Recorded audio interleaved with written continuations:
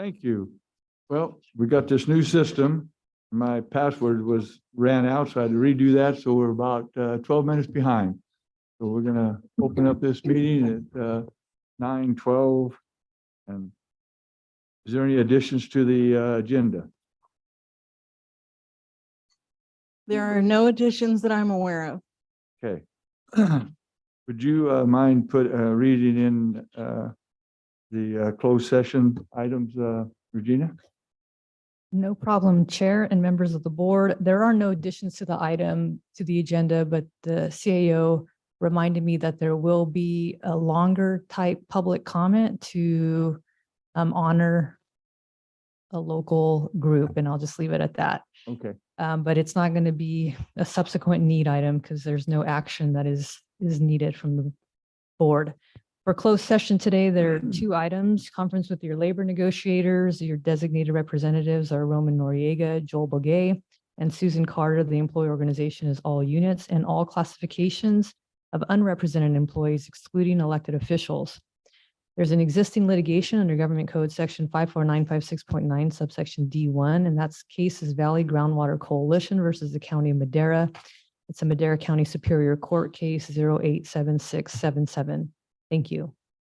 Okay, is there any public comment on the closed session items? Seeing none, we'll go into closed session.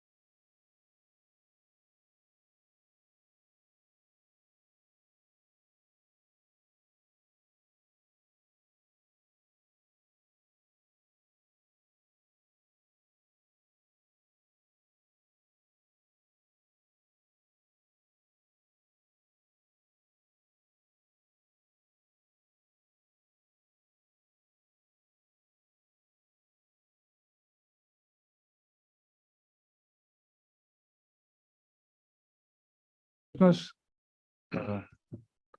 My last meeting, and as your supervisor of District 5 and as the chairman and what have you, I guess I will open the one up in January to get it started.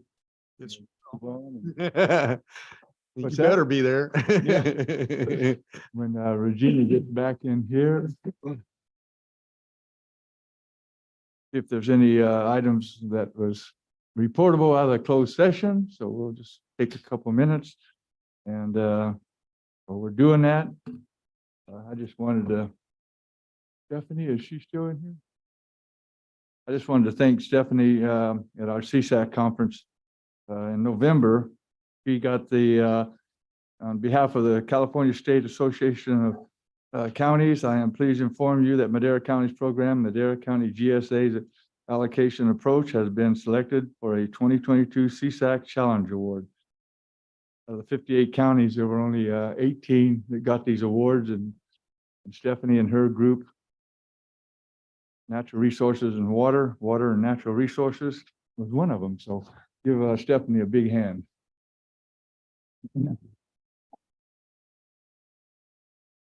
Also, Madera County is part of the Sierra Nevada Conservancy, and they had their meeting in Mariposa and on December the 9th, and they gave out $5 million worth of awards of land conservation, brushing,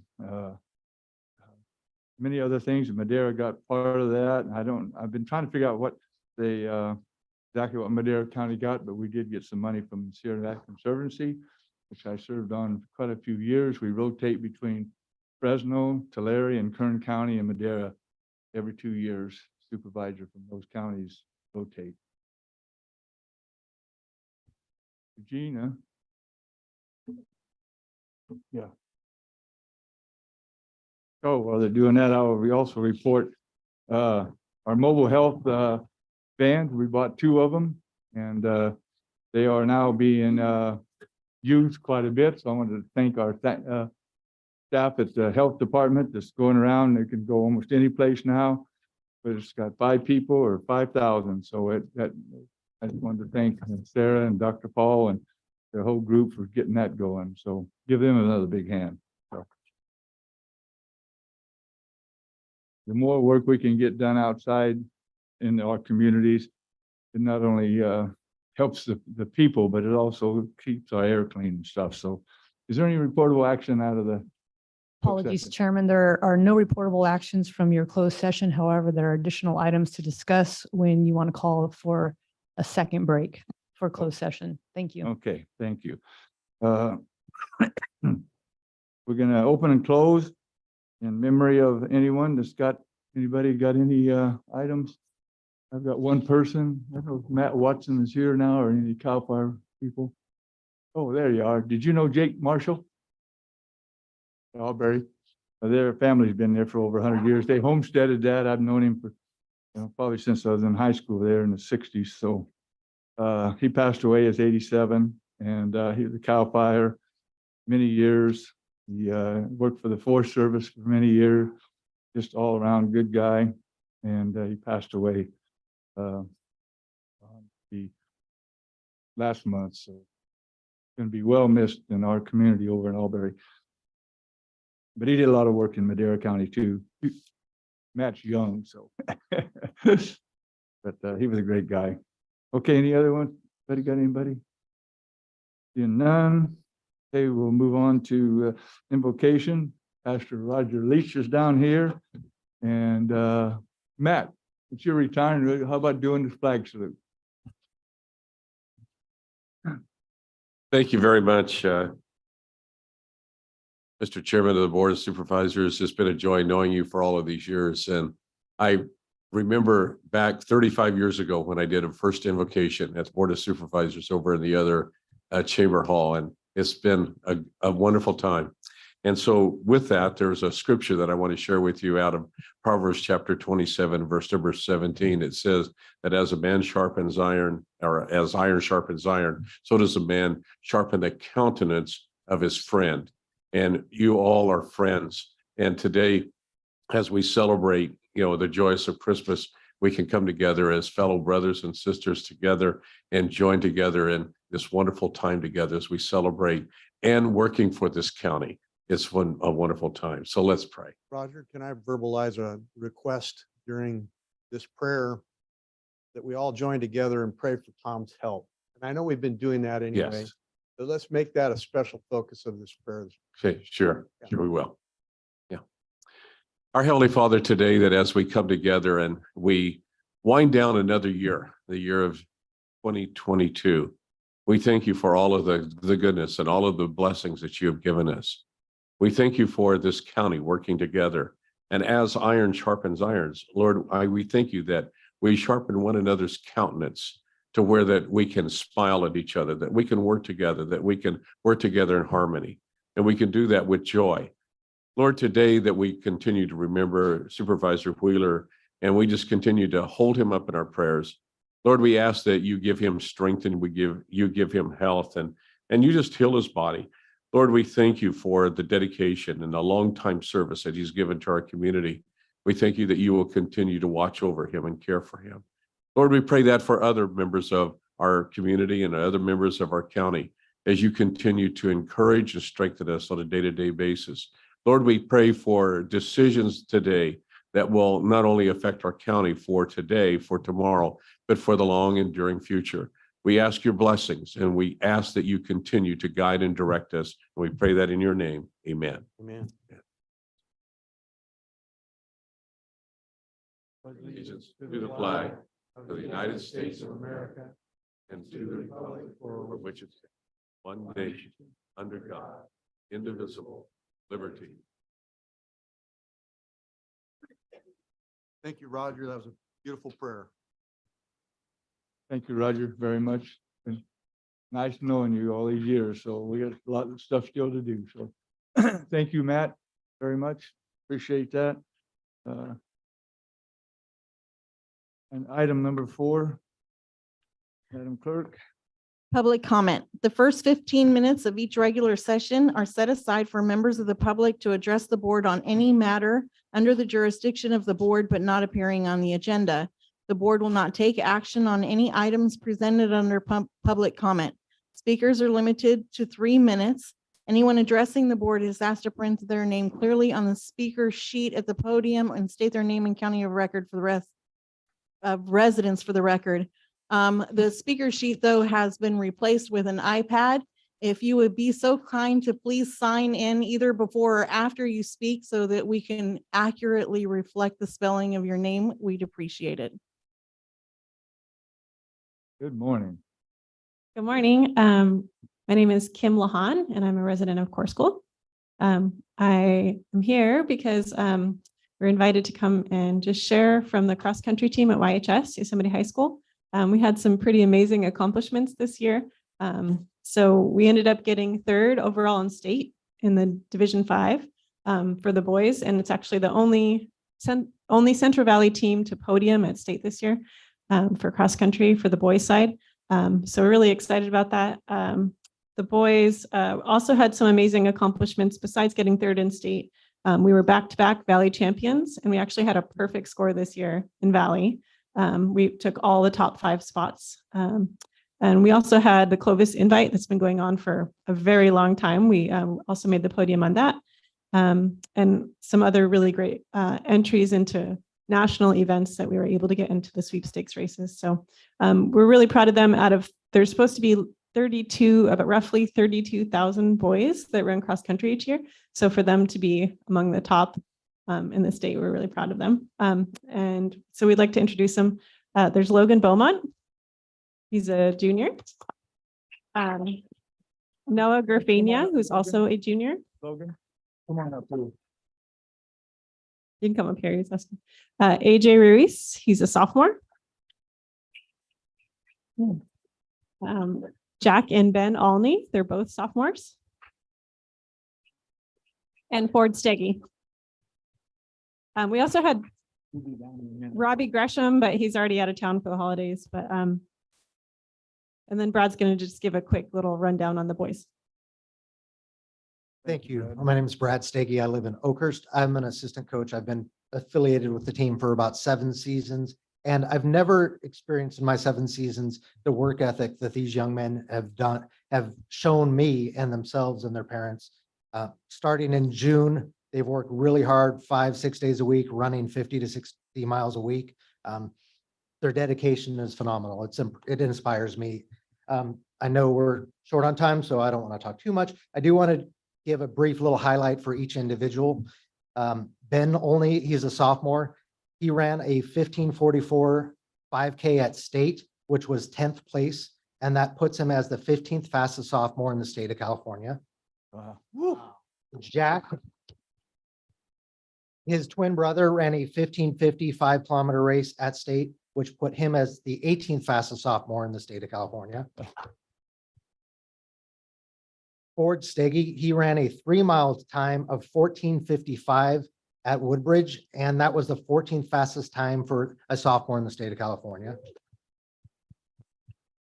And again, those three are sophomores. Next up, we have Noah Graffinia.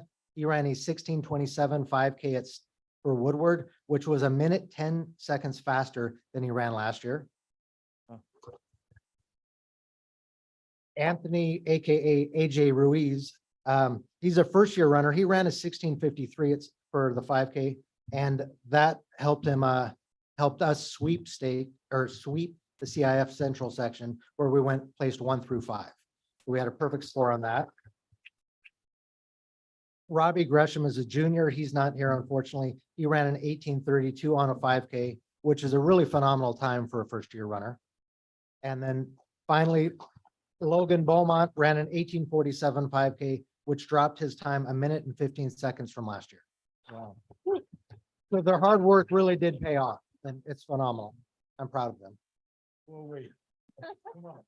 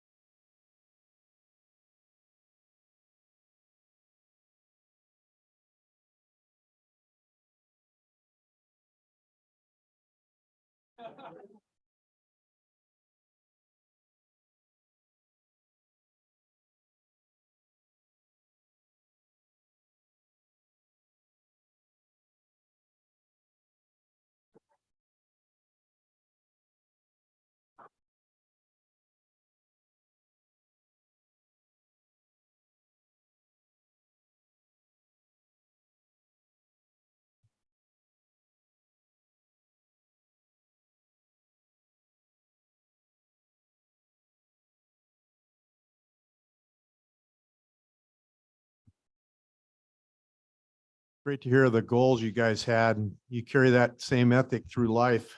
You're going to find it works in everything you do. Hard work pays off. Thank all of you so much. And so when the coach was talking about them running all the time, whether I was driving at 5 or 6 in the morning or 5 or 6 in the evening, you'd see them running around town. I mean, they worked out all the time, summer, winter, it don't make any difference. Thank you for coming down and taking your time, and we really appreciate what you've done for Madera County. Yeah, I always wondered how you motivate a cross-country team, because in football, I would have to run laps. Like, what do you do for a punishment for a cross-country team? Right? Like if You make them play, you make them play football. Yeah. I got an article for you too, if you guys one of you take it. Sorry, I brought it down and had all kinds of great articles in the paper about it. Mr. Steve. proud of you. Hi, Stephen Von Flew, former Central Garage supervisor. It's been a couple of years since I've had the privilege to speak to you. Most of you know I got a sudden onset of an aggressive form of squamous cell skin cancer, and I had to retire unexpectedly. I never got the chance to say goodbye or thank you or the people or my fellow coworkers, at the time because of the aggressiveness of it. And I wanted to come back and just say thank you for your support over the years that I was here, helping us to renovate the fleet, to carry it to a new place in Madera, and just your support carried us through everyone. So thank you very much. Good to see you, Thank you, Steve. Didn't get it. Morning. Hello, My name is Brandon G. Robershad, new resident of Madera City and County. Good morning, Chairman, Board of Supervisors, and my fellow residents of Madera County. I'm in here addressing you today because I found that there's possible some misinformation about what a community emergency response team, otherwise known as CERT, is purposed for. I would like to clarify that purpose for the board as I continue the process of establishing my nonprofit organization that will be officially known as CERT of Madera County Nonprofit. First, let me address what CERT is not. CERT is not a replacement for the already established SOPs, protocols, policies, emergency operation plans, and individuals who have already established for emergency management operations for the county. Again, this is not a substitute for what you already have. Instead, CERT is an organization of volunteers within a community that is used to aid and support emergency management operations.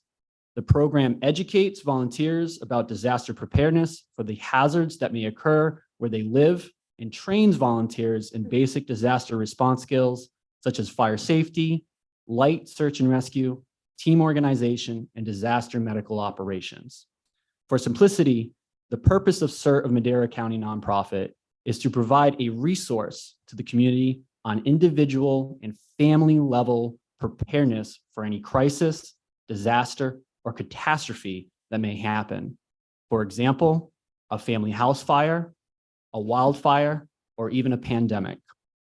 Some may have already heard of me or remember me from the last board meeting that I attended and spoke at. As you get to know what my values, ethos, and warrior code is, you will begin to see, if not already, a highly enthusiastic and capable young gentleman ready to continue to be of selfless service to his community. Because of my energy and enthusiasm, some might have already found that I tend to step on toes.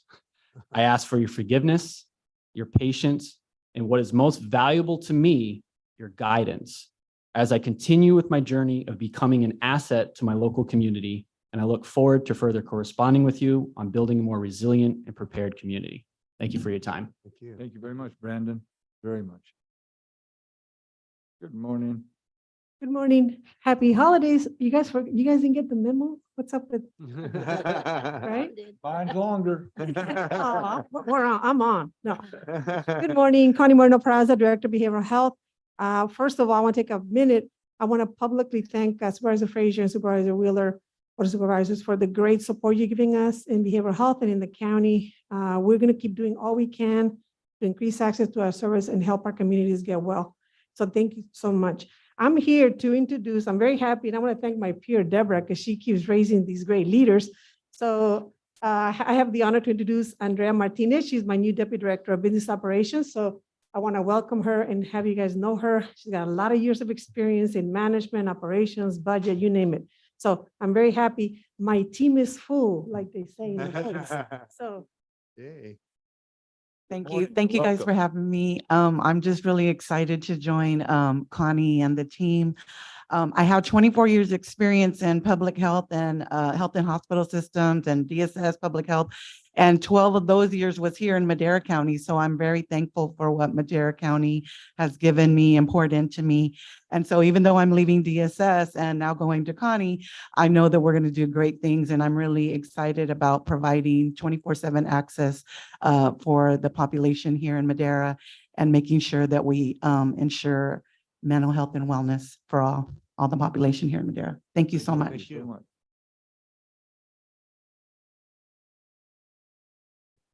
I'm Dan Metz from Oakhurst.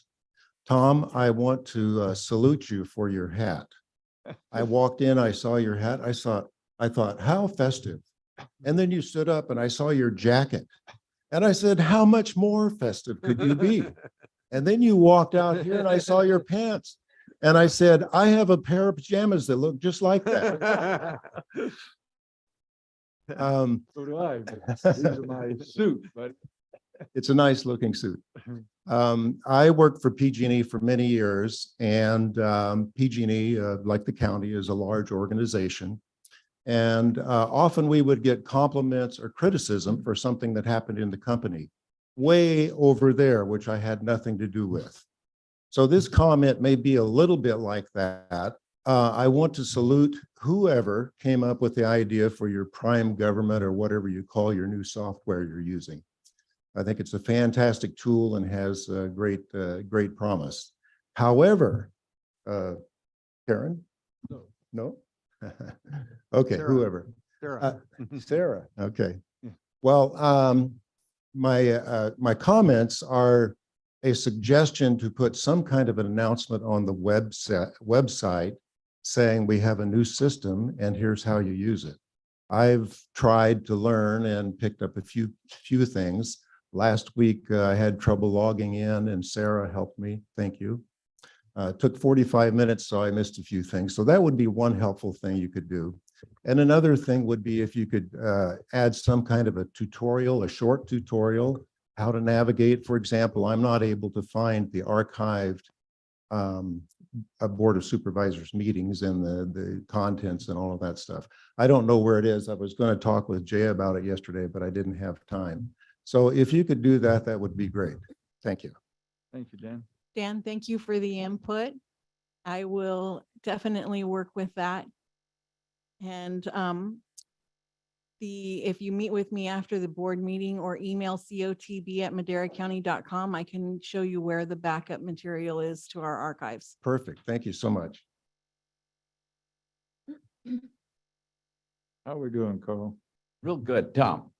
I come before you today, supervisors, to talk about two of your supervisors that are finishing their term.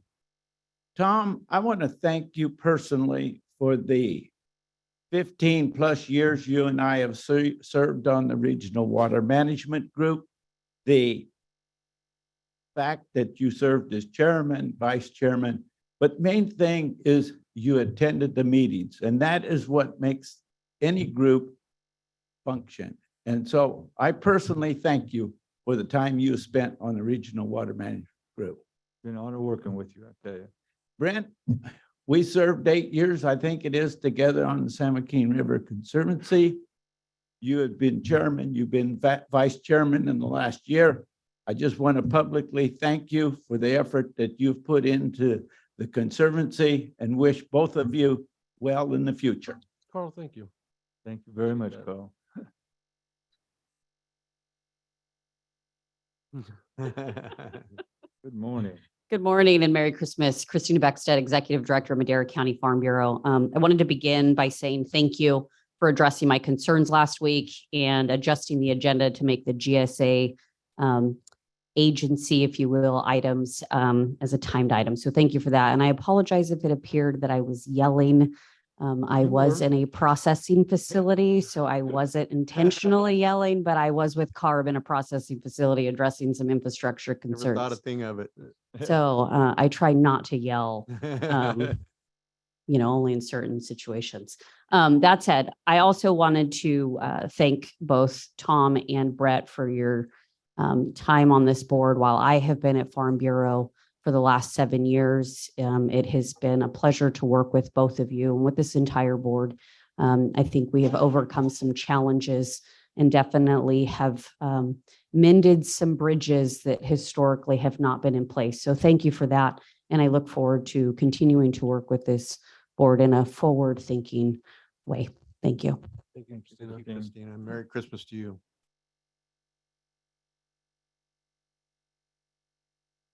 Mr. Jared.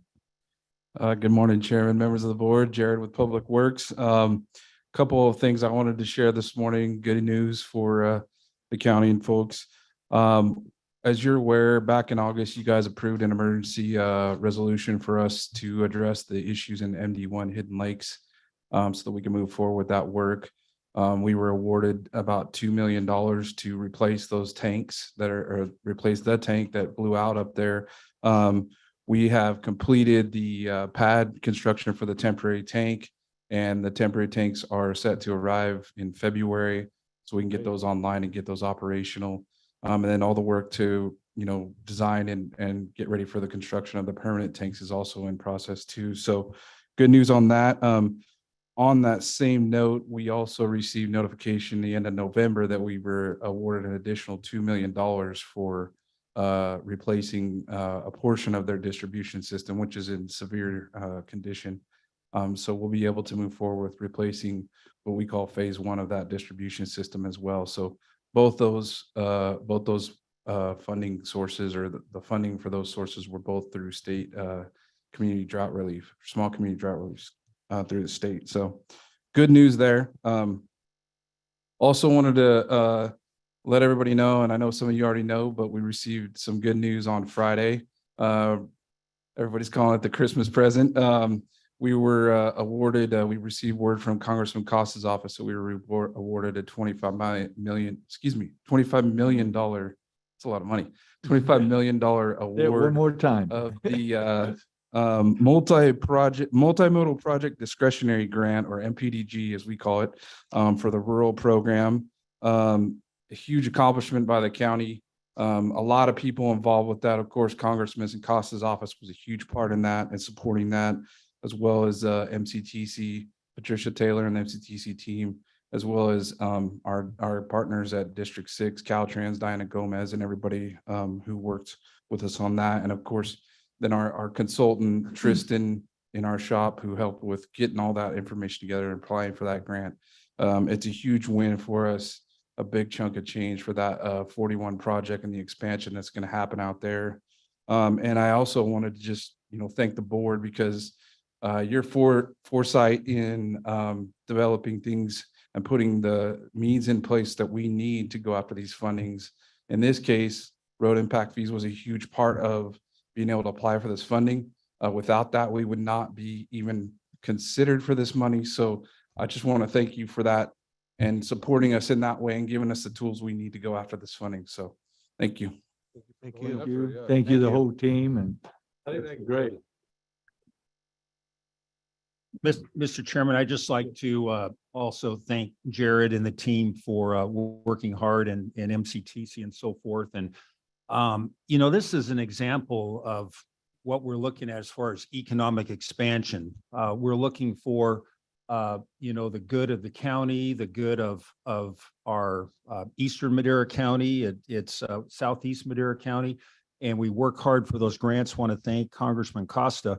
But it's forward thinking, it's economic expansion, it's not suppression. And I see a lot of forces out there today who seek to suppress our economic expansion. And it's really mind boggling when I see that. So again, thank you so much for your efforts, Jared. Great job, and the team there. Appreciate it. Yeah. So much. Mr. Ted, how are you? I think you turned it off. Jared's used to turning it off on the. Yeah. Okay, good You morning. lit up. Morning. Good to see Tim. you. Yeah. Tim Curley with Valley Children's Healthcare. And two things. One, want to thank Supervisor Frazier and Supervisor Wheeler for all your leadership and hard work over the years, particularly as it relates to Valley Children's Healthcare and the support you provided us and the support the board has provided us. We've grown a lot during the time both of you have served on the board. And we're in a great position to continue to grow on our campus in Madera because of all your hard work supporting what we do. So on behalf of Valley Children's, just wanted to thank both of you for your commitment to the Valley Children's, to kids, to families, and all the hard work. And then beyond Valley Children's, just your hard work supporting kids and families through our public health department and so many other ways. So we've really appreciated your leadership. I'm going to miss both you guys. So I want to say thanks for that. And then separately, taking off my Valley Children's hat, I live in Yosemite Lakes Park and make the trip to Highway 99, the back way, many times. And thinking about Robertson Boulevard and all the work that's been done on Robertson Boulevard East. And I'm assuming that was county road crew out there. That was FLAP. Okay, well, they did a fabulous We got a job. great grant for that one too. Okay, I almost just want to 25 million make on that that? trip so Yeah. many times because it's just such a wonderful experience to be on a road without potholes. and Isn't it dirt. great? So anyway, just thanks to the county team for doing that. Yeah, we were really happy to get that. Did somebody say it was made possible by Measure T? Oh, there's a T, good yeah. promo. Hey, There that's you what go. happened. Yeah. Wow. It's Amazing. amazing what happens when you got We money. wouldn't have had that grant if it hadn't have been for Measure T, and that's $25 million that was donated federal lands access program Right. because of Eastman Lake being there. Mm. And we were able to get that paved all the way from the city of Chowchilla. It was like a 10% contribution to Measure T was. and the balance was Federal dollars. federal Yep, dollars. Exactly. Amazing, huh? It's interesting how it leverages funds like that, doesn't it? No, it does. It's Hey, amazing. huh? That's- can we that's amazing. ask Tim to put his Valley Children's hat back on? It looks like to me, Valley Children's campus is almost doubled in size. Can you take a moment just to? Well, when Yeah. we first got out there a little over 20 years ago, we were on 50 acres and now we're on about 300 acres. Right. And there's a lot happening right now. If you drive by the campus right now and you look at the main hospital off to the right, about, I don't know, 3 or 4 years ago, we sold about 8 acres to a group called Universal Health Services. And they're in the process of finishing up a 128 bed behavioral health hospital that will open up spring of 2023. Excellent. And that'll include beds for both kids and adults. And at least from the pediatric side, that's one of our biggest challenges right now is just meeting the behavioral health needs of kids. Right. Despite the absolutely fabulous work our counties do around behavioral health, there's still need, particularly around inpatient care. So that facility will provide both inpatient and outpatient care and also will help train the future pediatric behavioral health workforce. So we're really, really happy about it. And there's a lot of other stuff going on too. So We'll have yeah, to do a big tour in the near future Yeah. here. love to. Yeah, just Yeah. a fantastic team over there. And what we're so fortunate to have, they're our #1 employer in Madera County. We're so fortunate to have Valley Children's and all that they stand for right there. Absolutely. Great. Thank you, We're Tim. happy to be part of it. Yes, Tim, I was, my grandsons are playing soccer now and his kids are playing soccer. And I guess, are you on the soccer board now up there? No, Oh, I'm you're not. not? Oh. No. Anyway, I was there was watching my grandsons play about a month ago and Tim called me over and he just wanted to thank me like he's doing today. And him and I, we've had some arguments about stuff, but we've made it work. Yeah. And mainly the sewer thing, if you remember. Yeah, sure. That's Yeah. a shitty deal, but we Yeah. got it done though. But anyway, he Got just it all wanted to- cleaned out. Huh? Got it Yeah. all cleaned out. Yep, it's not running in the river either, so. But anyway, he called me over and thanked me. I'm wearing a mask, but a lot of people gave me a lot of hell about wearing my mask and stuff through this whole pandemic. But if you get cancer, know what's happening to you. Pay attention, okay? And I can't stand people keep bugging me about that because I don't mind bitch slapping if I have to, so. But I just wanted to thank you for thanking me for standing up You bet. for the kids, mainly you're working with. Yeah. And all the people I've lost some, my You bet. cousin and some dear friends from We it. appreciated you pushing that really important message. Important to me. I just wanted to thank you for that personally. Yeah. Because Leslie said, what Tim want? And so I told her and she said, wow, thank you You're welcome. very much. You bet. Okay, thank you. Thank you, Tim. Okay. Any other public comment? We got any online? Okay. I think did all my public comments. Oh. Anyway. The consent calendar. Anybody got any items they want to pull, change, talk to, or what have you? Mr. Yeah. Chairman, I like to pull item D, Item B? D as in dog. Oh, dog, pull, That's okay. the same item I wanted to pull. Same item? Mhm. Any others? Seeing none, so before we go on to the rest of them, is there any public comment on any of the items that's left besides D? See none? I'll bring it back to the board. What's your pleasure, Move board? to approve without D. I'll second. Okay, we're waiting. We got a new system, like Dan was saying, and we all have to learn on it too, so it's. And Chair, in that regard, there was no public comments online that we're Oh, I'm waiting, right, sorry. for that? Nope. Okay, Okay. thank you. I forgot that one. Okay, everybody voted roll call, please. Supervisor Frazier, Yes. Supervisor Poythress, Yes. Supervisor Rogers. Yes. Supervisor Gonzalez, Yes. Supervisor Wheeler, Yes. motion approved 5-0. Okay, item D. Yeah, thank you, Mr. Chairman. In regards to one of the appointments to the EDC board, Supervisor-elect Wamhoff was positioned to be the representative. I just want to make sure that he can make the meetings because they're Wednesday afternoons at 3:00. And from what I've heard and, you know, I haven't heard it verified from him that his work schedule will not allow him to make that meeting Wednesdays at 3:00. So we need to have a quorum and that would just be something I think we need to, whatever. Yeah, we can adjust that if that happens. We can take care of that spontaneously, immediately. Right. I believe Supervisor Gonzalez is the alternate on that. So, so she would probably be a good replacement. Switch him or something, yeah. But anyway, I Yeah, if think that it's happens, that'd be great. because of his, anyway, we need to have a quorum and want to make sure Right. we've had great representation from Supervisor Frazier on that board. So just want to make sure that we don't miss any assignments because of that or participation. Right. Yeah, Thank you. participation, yeah. Thank you.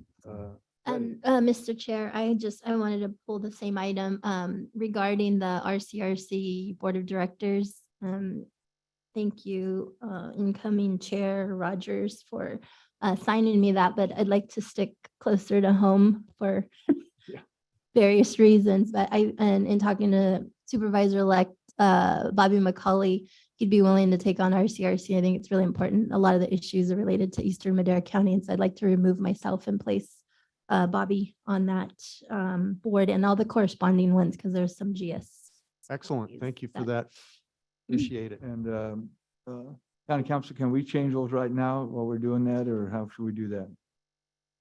Yes, Chair, there's no problem with making those replacements as part of the motion. Or you can ask the clerk of the board to bring it back for January 3rd's meeting. Sure, Maybe sure. confirm with Jordan what. and I then- think we can just make the motion to include the replacements and it'll be fine. I Okay, make that motion. I'll second. any public comment on item D? Seeing none, any online? Okay, roll call, please.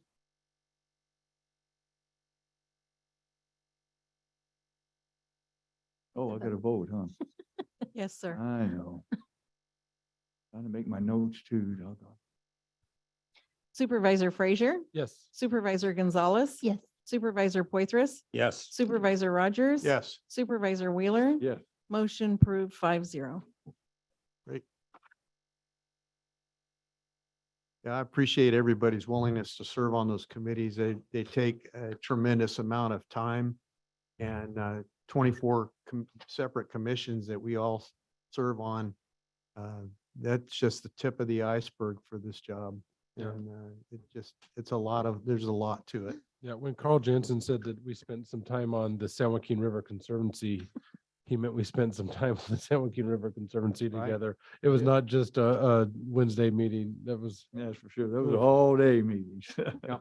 Yeah, each one has their own special nuance and time consuming issues. And some of them, when you get a special issue, you're on it 7 days a week and it takes a lot of time. But I appreciate the willingness of every board member. It made it really easy to work together on this. It's an Fine, I'm gonna- important thing. Yeah, thank you. Thank you, Dave. We'll go into item number 6, discussion items. Discussion and consideration to enter into an agreement with Lozano Smith, increasing compensation from $220 per hour to $250 per hour for attorneys and $135 per hour to $150 per hour for law clerks and paralegals, and increasing the cap on compensation from $1,350,000 to $1,540,000, and authorize the chairman to sign. How you doing, Darren? Good. Good morning, Darren McCandless, County Administrative Office with Regina Garza, your county counsel.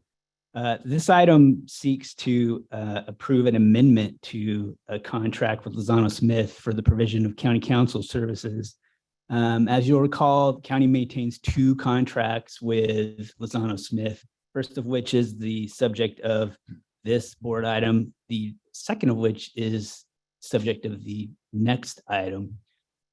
This item seeks approval of an amendment to increase compensation as to attorneys, $220 an hour, which was the original rate of this contract when it was entered into in 2014, to $250 an hour, and increase the rate for law clerks and paralegals from 135 to 150, and as well increase the rate, the compensation, the cap on compensation. This contract, unlike the second one, includes a cap on compensation, which has been amended over time.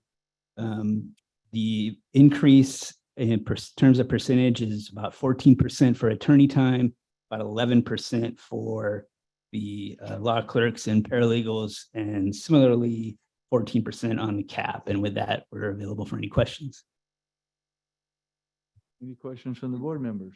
Oh, Yeah, go ahead. well, I know this has always been my my item, but I appreciate you having the courage to bring it forward while I'm still here. I thought that was kind of cool, but you know, I think every single dollar in here is of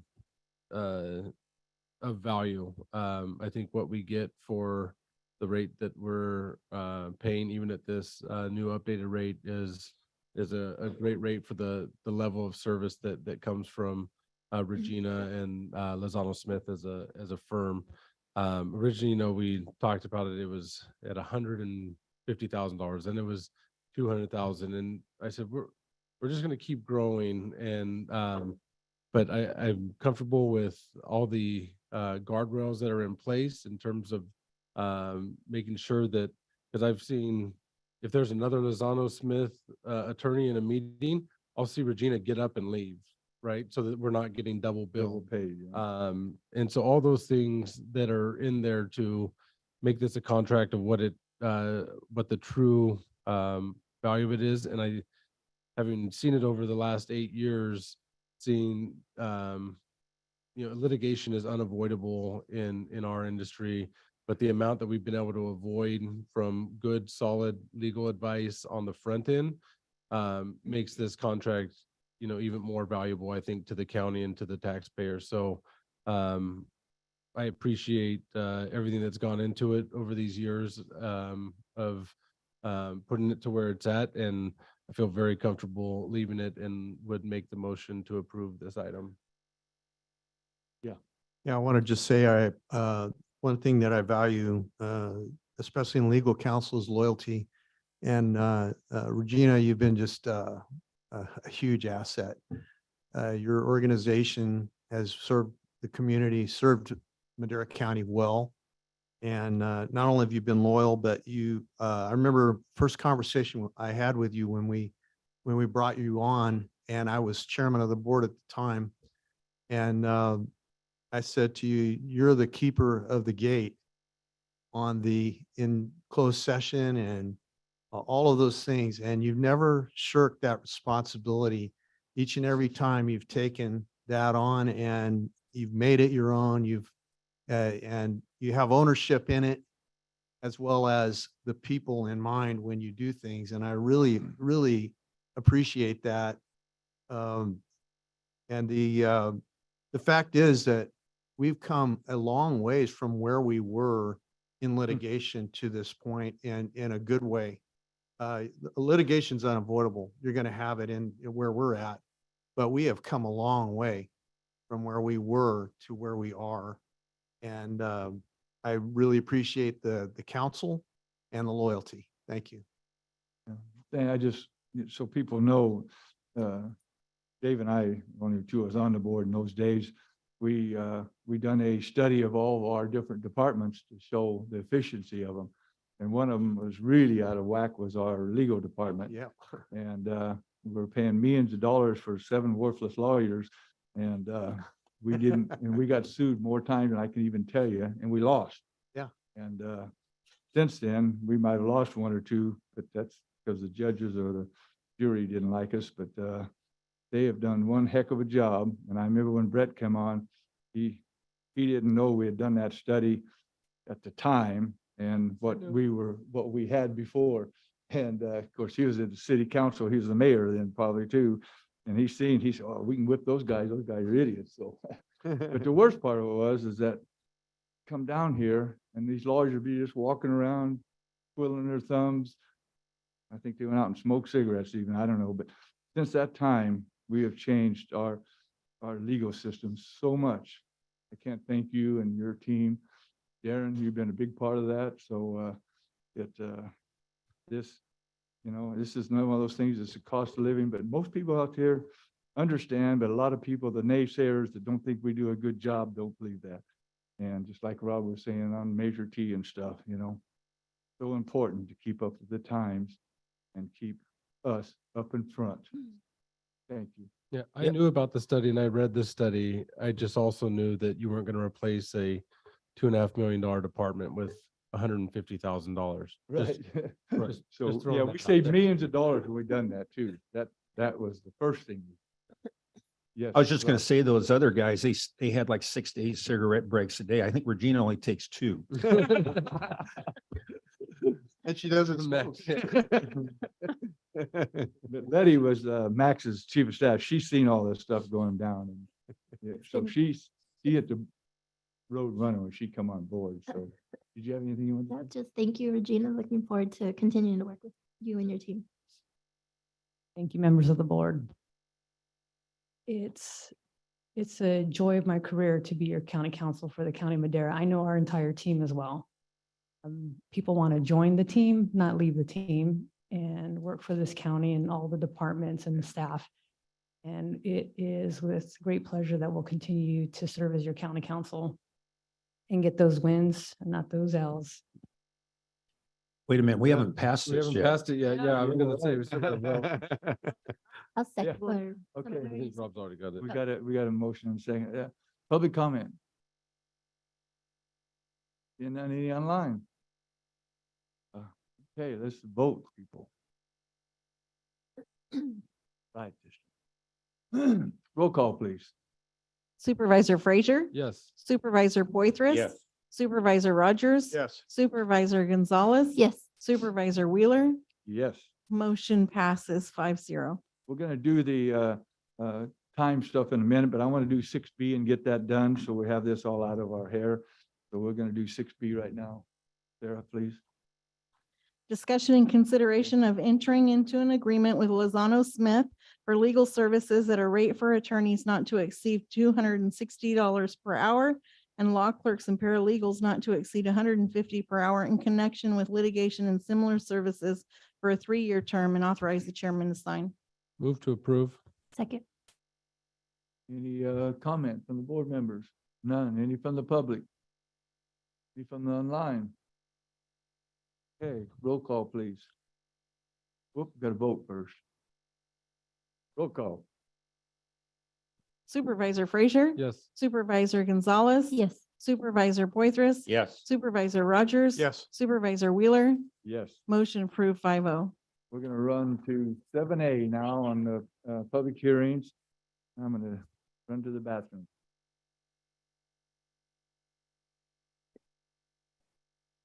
Take a brief. Yes, I need to go. Jerry's gonna leave.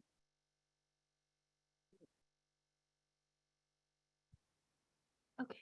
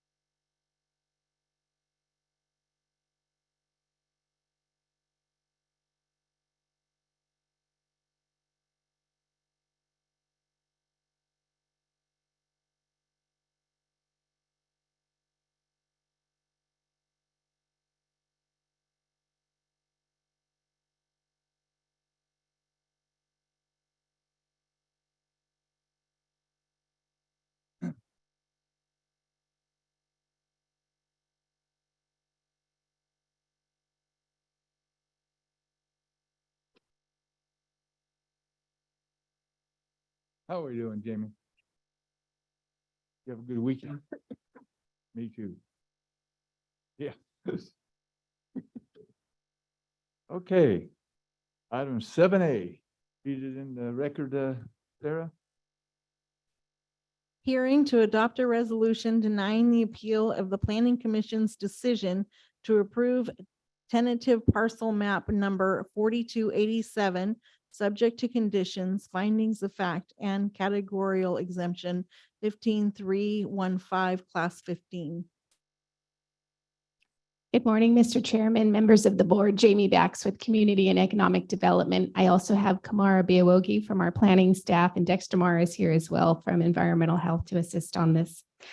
Before you is a request for an appeal of the Planning Commission's decision to approve parcel map 4287. It would divide 4.77 acres of a RRS2 zone property into 2 parcels.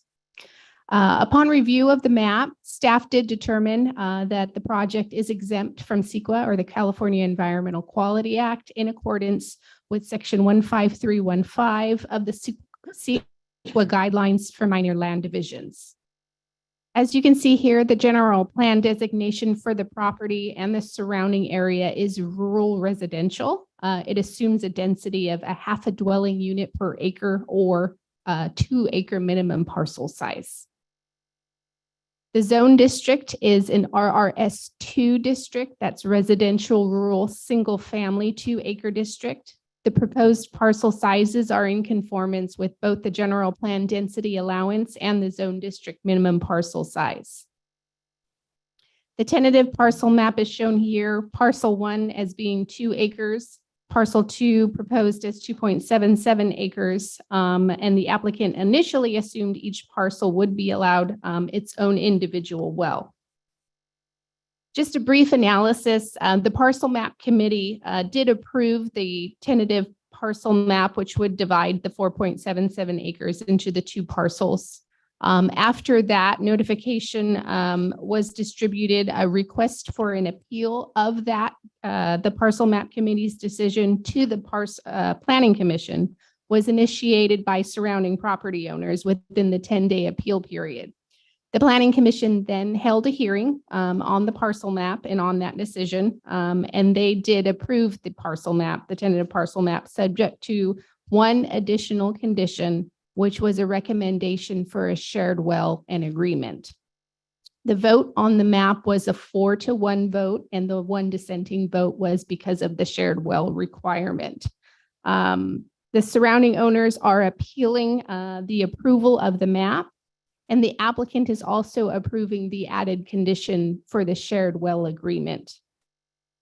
Staff does support approval to uphold the planning commission's decision to approve the tentative parcel map, findings of fact, the CEQA exemption, and conditions of approval, including the added condition for a shared well and agreement. However, your board has the ability to change any conditions or add conditions as needed. And I'm available for any questions you might have. Thank you. Any questions from the board members? Mr. Chairman, I have a question. Yes.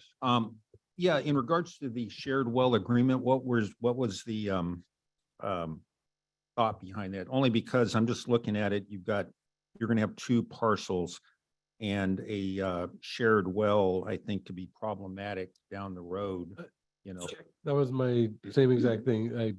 At agenda review, when I heard it, I said that it's good right now when you know the person, and it's not when one of them gets sold or right. It can compromise the value of the property. You know. The initial thought was basically less straws in the ground for the area. However, I understand the concern. As I mentioned, the planning commission did add that condition. It wasn't originally a condition of staff. It was a recommendation of staff, but the planning commission did vote to include that condition. So if that were to be changed, that would be the will of the board. Are you done with your question on it? Right, yeah. So I was, as long as it does this preclude in the event that there is an issue down the road that one of the parcels wouldn't be able to drill their own well if they chose to? If it were adopted as a condition of approval, yes, that's correct, unless we were to come back and amend the map, basically, and amend that condition of approval. It would be better to do it right now to put it in there if we have. Right. It's not a matter of code. It's not in our code to require that. I just think that it should in the future have the ability to have a second well if need be. I can tell you one right now up at Cascadel, the neighbors are suing each other right now and it's cost them literally $100,000. Yeah. Share Right, well, it's- and it's ridiculous. So, I've seen it before and it's. Whiskey's for drinking, water's for fighting. yep, that's good. Heck with the whiskey. So any other comments from the board members? Yes, Dave? Yeah, I wanted to just comment on that myself. You know, I don't have a problem with them sharing a well. But I think they need to have both options open, just as everybody has said. I've been involved and seen shared well circumstances, and I've seen it go well, and then I've seen it go bad too. So it just depends on the circumstances. So I think options need to be available to the property owners if they want to drill another well at another time. I know that option. oftentimes family gets involved in the circumstances, and that's really a cost benefit savings for maybe elderly parents or what have you, to be able to share a well with their child. I can totally understand that. And so And they public could do that. options are great. Yeah, and they can do that anyway if they wanted to share a well, right? Without our Correct. input. Absolutely. Right. Yeah, So it's, Right. So I Okay. think both options need to be available. okay, you guys, any other questions?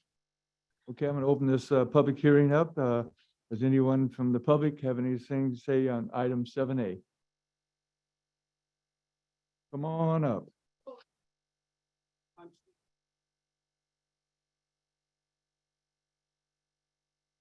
Of this property that wants to be split. And since the last time we met with the planning commission, things had changed drastically at my place. Now, I'm just a hop, skip, and a jump from that lot there. They want to turn into two and then have multiple wells on. In September, my well went down again for the third time. And I had to go in and put in a new pump, new pipe, and we hit methane. We hit methane when I put my new well in 10 years ago, 9 years ago. And then we hit methane because the water level, since I put my new well in, has dropped 80 plus feet. Are you next to almonds or pistachios? We are surrounded by almonds. That neighborhood we're talking about is unsustainable as far as water. If you as a body, government is looking for more infill to get more property tax and whatnot, this is a wrong move. And I want to correct something. The owner of this property said, it's a big piece of property. I want to be able to put trees in. That's why he wanted a second well. It's not about another house. He said he wanted to put trees in also. That was after the fact. So not only since in September, I had to put a new well in, that's another several $1,000s down the drain. I've spent over $40,000+ on wells this last year. There's no recharging of that aquifer in that neighborhood. A Texas company came in a couple of years ago, south of 30 and north of 22, and put two wells in with 20-inch diameter casings. It had to come from Texas because those guys know how to drill big wells. So not only that, across the street from me on 28 and a half to the west, Madera Pump's been over in that pistachio orchard constantly working on the well. So since I had to just do mine, I went over there to find out what was going on. And I thought all these agricultural wells were 1,000 to 1,400 feet deep. I said, no, they're mostly 500 to 600 feet. So they're on the same strata as us folks across the street living in our residences. And now we're talking about splitting these lots. It may have been a good idea 30 years ago when the water level was 300 feet, but I went dry at 300 feet 9 years ago. Now I'm at 570 and my well has since backfilled to where I'm about 540. And I've got my well set, and then I had to put it in a casing because the methane would not allow me to draw. So, and the guy says methane's all around there. I had to put a standpipe on my wellhead to burn off the methane. So If you're considering on more infill in that neighborhood, that's the wrong decision. That's the wrong decision. More infill, more wells, sticks in the ground, as she says. They're not looking at the totality of the fact that we have no recharge in that area. My well guy told me years ago, he said, well, if they would just start refilling Madera Lake, that was a natural recharge for the local aquifer. Well, that's not going to happen. And it takes, from what they said, 7 years for that water up there to get down into our aquifer. Well, that ain't going to happen. So in 9 years, I've dropped 80 plus feet. And that's because of that guy across the street, that guy over there, that guy over there, and that guy over there that have those massive agricultural wells. And now we're considering slicing up these lots just for more income to the county or whatever, or because somebody didn't do their homework to find out in 10 years, most of those people that built these new houses, they will have to put in a new well. If anything, you should look at a law that realtors have to, put this in the paperwork, saying you may be buying this house now and it looks wonderful and you got 80 foot of water. 10 years from now, you're going to have to put in a new well, and by then it'll be 100,000 plus. Okay, Steve, we're supposed to only go about 3 minutes, so I let you go a little longer. So thank you very much. Okay, I just want thank you for your consideration. I hope that opened your minds a little bit. Okay, thank you. Next. Morning, my name is Dustin Franz. I'm probably the most directly affected by this next door. I have no problem with the Cortez family moving in. It's a single lot that was intended with a single home on it. That's how all the properties are out there. I would not be here today asking you guys to change your opinion if it was just them putting their house in just like the rest of us did. But the fact, as we did more research in this whole thing, is if a yes vote on this is not just 2 homes, 4 homes, they've left that out. So later on, they may only want to put 2 homes in. But a yes vote on this will allow them to put 4 homes. There isn't a single lot in that 5-acre area over there that's been divided up like this. My main concern, my wife's main concern is the water. We had to put a well in last year. That was $40,000. We're at 610 feet right now. We can't go further. My neighbors up and down the street are all on county water being delivered. I will not put in another well after this. We'll just suck off the county, I guess. This is costing you and the taxpayers by allowing this to happen. Or surrounding us out there, we're surrounded by pistachios. All those pistachio lots are all for sale. They've been for sale for quite some time at this point. The price keeps being reduced. Why? Because no one's buying because there's no water. We moved out there for a country lifestyle. We grew up in Sacramento in a city. I came down here because I want property. I want that country atmosphere. Having 4 homes directly next to me is going to affect my property values. I'm not staying in here in Madera forever, but at some point we will sell. Having 4 homes possibly directly next to me and the possibility of more wells going in and going dry, it's going to affect us. This is costing us. It's costing all of our neighbors. If you have not put a well in yet, you're going to. Like I said, I mean, no disrespect to the Cortez family who wants to move in there and raise a family. But what I do have a concern about is that the 4 homes with more water. They made their intentions very clear last time. Not against you as far as council, but the council was here, was horrible. They did not follow any of the rules to the hearing. After the hearing was over, the decision was made. The Cortez family made it very clear that they wanted to put freeze in. We cannot support that. Water is going, as a state at this point, we're in a crisis. We've gotten some rain this year. As you know, last year we got rain up to the end of December, and then that was it. So I'm not trying to be disrespectful to anyone. I try and live my life to myself. But I do ask that you guys please consider that this decision will affect all of us. Thank you, Justin. Did you sign in by any chance? Thank you. You can do it, actually. Hi, y'all. I'm Melissa Sloan, and I've been in this area for about 20 years. I come from Missouri, so it was a little different for me on water. We have water in Missouri. I don't fight this. Now that I live out here, my husband's been here for all of his life. This isn't fair to us. It cost us almost 30,000 for a well. We did it 2 years ago. We're at 610 feet. I'm fighting right now. I live on the other side, on the Vermont side. I have almonds all around me and they're draining the water. I mean, I'm all for almonds. I'm all for farming. And I mean, most of you guys, I know y'all farm. My family all farms out here but this can't continue. We've got houses going in on our side that's got they're 2 acres and they got 2 homes on them. What are we going to do when we're out of water? And we're going to be out of water. You guys know this.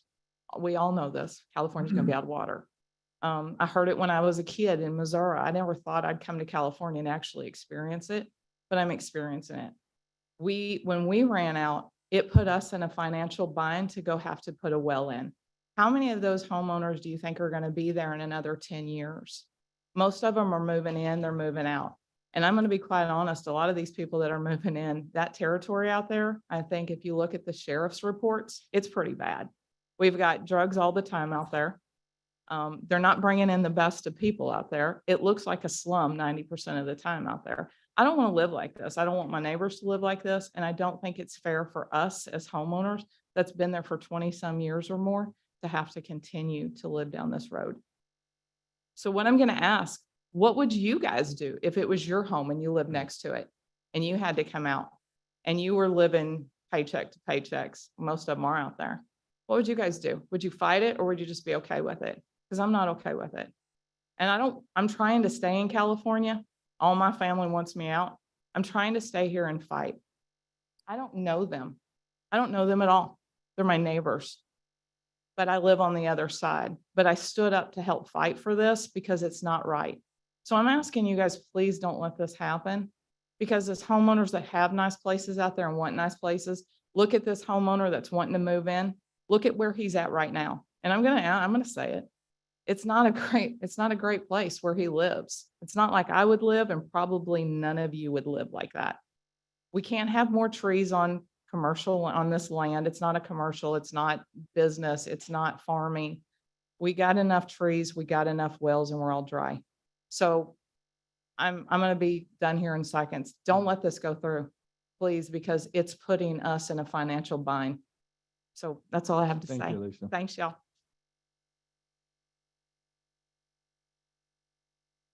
Morning, still morning. Good morning. I know some of you guys and appreciate your time and what you do for the county. My name's Mark Chadwick. My wife, Gloria Fernandez Chadwick, has served in law enforcement for 25, 30 years. And I've been working for the California Department of Water Resources and retired now as an information systems and technology manager dealing with the Department of Water Resources. And so water's pretty much an intimate topic with me. I've been out there in Olympia Road and Lake Madera for 33 years. I'm on my second well. And when we drilled that in 2005, we had severe water quality issues. Manganese, magnesium, of all things, I hit tannins, tannic acid. The tannins come from redwood trees, allegedly from the geological study from millions of years ago of redwood trees that never died. They stayed, and then they're not petrified, but they're still decaying. And my understanding is it's from Highway 140 up in Merced to the middle of the valley, all the way down to Visalia, and all the way up into the mountains there, just like the Mariposa Grove up in the Yosemite National Park. So I'm getting the rotten egg smell, and I notice a lot of neighbors around me have all complaining about the rotten egg smell. I've spent probably $25,000 of my own money to solve my water quality issues. Originally, Culligan was the only game in town. There might be a few others at this point, but I've got a very sophisticated 2-system water quality treatment plant on my own property, on my 2 acres, in order to handle the water. Fortunately, I was sounded recently in October, and the water level came up 10 feet. Last year it was 347, and this year it's 337. However, I want to echo what everyone else has just said.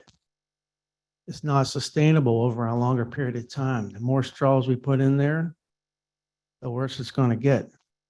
One thing I know as a fact was what one other gentleman said. It takes about 7 years average, give or take 2 or 3 either side of that, for the waters to come down through the aquifers from the mountains. I learned a lot while I worked for the Department of Water Resources. Even though I'm not a water engineer, I supported all of them for many, many years and learned what was going on with water. The more that these aquifers at the lower levels get depleted, they're like paper straws and they collapse. Then you have subsidence, the sinking of the ground.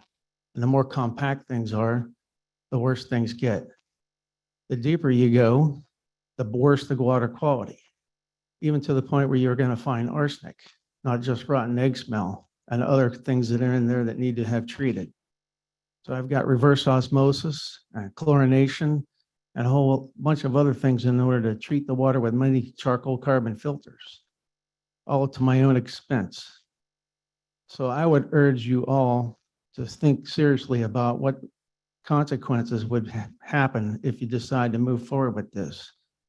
I'm vehemently against trying to do anything that's going to lessen the quality of life and the availability of water.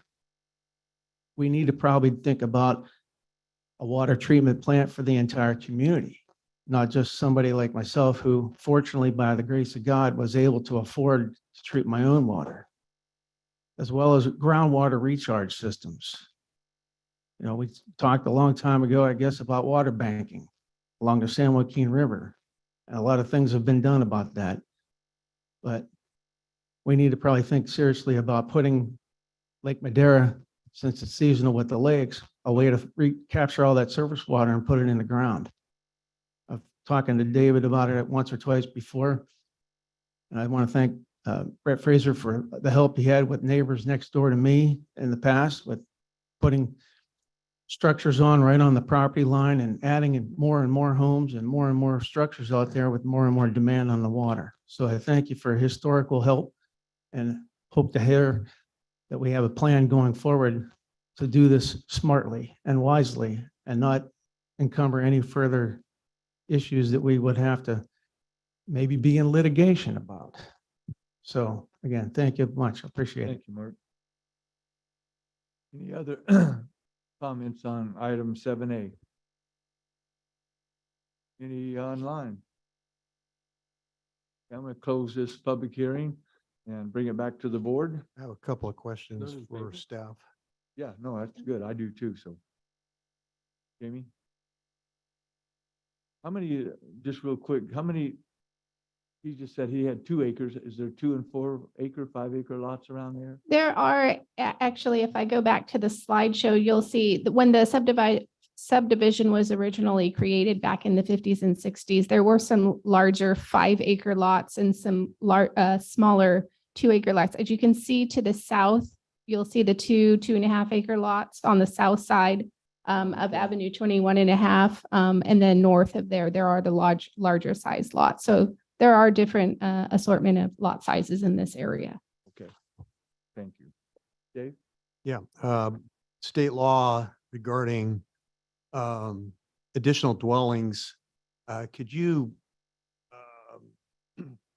expound on that for the audience, please? Absolutely, Yeah. sure. I'm familiar with it, but I'm out, you know why I'm asking the question. Absolutely. So our accessory dwelling unit basically law was enacted by the state a couple of years ago. So any residentially zoned parcel or a parcel that allows for a residence subject to water availability and septic availability must be allowed an accessory dwelling unit. That accessory dwelling unit can vary in size. The smaller the size, actually, I believe it's less than 750 square feet actually is exempted from impact fees. But you are allowed an accessory dwelling unit per state law on any residentially zoned parcel. I just wanted to make sure that everybody understood that. Right. I have a question too, and Yeah. Have we done a site visit? We have done a site visit. I personally, site staff has done a site visit. In addition, code enforcement has been out in the area as well. Okay, and so I assume code enforcement doesn't go out there for no reason. So they're out there because of the unsightly mess that that's there? Correct. However, we do not have any active code violations on this particular property. Okay.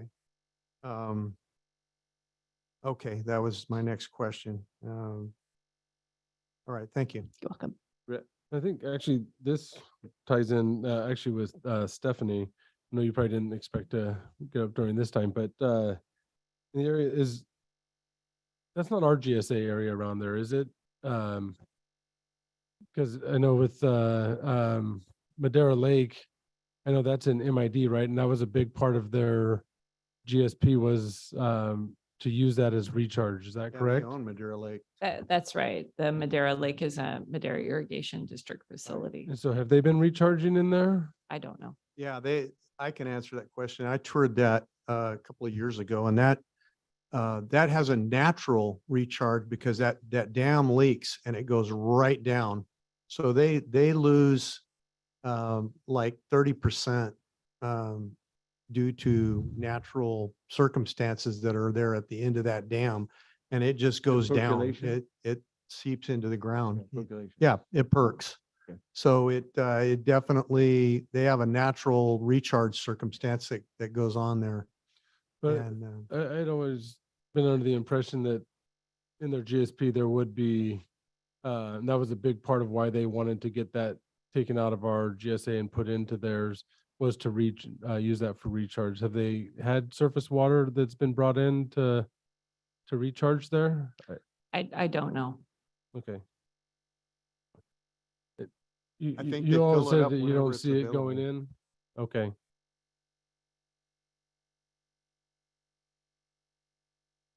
right, Yeah, right. Right. Okay. You can't talk back there, please. There hasn't been any available. That's why they haven't. So put for the it in. record, It's it 215 said that there's water. cattle on there right now. There had not been any recharge in there. So I think this group should also go over to MID and talk to them, make sure that that's getting recharged. Okay, any more questions? That's it. Oh. Rob? Oh, I did have another question. So if they were to No. put, Yeah. no, if they were to put, because they're talking about putting trees in, if that's under agricultural purposes, there would be limits to what they could pull out, because it would have been previously non-irrigated, so it would just be the sustainable yield, right? They couldn't pull out any more, Stephanie? Yes, that's right. So if the land is in the county GSA, your June 2021 resolution says that if the land is never irrigated before, it can still go into production, but it can only draw a sustainable yield for the portion that's irrigated. With penalties, half an acre with equivalent penalties or of anything over I think it's closer to 12 to 13 inches right now. 12 to 13 inches. So it's not allowed to go into full agricultural production. Okay. I could, Mr. Chairman, Matt Trieber, Chief Development Services, also to just expand on that is that this is a residentially zoned parcel. They cannot do any commercial agricultural operations from this property or the surrounding properties, frankly. So I want to make that point abundantly clear, that certainly in the world of Sigma, this would be a de minimis use in accordance with that. So. Has the owner been notified that they cannot use it as a commercial endeavor? They haven't asked for those. Yeah, I don't know that we've had a discussion or an inquiry from the owner as to their desires for ag. It's not to say that an individual can't plant trees. Horticulture is permitted Right. in just about every residential zone district. But the actual commercial operation is a different Right. aspect. Prohibited. Yeah. Mr. Chairman, I was just going to say in regards to the ag thing, it would defy logic for somebody to put in a 4-acre almond orchard or something Yeah. like that. I mean, it wouldn't make sense. Doesn't Number one, produce. you're going to lose your shirt right off the bat, and then you've only got 4 acres, and who's going to want to go in? They're not going to own their equipment. They'll have to hire somebody to go in there. Nobody's going to want to move their equipment for 4 acres. So Yeah. it wouldn't make any sense for them to engage in any kind of an agriculture venture. Oh, no, you'd No. have to come up, Can't and do I that. think it's the public hearing is over. I already closed the public hearing. Sorry. I might open it after I get some stuff here, but right now it's closed. Jamie. No, just to echo Matt's comment about it being residentially zoned, if well permits were requested, they'd be domestic well, not ag well. Do you have any questions, Rob? Okay, do you got something you want to put in? Okay, you got to come up here and state your name, the whole works. I'm going to open up the public hearing just for a minute, and I'm going to give you 2 minutes, okay? Thank you. Thank you. Mark Chadwick again. Yeah. I would think about setting precedent.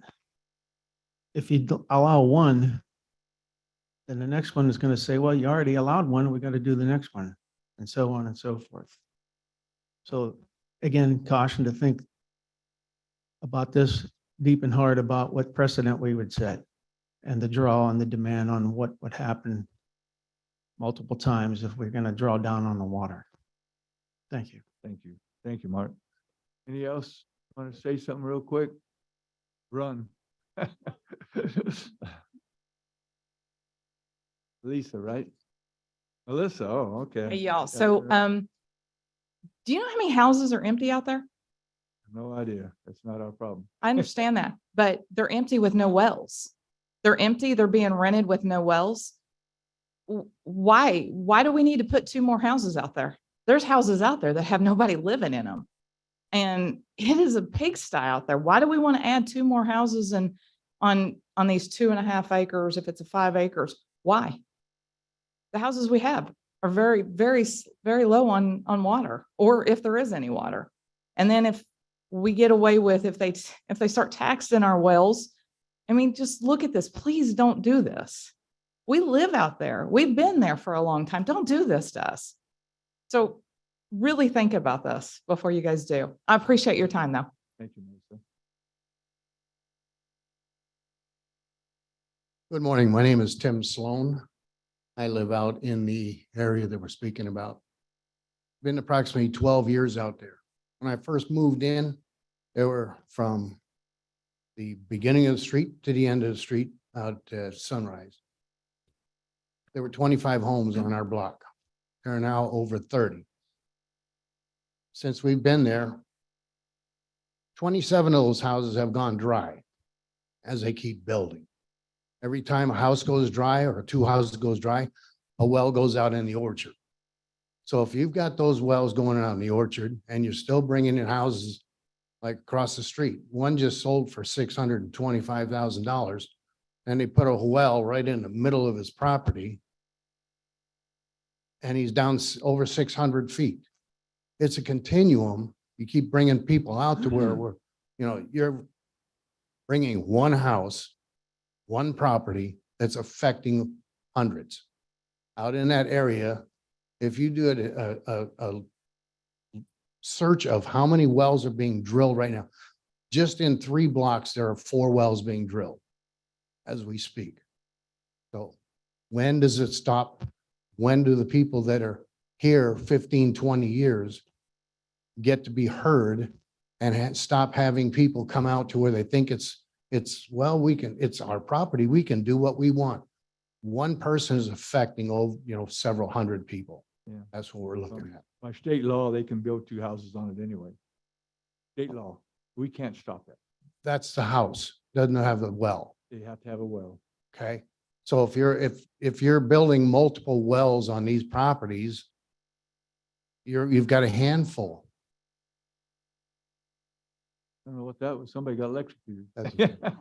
You- Did a power line when it was. You've got 1 or 2, Tom, that are causing an issue and making this a bigger event than what it naturally needs to be. Biggest issue is your neighboring farmers.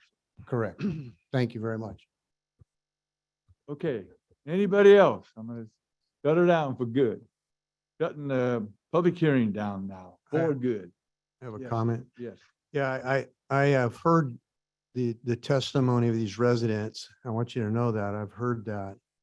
And what I'm mulling right now is that if we allow them to subdivide this land, by law, they could build 4 houses there. And each one could have its own well.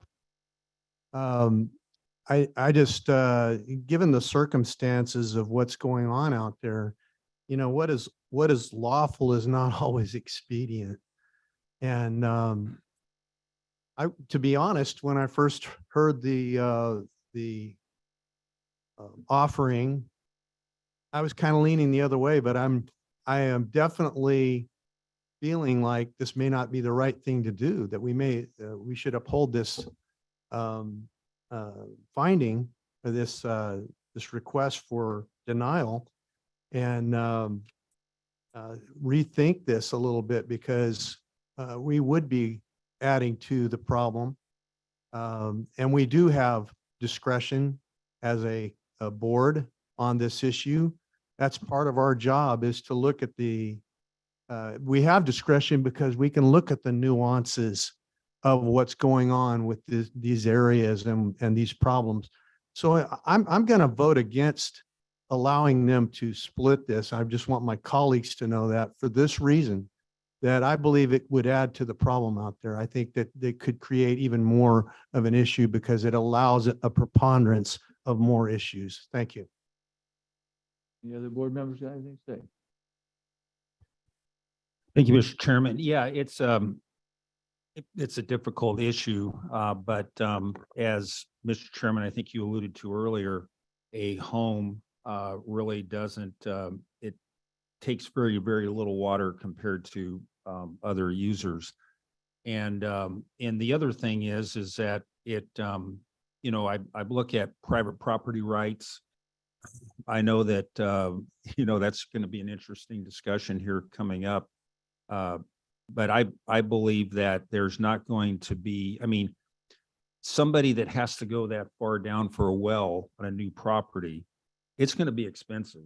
And again, it kind of defies logic, the fact that they'd want to do that. But on the other hand, you know, there's nothing that, you know, to me, that's going to cause like a disaster out there by having another domestic well Right. or Think so two. either. And I think that it's, you know, again, it's going to be economics. To me, I wouldn't buy the lot. I mean, why would you? I mean, it doesn't make a lick of sense. And, you know, we heard about water quality issues. We're seeing the same thing in our ag, for our ag users that are going down deep, all kinds of issues. But on the other hand, you know, it may be a point where somebody has to truck in water, but if they want to pay that expense and go to that expense. The other thing is I'm not sure I know of a bank that would provide a construction loan Without for, water. you know, without water. I mean, Right. why would you do that? Right. You know, so the bank would have to actually be the Kind of final, counteracts itself. right, exactly. And So, you can't even sell a piece of land, I don't think, without like a 5-year certification of your well now. No, You have to have at least 5 years of water. I don't think so. That's true. I believe. Yeah.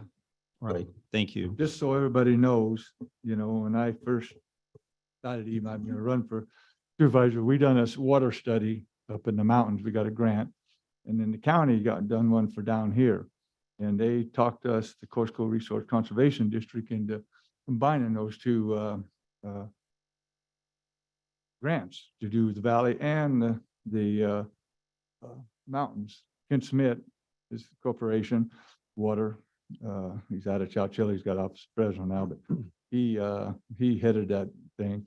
And so everybody knows, want everybody to listen to this, because all the groundwater pumping, 95% was from the farmers. 3 to 4% was from residential. That's everything. That's Madera City, Chowchilla City, Montedelli, you name it. That's fact. That's that study. I've got it. If anybody wants to see it, I have it in my office at home, and this county probably has it here still. And back then, I even started then thinking we got to start controlling this. And since that time, the farmers have converted over 40,000 acres of grazing land into almonds and pistachios. And when they done McKinney Ranch out here in 145 on that turn out there, all those guys at Madera Acres, all in there, I started getting calls. I think everybody got called. Their wells started going dry because they had 250 and 300 horsepower pumps pumping that water 24/7. What do you think happened? Just like Mark said from the DWR. That was a big thing. Now here we are denying public the right to even build their house, and because it's going to cost them literally, I've heard from $20,000 to $50,000. Guy drilling a well up there right now, and next door to us. You guys talk about 500 or 600 feet. I built some 1,500 feet up there, 1,000 feet, 1,200 feet. I wish a lot of wells up there. Tom, I wanted to clarify something. Yeah, I was gonna say that it's, Oh, go ahead. yeah, go ahead.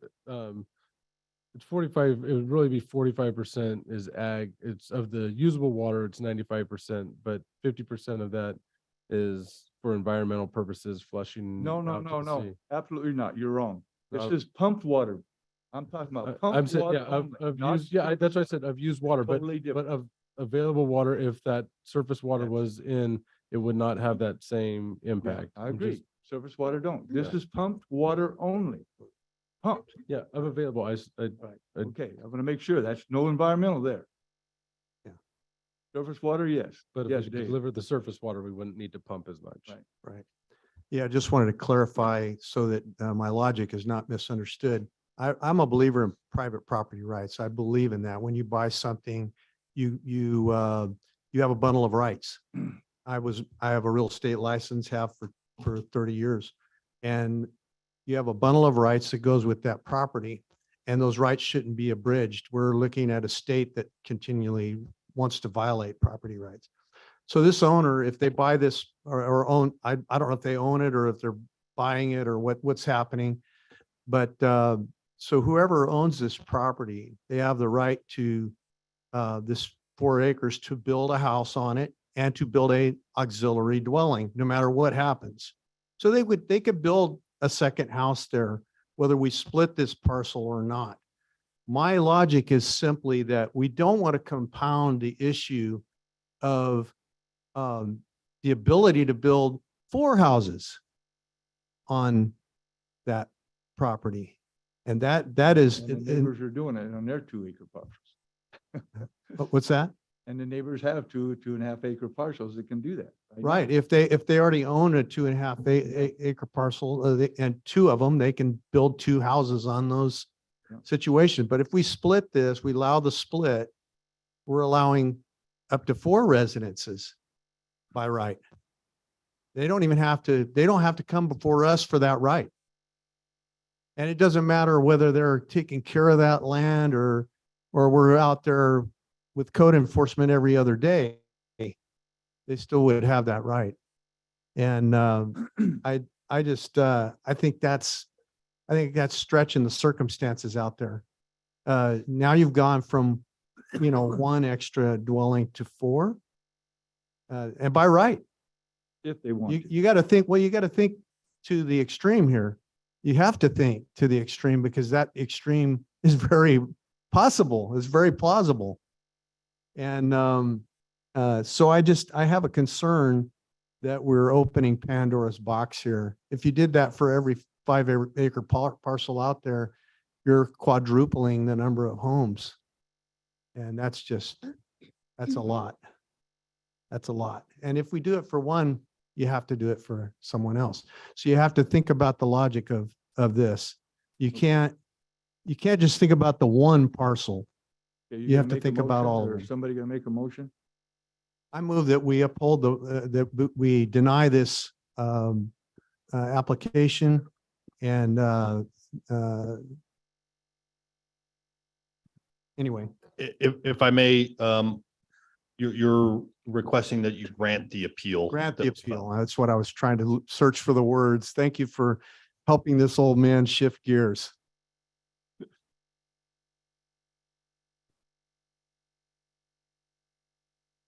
Second? Any other motion? I'd like to move to approve, but I'd like to remove the condition of the shared well. Got a second?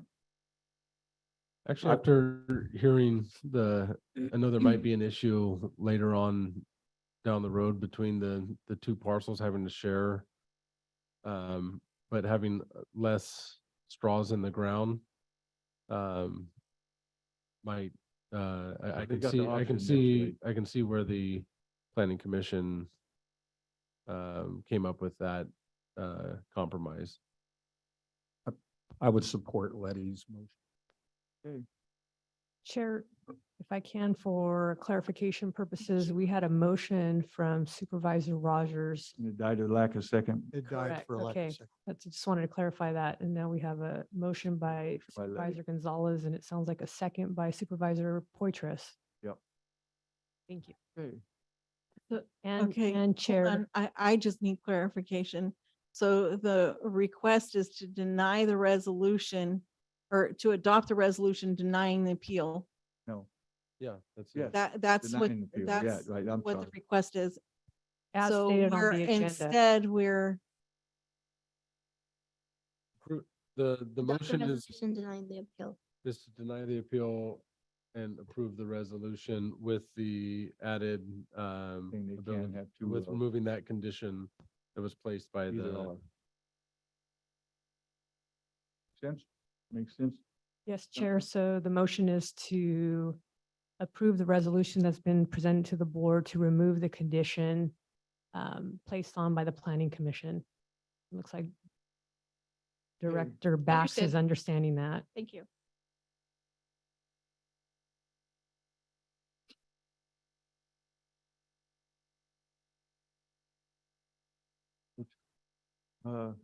Roll call, please. Moved by Supervisor Gonzalez, seconded by Supervisor Poitras. Hang on, sorry. Supervisor Gonzalez. Yes. Supervisor Poitras. Yes. Supervisor Frazier. No. Supervisor Rogers. No, Supervisor Wheeler. Yes. Motion approved 3-2. thank you.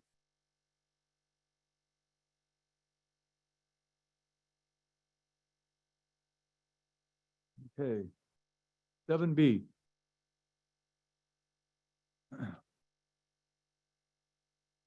Sky Ranch Yosemite, hearing to adopt a resolution approving an economic incentive agreement with Sky Ranch Yosemite LLC. Discussion and consideration of entering into an agreement with Sky Ranch Yosemite LLC for the county to provide an economic incentive for the development of an upscale lifestyle hotel with over 128 rooms and villas, full-service amenities, and curated outdoor event space in Oakhurst, and authorize the chairman to sign. Thank you, Mr. Chairman. Matt Treber, Chief of Development Services. Have a brief PowerPoint presentation for the board and the public today, if we can.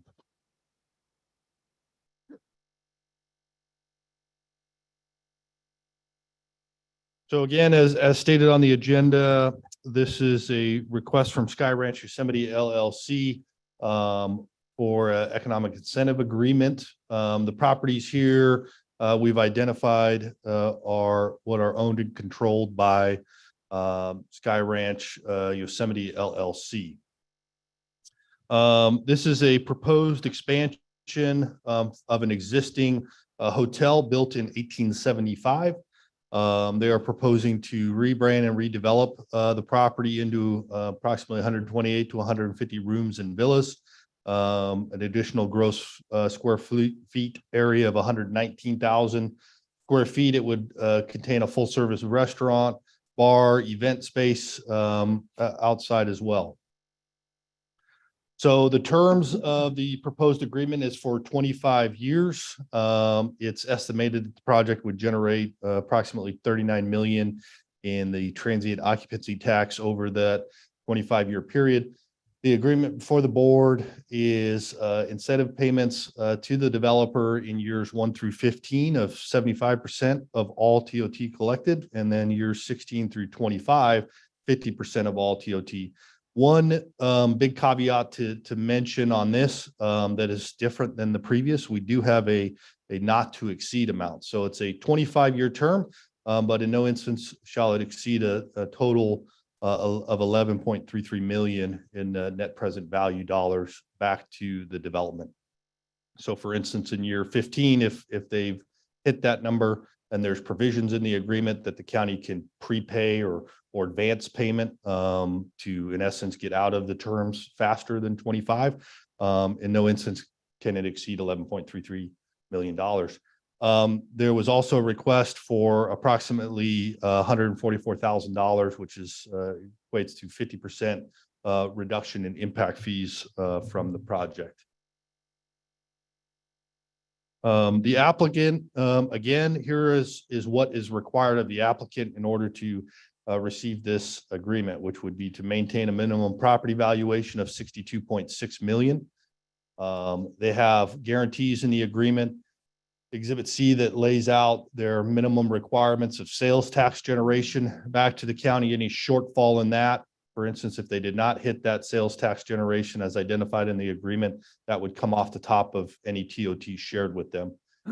They do pay $2.5 million in what we've coined a special development fee to fund one or a portion of the following three items here: a fully equipped ladder truck for the Oakhurst, Eastern Madera County area, Highway 41 and Road 632 intersection improvements, or frontage improvements along Road 632.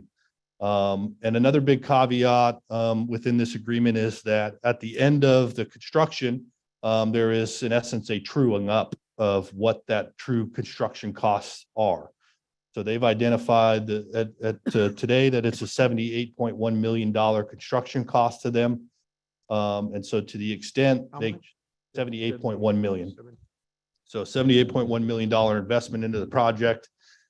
If for any reason that becomes less than 78.1 million, their TOT incentive shall be reduced by the 50% of that delta. So if they come in, $5 million less, then their TOT max incentive goes down by $2.5 million on that. So here's a site plan showing their proposed build out of property and the project. I would note that they don't intend to have access through the residential subdivision to the south there. That is strictly for emergency purposes off of Springwood Court and onto Springwood Road.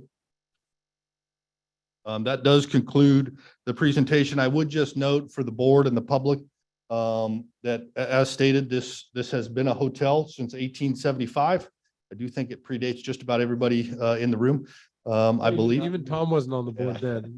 And furthermore, the property's been zoned commercial rural median, which would permit this use by right. It's been zoned that since the inception of the Madera County zoning ordinance in 1964-65. So with that, available for any questions.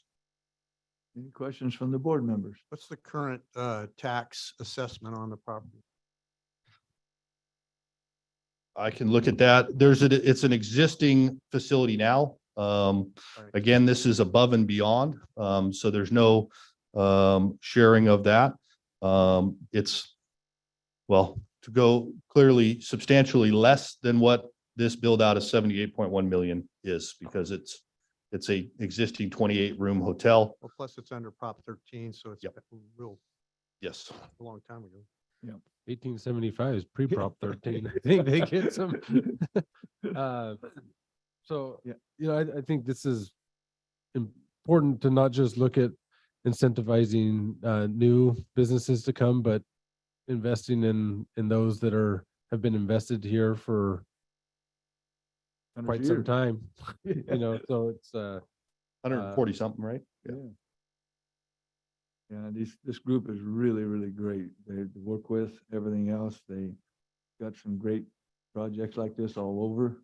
Not somebody a fly-by-nighter, and we've been working on this for almost a year, making this deal come up. So any other comments from the board members? This is also something we have done with another project a couple of years ago. Right. Similar to that. So it's something that we look at when there's an economic incentive to, it'll also benefit the county and the community and much improvements. I think it's well worthwhile to go for. Okay, we're gonna now open up the public hearing. Anyone from the public got anything they want to say? Item 7B.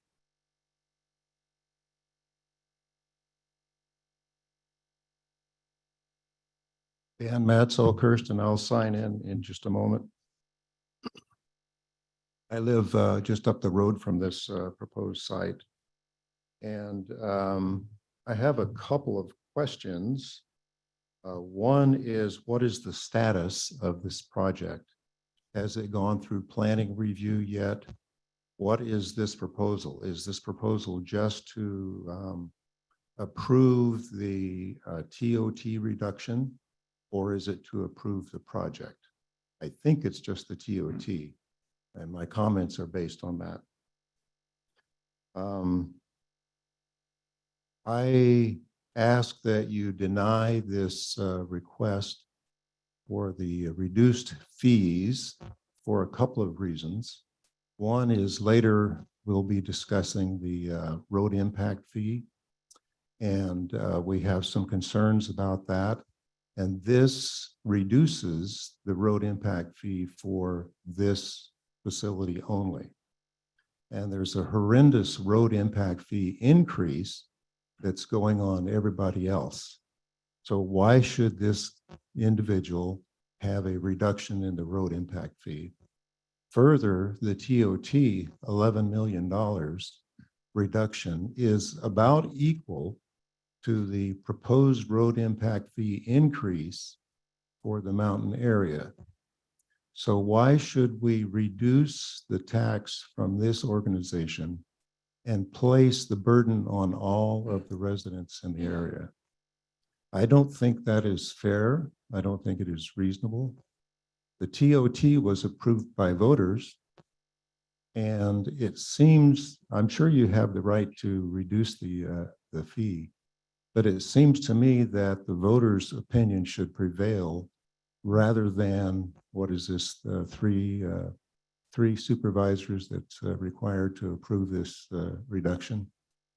So I ask that you deny the request for the reduction in all areas. Thank you. And my questions remain.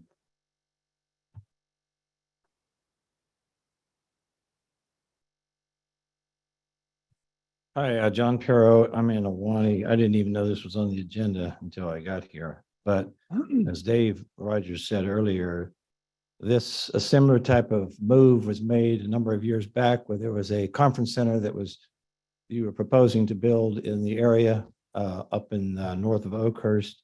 And they wanted a 50% reduction in TOT. And I told them then, and I told them, and I'm going to tell you the same thing, that is crony capitalism.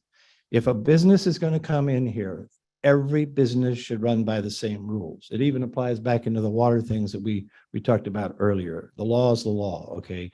To give somebody a break on TOT just because it, quote, might bring business in is crony capitalism. And that is what I don't disagree with this. I think this is a good thing if it goes through and if they meet all the EIR and all the other things. But do not give them a reduction in TOT. If they can't operate a business like everybody else, they shouldn't be entertaining this. So those are my thoughts. Any other public comment? Any online? Yes, sir. We have Sue O'Connor online.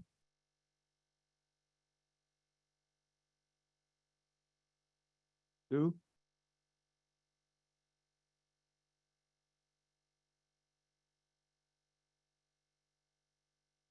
Can you hear her?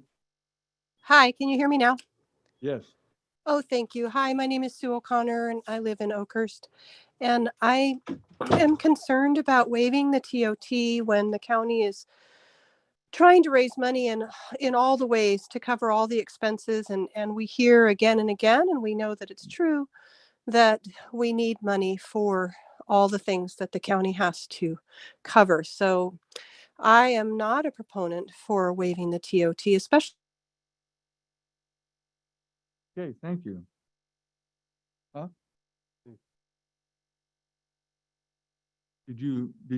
Was that it, Sue, or did you have more? No, she said thank you and she's done. That's what I thought, yeah. Thank you, Sue. I have a comment. No, we got one more. I haven't closed the public hearing yet. Okay. One more, right? No. Oh, there's no more? Anybody else? Seeing none, I'm going to close the public hearing now and bring it back to the board. Yeah, I just want to say that this is a common strategy for investing in the community. This is not something new. This is something that conservative communities have done time memorial to invest in business coming in, and they get the money back 20-fold. Yeah. And the community gets it back 20-fold. So this is not something where we're giving somebody something that we're not going to get back. We're going to get it back 20-fold. I guarantee you it's going to be a boon. These kind of things are a boon to the economy of the areas that do these kind of deals with business. Secondly, I want to just say that impact fees are not paid by everybody. Impact fees are paid by development. And understanding that 90% of the impact fees for this county are going to be coming from the southeast corridor of Madera County. Only 6% comes from the mountains, 2% from the valley. And we need to understand that impact fees are paid by developers, not by everybody that Residents does already here. anything. Yeah. So this is also part of the investment that we're going to get back 20-fold. And this is, if we're going to run like a business, which everybody, I always say we want to run the county like a business. And everybody out there says, run it like a business. Well, we're running it like a business, and we don't want to complain about running it like a business. This is what business would do. It makes sense. It makes sense. Just a side note. Oh, go ahead. Yeah, so yeah, there is a reduction in the impact fees, but it's not a reduction in the TOT. It's like a tax sharing agreement that shares it with a public-private partnership to reinvest into the area, which I'd rather have that money in the hands of the private sector reinvesting in our area to bring up, create jobs. And then the point to crony capitalism, and I remember you saying that back then, John, and I think we all took that to heart too, because it was a program that was developed and it was just for one entity, right? That wouldn't have been on a level playing field. And so I think we all took that to heart. I know staff did, and looked at bringing it back as a program that we could offer to anyone who wanted to invest. But we specifically did not want to leave out those that were already here, that were already operating a business, and that because I know we talked with the Pines about it, and now Sky Ranch and a couple of the hotels as a way to reinvest. I mean, they're so overburdened in California on taxes, energy costs, labor, just everything costs more to do business here. And so we took a look at what do we have available that we could help to reduce some of that tax burden to reinvest in the businesses. And so this is what we had come up with. And like I said, it's not a reduction, it's a tax sharing, putting that back into the hands of the private sector. So, and now where there's a level playing field, that everybody that's looking at a project like this can access and use the same program. Thank you. Thank you. Mr. Chairman? Yes. Yeah, I just have a comment. I just first of all like to correct one of the commenters. They mentioned that the burden is placed on all residents of Eastern Madera County. It's actually talking about the impact fees. It's really only those who are building something new. It's not all residents. If you're already in terms of the impact fee. The other thing is, I've always considered, coming out of the banking world, I've always had a always used to have this discussion with our senior management and loan administration about giving a favorable interest rate to get the business. And I'd always say, you know, let's get 75% of something rather than 100% of nothing. They'd say, oh, we need to get prime plus one, prime plus two, or whatever. I'd say, well, competition is prime plus a half, and we still will be able to make some money on this thing. So otherwise we get, man, we stand by our principles, but we're getting nothing. And I look at the same thing here. I look at, we're helping out a business get established. It's been done many times before, as Supervisor Rogers has mentioned. In order to bring it in, we're still making money. It's creating jobs. It's just creating a beautiful venue for more development. And I just don't quite understand why the Council of Economic Suppression continues to, every single time there's an opportunity to build our economy, they need to break it down and to just want to destroy it. So, because otherwise it's not going to happen. Right. Thank you. Thank you. Betty, do you have anything? I just wanted to say, quite a few years ago when we started this incentive program at our council of Valley counties, we got association from Kern to San Joaquin, and we had a meeting up at Stockton. And if you guys will remember, if you're out here, been here long enough, that Stockton actually filed for bankruptcy during the recession. And so how they got out of it, they actually started, the city managers they hired, started this incentive program. So he was explaining all that up Right. there. We were all there. And I asked him when he got done, if he could send that to us. So he sent it to us and we rehoned it and brought it here to Madera County, and we actually passed that. We have that incentive program for any new businesses in Madera County. It's been in place now since ever that year we did it, 6, 8, 9 years ago. And it's like I told when they interviewed me about the convention center in Oakhurst, Channel 30, so why would you do that? And I said, well, what's nothing of nothing? You guys complain about all this, but what's nothing of nothing? You don't want Something jobs? of nothing. You don't want the economy to grow? Look at Northport. I've been there all my life. See what happened when the mill shut down. Still dead. If we could have something like this to get going there, this dude's gonna vote for it. Right.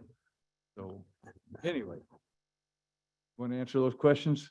Mr. Chairman, Status, I'll First one. I'll do my best to attempt to. I think I'll save some of the comments on the impact fees to the appropriate item on the agenda, other than to say I don't understand the $11 million correlation to impact fees. Again, this is a request for a 50% reduction of our impact fees. That's road and development services impact that equates to about 144,000.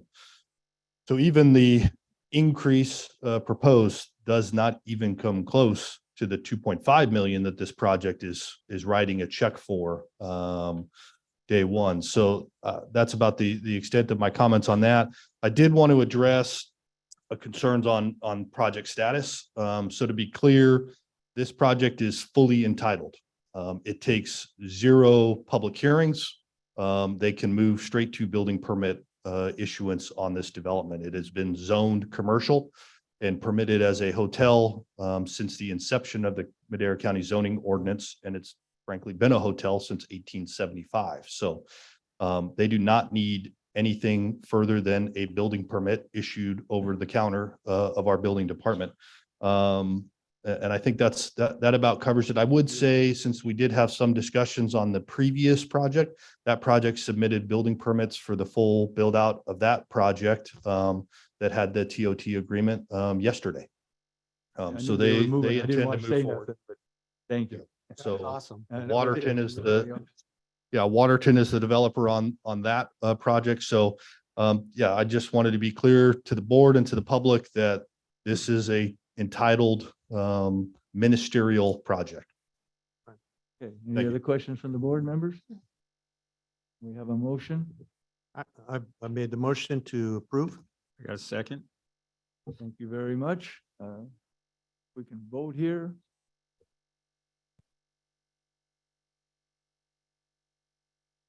Somebody get that one. Oh, that. Oh, there.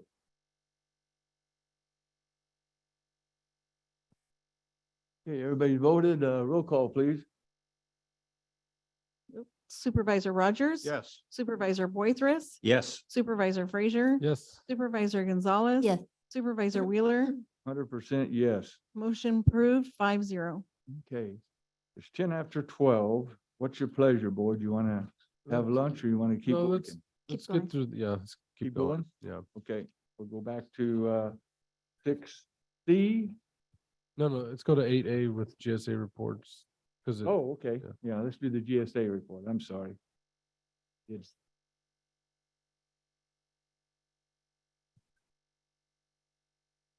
GSP project fees, discussion and consideration to adopt a resolution of the Board of Directors of the County of Madera Groundwater Sustainability Agency for Madera Subbasin, providing for a refund of fees paid for the extraction of groundwater pursuant to resolution number 2022-086.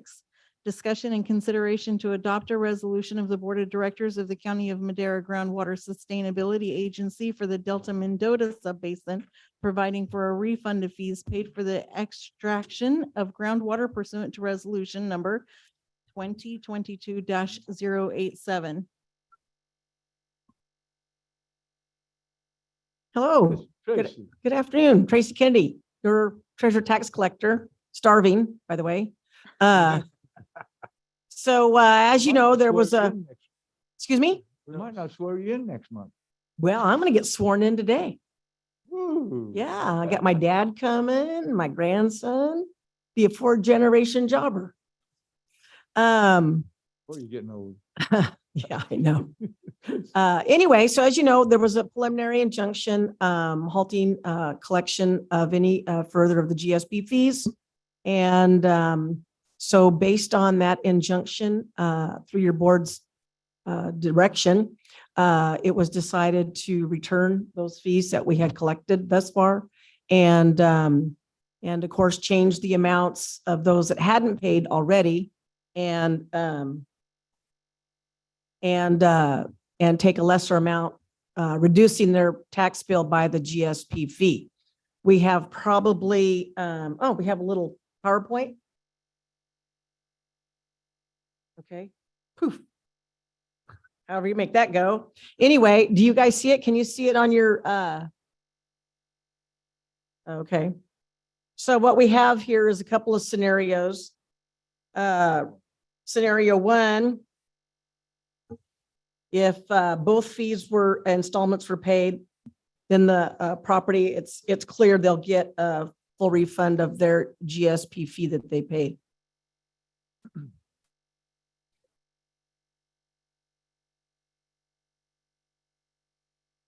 And anyway, if they paid only their first installment, which include the GSP fee, once we remove the direct charge, that's what we call it, the GSP fees, there's 945 of them. And once we remove that GSP fee from the tax bill, it will reduce the amount of taxes that were due. Now, for those people that had already paid their first installment, then there will be a credit because then they'll have overpaid their first installment. How our system works, how our megabyte property system works is that overpayment then will go to pay their second installment. It'll go directly to their second installment. And once their second installment is then posted, then the overage then will be returned to the taxpayer. And it's going to take us a little while to do all those calculations, and we're going to have to audit it after every turn. We're going to, as soon as Megabyte does the mass rule change and removes that direct charge, we'll audit it and make sure that they were all removed properly and that the tax bills look right. Then once those are done, people that had paid the first installment and that overage is going to go to the second installment, we'll print out that, we'll audit that to make sure that that was also correct. And then we will go ahead and get a dollar amount for the refunds. Approximately 500, 600 taxpayers have already paid first or second or both. And then we're holding to post probably 180 or 200 parcels. Once the direct charges removed, then we will go ahead and post those that we are holding. And then their taxes are just, we'll pay the first installment, whatever they send in. And what we'll do is we'll create a new tax bill and we'll send them a new tax bill, which will have a reduced amount. Probably it's going to take us we're giving ourselves 90 days in order to get all these processes done. What we will do is we will release all of the refunds at the same time. So anybody that got a refund from paying both installments and anybody that gets a refund from an overage. But we will hold them, that way we can audit them and make sure that they're all correct, all right. And then we'll send them out at the same time, because what would happen if we don't is you'll get your refund and you won't get your refund and everybody will be upset. Why didn't I get my refund? Everybody else, I got the refund, blah, blah. So anyway, not my first rodeo. So that's what we're going to do. And anyway, on the little thing, I don't know, I guess you can't see it on the little PowerPoint. It's a shorty. But anyway, if there's any other questions on how we're going to process that, this is unprecedented. We have added direct charges in the middle of the year. We did that in Bass Lake one year. We had to, because we had left them off. But in my short career here, we've never removed a direct charge. Over 30 plus years. Play. Yeah, 30. Short career. So anyway, but we can do it. We can do it. It's just going to take a little time. We want to make sure we get it right. I believe in you. Well, thank you. I believe in my people as well. You bet. So, and of course, it's not just my department. It has to go to the auditor's department too. So, Catherine Nanoa from the Auditor Controller's Office is here if you have any other technical questions. Or Catherine, if I said anything that was wrong or needs to be corrected. Oh, good. Okay. Because at first I was ready to jump out a window. I thought, oh, this is not going to work. And then Catherine said, no, slow down. It'll work. So, anyway, if you have any other questions or whatever, how we're going to do this or how we're going to process it. Any of the public got any questions on this? Seeing none? What's your pleasure, board? I move to approve. Second. Vote? I'm sorry. All right. I didn't mean to. Okay. Either or. Would you like me to Doesn't clear matter. that and reverse it? Go out the way it is. That's fine. Okay, motion by Supervisor Frazier, Okay, roll call, please. motion by Supervisor Frazier. Sorry, Supervisor Frazier, Yes. Supervisor Rogers. Yes. Supervisor Poitras, Yes. Supervisor Gonzalez, Yes. Supervisor Wheeler, Yes, motion approved 5-0. there you go. Now the work starts. Now the work starts. Now the fun starts. Yep. All right. Thank you. Thank you. Thank you. 8B.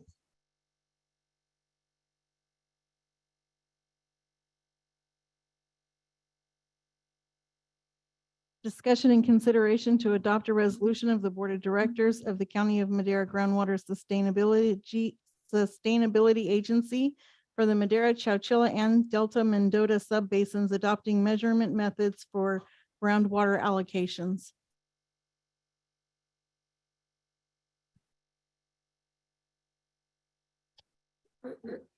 Good morning.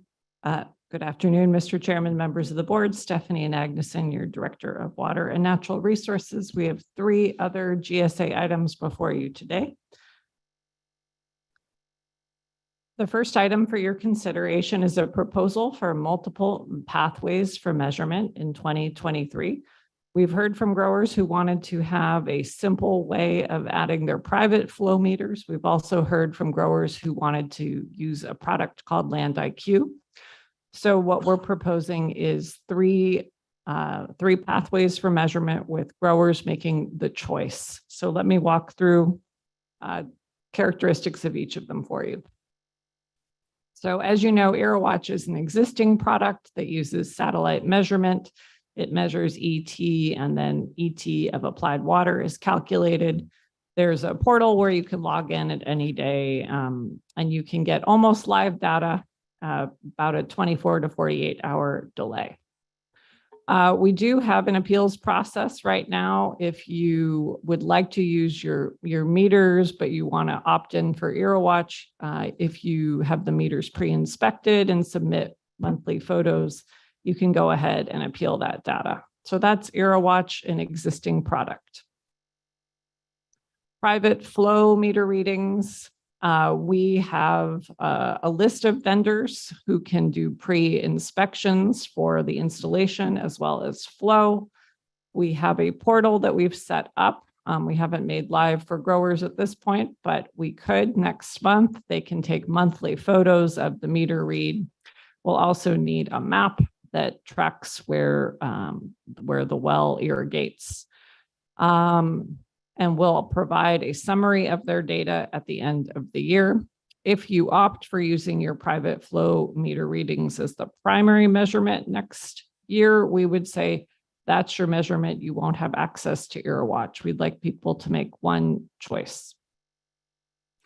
The third option is Land IQ. This is used by a number of other GSAs throughout the valley. It differs from EraWatch in that it has 8 to 12 measurement stations. These are weather stations that are on private land. So we have a contract with them that we entered into, your board did last week.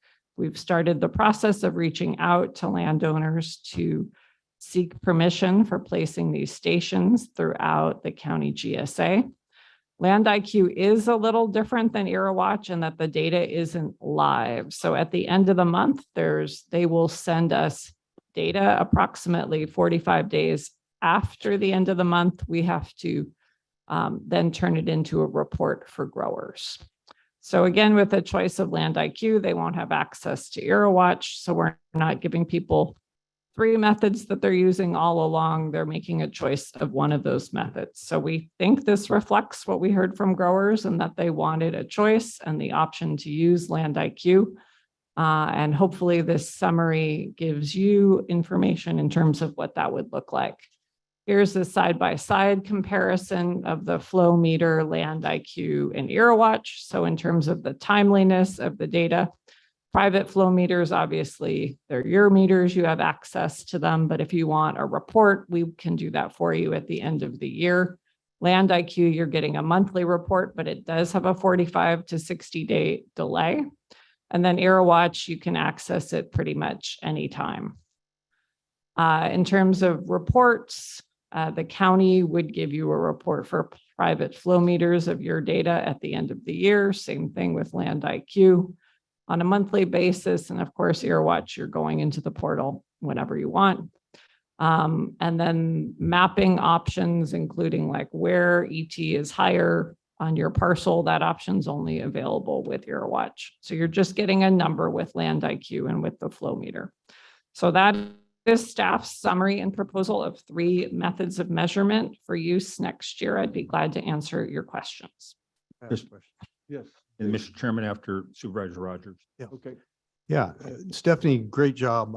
I really appreciate the options. I think options are a fantastic way of giving people power and control of their own destiny.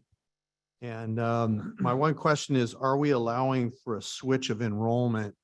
In other words, they say at the end of the year, they decide they don't want to no longer want to use EraWatch or Land IQ and want to switch to a meter. We allow them to, at the end of the year, switch to their enrollment. Yes, that's right, at the end of the year. So whatever you're committing to is for a calendar year. For a calendar year. Yeah, I like that idea as well. So that's excellent. Thank you. Yes, Thank you, Mr. Chairman. Yeah, thank you, Stephanie, for all your work on this, but no, I'm teasing. That's what everybody says. They come up here and they go, "Oh, Stephanie, we appreciate all your work on this, but," you know, why don't they I have just- heard that before. I'm not exactly sure why they even say they appreciate your work on this, but anyway, so my question is on Land IQ, how many I mean, I heard a number as far as the number of GSAs particularly in the South Valley that are using Land IQ. I heard a number, something like 28 to 30 GSAs. Is that correct? Is that kind of what you heard? I've heard 28. Okay, 28. Which, Probably also worth knowing, Land IQ was one of the original vendors that proposed 2.5 years ago. The cost has come down as the number of agencies that have entered into agreements has increased. So it's now pretty affordable. very good. Well, thank you. And I have a lot of, I'm excited that Land IQ is considered an option. I've heard a lot of great things about it. And I think the fact that there's 28 GSAs using Land IQ, I think that that's something that provides, again, some support in regards to their accuracy and so forth. So thank you so much. Any other board members? Okay, we'll open it up to the public. Tina.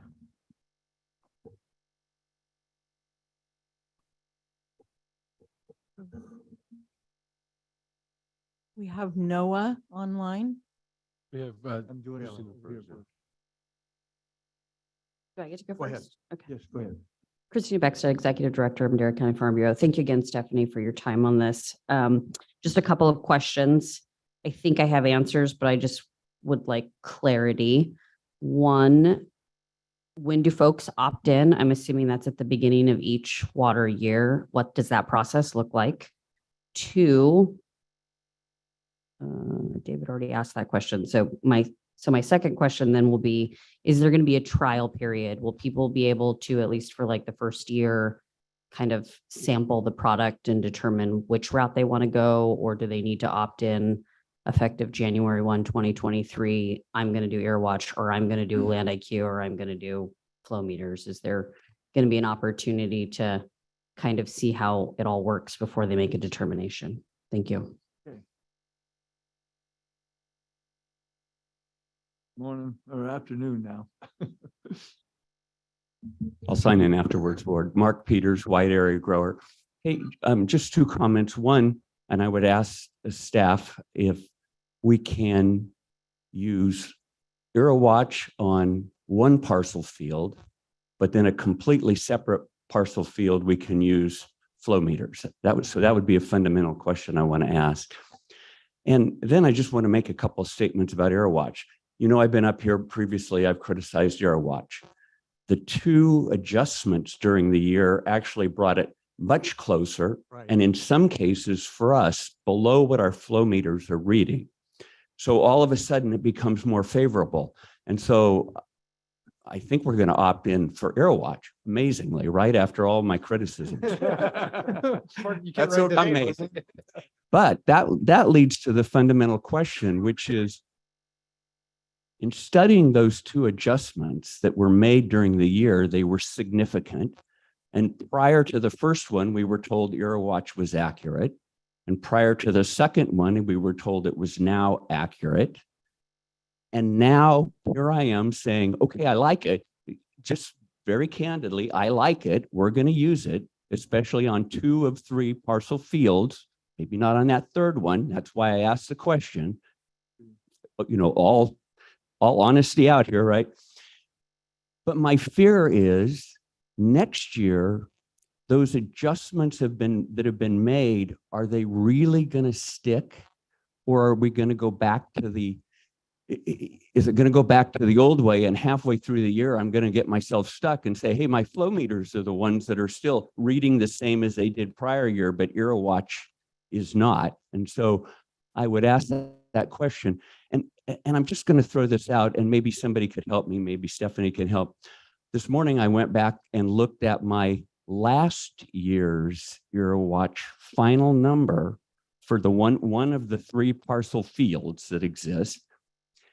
And it was over 100 inches of usage.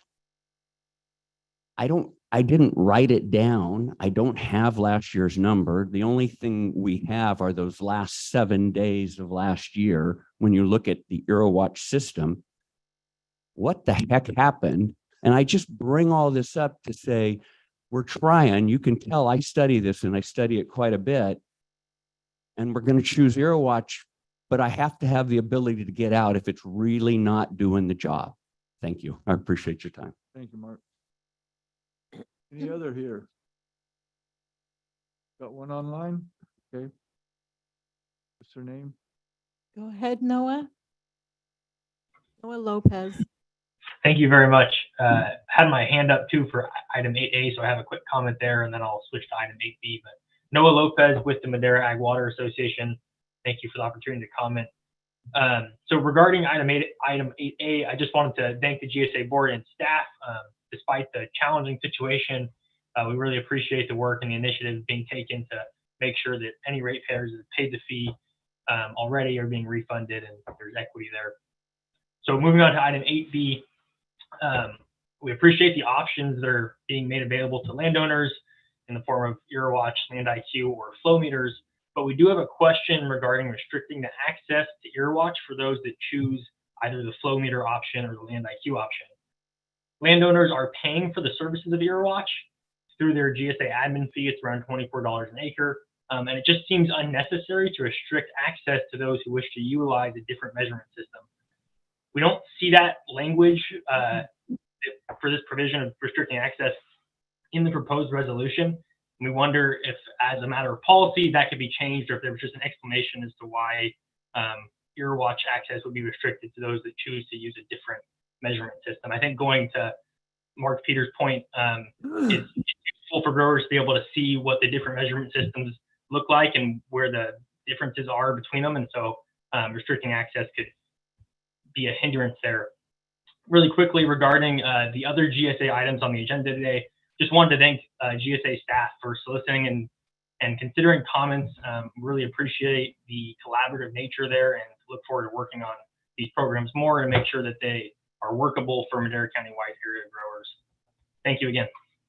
Thank you, Noel. Thank you. Any other online?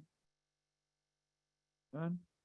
Okay. And I'll point, I just kind of to Mark's question, it does show in here that EarWatch and Land IQ are both have an appeals process to the flow meter, so that if there is some spike like that, right, it would be able to be taken care of through that appeals process.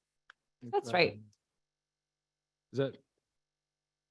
Okay. So I think the question was if you opted into one of these satellite measurement methods and you saw something weird, could you appeal it with your meter data? And the answer to that's yes.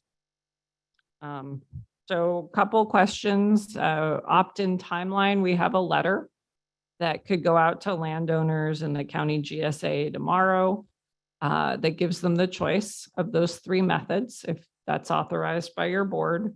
In terms of a trial period, we're asking people to make one choice for next year. If they want to choose something else at the end of the year, that's fine, but we need consistent measurement methods. You would need to choose the same measurement method for every parcel field in your farm unit. So you don't get three different measurements within the farm unit. Your allocation is tracked by the farm unit. We are not staffed in a way that could handle that administration. So you're choosing one method for your farm unit in this resolution. There were some questions about the bare soil adjustment with EarWatch.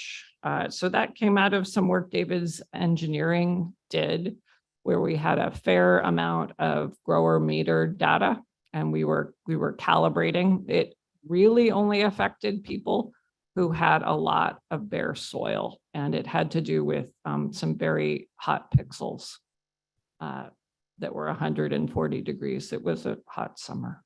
So that change was made within EarWatch as well as within CBAL. That's the surface energy balance algorithm for land that's used worldwide. So we actually helped improve a scientific product with that.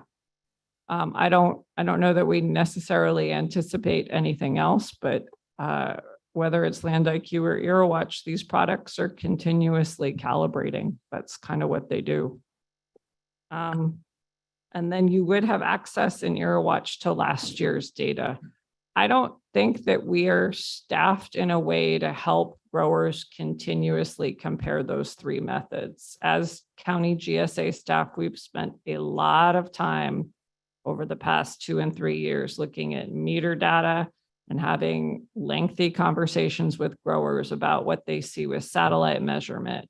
So what I would suggest is they make one choice. If they want to do, if they choose Zero Watch and they have meter data and they want to do that comparison, have at it. There's also Open ET, where you can look at 5 different methods, but I would suggest we just have people make one choice up front for the sake of administration. This is trickier with these 3 methods than other GSAs. So by offering options and giving people what they want, we are taking on additional administrative burden. So I would suggest they just have one choice up front, or they make one choice up front. But they'd be able to see the data at the end of the year, but it wouldn't be real-time comparisons. Is that correct?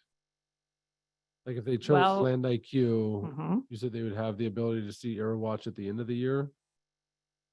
Not the way the resolution's written, but they do have the ability to see C-ball, the model it's based on, at any time on Open ET data. So that data is out there for comparison's sake. It's just that from a staff time, having people come to us and spending a lot of time between us and consultants looking at data is valuable but expensive. And I would suggest they just choose one method. And then they can still look at it on Open ET. Yes, Open ET has 5 or 6 different methods, including C-ball, the one AirWatch is based on, and one that Land IQ is based on. Yeah, I really appreciate your comments, and they're very reasonable, I think, to approach it this way. Anybody can see that it's an awesome task. To address Mark's comments, I think those were great comments. And Mark, you were an impetus for Eurowatch to look at their data really, really hard. So don't feel bad at all about commenting on Eurowatch. There were quite a few of us that were looking at that because of conflicts in direct data we had with meters. And so in the end, I think it proved to be a valuable thing for them and for us to figure it out. So please keep commenting. I appreciate it so much. And you were one of those guys I listened to very intently when you spoke about it, because I knew you were telling me exactly what was going on. And it's kind of one of those things, which came first, the chicken or the egg? Well, I think your comments led to the change in your watch. So that's good. Rob, I have nothing. Move to approve. Second.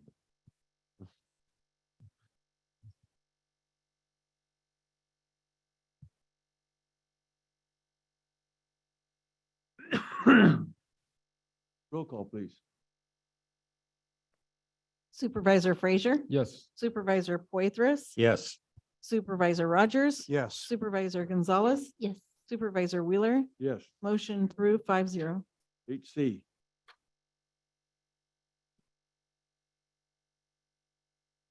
Discussion and consideration to adopt processes and rules for the domestic well mitigation program in the Chowchilla Subbasin.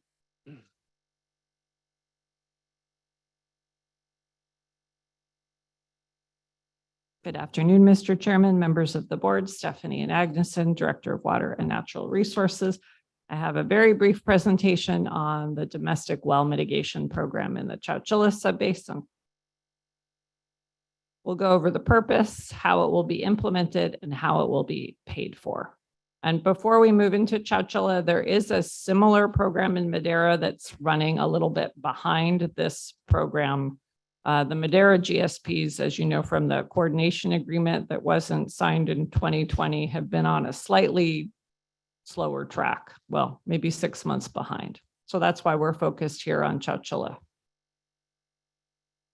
So what is a domestic well mitigation program? It provides funds for residents like those you heard from earlier on earlier items, whose wells go dry because of continued drawdown in the subbasin because of agricultural pumping. Both the Madera Subbasin Joint GSP and Chowchilla GSP include domestic well mitigation as a program to address the continued drawdown. Up for discussion today is just the Chowchilla Subbasin program. It's important for a couple of reasons. There was a lot of economic analysis that was done in the GSPs, including a whole separate appendix that looked at the impacts of demand reduction, especially immediate demand reduction, which is a little bit scary. And so one of the compromises that was negotiated is that we slow the demand reduction. We just provide support for private domestic wells. So here are the rules that have been in development over the course of the past year. They were shared out with the Chowchilla GSP Advisory Group, which is a public meeting staffed by us. Supervisor Rogers is the supervisor who serves on the electeds board for that. So Chowchilla Water District has stepped up as the program administrator for this. They are hiring a staff person to do it. One of the interesting rules that has come up is not wanting to have a threshold for income. So this is open to anybody in the Chowchilla subbasin with a private well. There may be an implementation committee established in 2023 that reviews program rules as well as applications. The applicant has to go through a process. First, they have a well assessment done using a provider that's on a list. This is someone from either a well driller or a pump company who's chosen and evaluated to be competent. They're on the list. They go out, they look at the well and see what's wrong with it.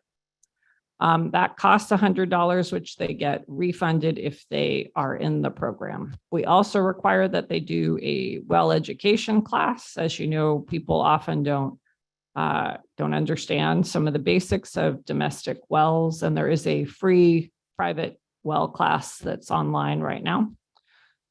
In terms of eligible costs, the drilling and the well itself are eligible. We have not included in the Chowchilla subbasin all of the accessory costs. So there may be costs over and above what this can provide. The maximum award is $30,000. We do know wells cost more than that potentially now, although we got 2 quotes fairly recently. One was a little bit above, one was a little bit below. And the award may be used only once per well. So we're not drilling and then drilling another. So that's kind of the basics on the rules for that. In terms of funding, there are no fees in the Chowchilla subbasin. That puts us in a bit of an awkward position. But as you know, there's 4 families that are recruiting and founded a Chowchilla Growers Group, and they have verbally committed to paying for this program. I know they are currently voluntarily assessing and collecting fees. You could also pay for this program with the penalties that we anticipate there may be, although that is certainly not a stable revenue source. So this concludes my presentation on the Chowchilla Domestic Well Mitigation Program rules. Happy to answer any questions. Yes, Dave. Yeah, couple of questions. Does this include subsidence damage where a well buckles as a result of subsidence? Sure, that can be assessed during the initial $100 assessment. And if the well is not functioning because of subsidence damage, that's been discussed as being eligible. Right. And then also, it says the award may only be used once per specified well and is recorded with title. Are you saying that the same owner of a well, if they have a well that's drilled to replace the well and it goes bust because of subsidence or because of drying up, they can't have another one drilled to replace that? Or are you saying just to work on that well? I think the intent is that you're eligible for one well per property. Yeah. Yeah. And it's, so that would be to drill the well how deep? Excellent question. So that's part of the well assessment, because I know self-help has some experience with this where they don't drill deep enough. Right. So we would like to qualify local drillers to be on these lists so that they can go deep enough. Yeah, the average right now is 600 feet. And And- the and- bulls are sitting at around 400. So I think that's the average right now. Anything less than that is a waste of time And money.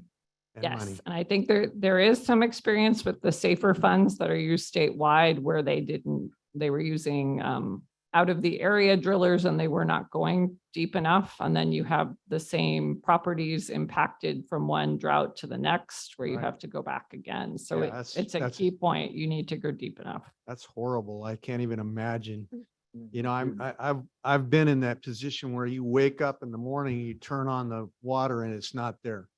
And for 9 days at a time. And that is just not Well, how come fun. you smelled so bad that? That's just not fun when that It's not. happens. It really is. It's a horrible experience, and without water, your life changes drastically. Not to mention if it's in the middle of the summer and you're losing plants and animals. Just that's horrible. So it's just it's one of those things. By the way, I just want to say too, I know that there's a lot of talk about why do we as farmers have to pay for this mitigation? You know, everybody contributes to the groundwater and what have you. And while I completely understand the angst there, and I understand that the state itself has created this problem by removing surface water that is damaging our aquifer. The state is responsible for misallocation. The state laws that continue to plague us concerning endangered species and what have you are interfering with reality here. The fact is that the DWR is very adamant about this component. The state is very adamant about this component, and without it, we're not going to have a GSP approved. That's the bottom line. So it's kind of a compromise. And I agree with you 1,000%. I've had to do my own well repairs. I know that goes with property ownership, and I know that the circumstances since I've moved here. So I agree with you 1,000%. Thank you. Public comment on this? What's your pleasure, board? Sure, I think we should just make sure there's no Oh, is comment anybody online. Thank you. Keep reminding me. Trying to hurry. I'll motion for approval. Second.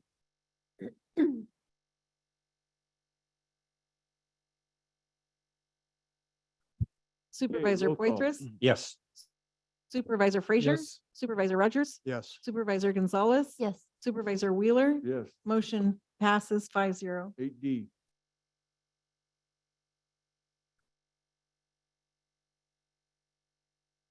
Voluntary Land Repurposing Program.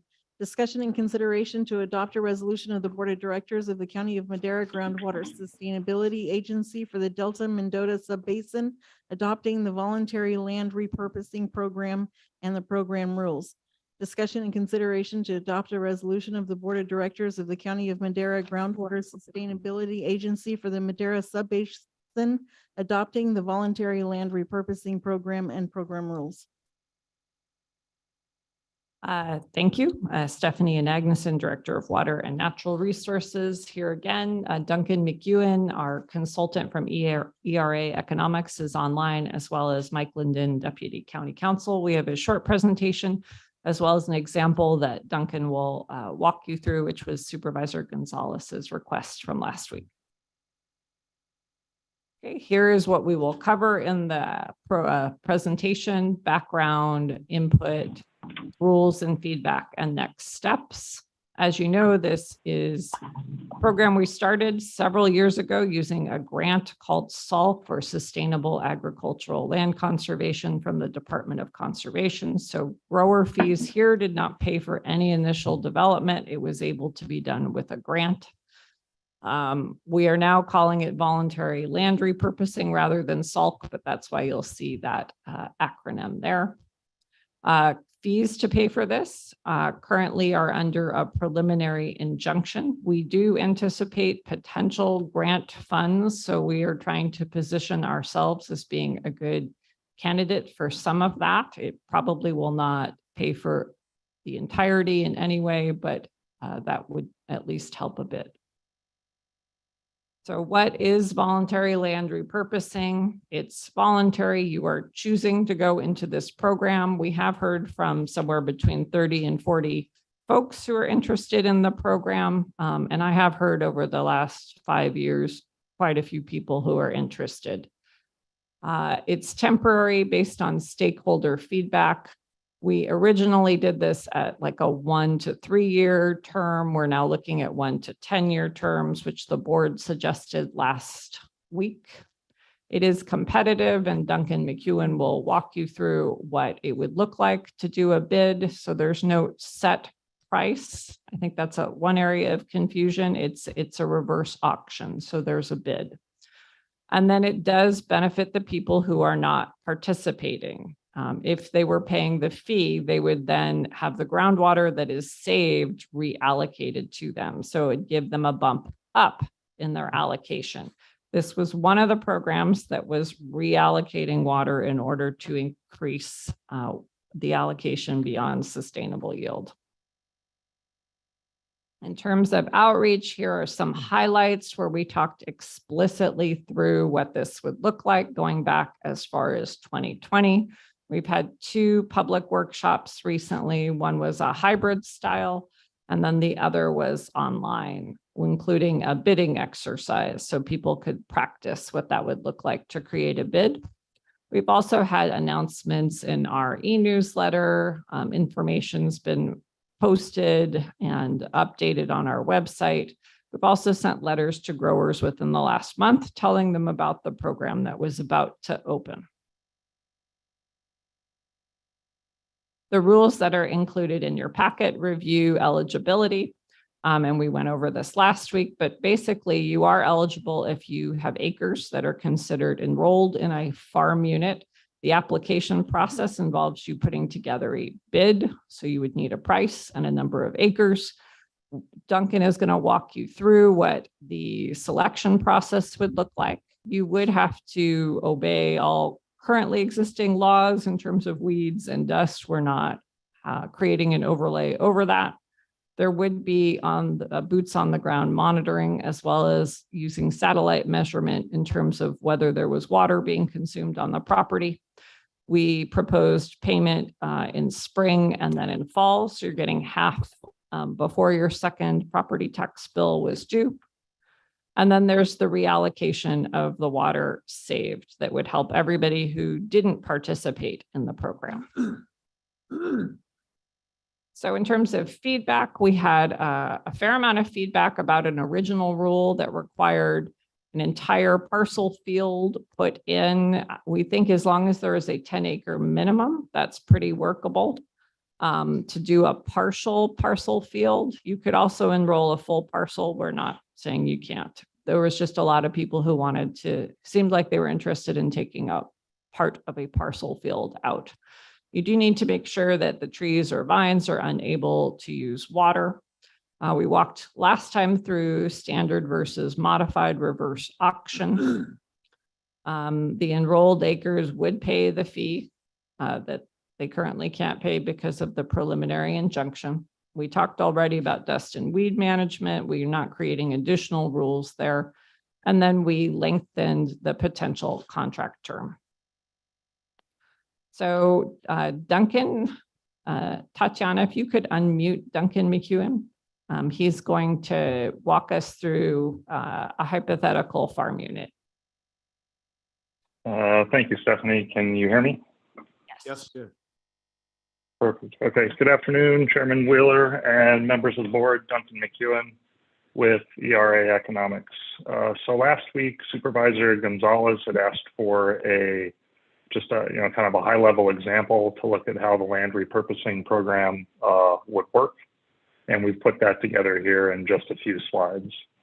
So we're looking at on the screen here just a hypothetical farm unit, and it's important to recognize that this is hypothetical. We've just made up some fields in different crops. So we've got 40 acres of almonds on an older orchard, another 40 acres with a newer orchard, and then a couple of fields that are in row crop rotations. So, a total of about 135 acres within this farm unit. So if you go to the next slide, please. So currently, without the voluntary land repurposing program, there are two options available to manage water that's available within the allocation in the farm unit. So the first would be to idle land, switch crops, or make other adjustments on farm to use less water per irrigated acre. And the second option would be to idle land and then shift that water onto other fields within the farm unit. So what the voluntary land repurposing program offers is a third option, which is to enter land into a contract with the GSA in the voluntary land repurposing program and receive compensation to forego irrigation on that parcel. So an individual farm unit manager or landowner would obviously be making this decision. The program is voluntary, so all three of those options are still on the table. And for the purposes of this example, you can see that the field in the bottom left there, the processing tomatoes row crop rotation field of 15 acres is highlighted. So in this example, we'll assume that the landowner is interested in enrolling 15 acres into the voluntary land repurposing program. And if you go to the next slide, so the landowner would would assess their own financial situation and their conditions within the farm unit. And as we've heard extensively from landowners and stakeholders over the last couple of years that we've been working on SALC and now this program, there are conditions that vary widely. The age of the orchards, field-specific conditions, business conditions, family conditions that affect a price that a landowner might be willing to accept to not farm a specific parcel of land. And that's why the program is set up as a voluntary program that would be a reverse auction where a bid is developed and submitted. So the row that's highlighted in yellow on this slide is this example, again, hypothetical field that we've made up with a number of other hypothetical landowners and fields that we've made up next to it. And all of those have a bid per acre. So this hypothetical field has a bid price of $425 per acre. Those are submitted. That's submitted to the GSA along with all of the other interested parties' bids. And then those are ranked. And if you go to the next slide, you can see how those are ranked. And from lowest to highest bid, this is how the reverse auction process works. And then bids are either accepted or rejected based on available program funding or the acreage target or water target of the program. And then as Stephanie mentioned last week, that would be subject to an annual review of what reasonable land and lease rates are to establish kind of a reasonable bid price for the program. So in this hypothetical example, the blue line illustrates the offers that are accepted. So those above that line, which are less than $585 an acre in this example, would be accepted, and those above that would not be accepted into the program. So that's just a high-level overview of kind of the process to go from a farm unit to a bid, and then how those bids get ranked and reviewed as part of this program. And I can hand it back over to you now, Stephanie. Thank you, Duncan. You've probably heard Merce said GSA has a program like this that they launched recently. So these are becoming more popular. We also looked at a place down south called Seventh Standard, which also had a program very similar to this. So in terms of your next steps, you have the program with revised rules available for potential adoption today. We don't have a source of funding for the program. So if funding were to resume, we would need to come back to accept that funding, put it in the right account, your board would need to authorize a budget for the program because that's one of the variables. And then once the program opens, there would need to be workshops, probably a lot of one-on-one meetings, just to make sure that everybody knows that this is an option now. Then we would close the period, the bids would be ranked, and then we could enter into agreements with the successful applicants. So it's a fairly straightforward process. It does have the ability to open up additional water. We know people are interested in it. And while we don't have a funding source right now, potentially adopting these rules puts you in a good position for looking for additional grant funding. There's a potential program called Land Flex that you may have heard of. That would probably have specific rules where we plan on offering a comment letter to them on that. But I'm ready to answer any additional questions. I think the bid process is good because it takes out us just saying this is what you either have to live with or so if someone doesn't get it, but that's what the economics would tell them that they needed to, that's what their bid comes in at, then and if it gets accepted, great. If not, then they have other ways to manage the farm unit, correct? Mhm. Is there going to be a way then after to open up and say this was the threshold? And then you can either take that bid or that winning bid. Is that available? So say somebody put in 720 and the accepted bid like cut off at like 710. Would they be able to then accept that? The way we've structured it, there's only one round. So Okay. if you lost for 1 year, you would have to come back the next year. And then is this is selling it yearly or is it It would occur, 5 it and would 10 occur years? yearly, though some of the contracts could be up to 10 years. and you can get out of that contract before the 10 years? Not Yes, and the contract grower. itself is being developed by county counsel's office, so it wasn't within the board packet. But yes, there would have to be a way to exit the contract for both sides. Yeah, while they could exit the contract, I would caution us on a year-to-year basis. I think if you allowed them to exit it before the year was up, that's problematic because that water is going to be put into the pool or couldn't be put in the pool, let's say, because it would be already utilized again. So that creates an issue. I like the idea of land repurposing, a mitigation bank, if you were, if as the same thing. And it's a concept that I thought of years ago and put it down in writing when we adopted the policy back in 2013 or 14, I believe it was. We looked at those 15 items that were put in as water policy. And I believe that there is some natural land repurposing already taking place through the free market.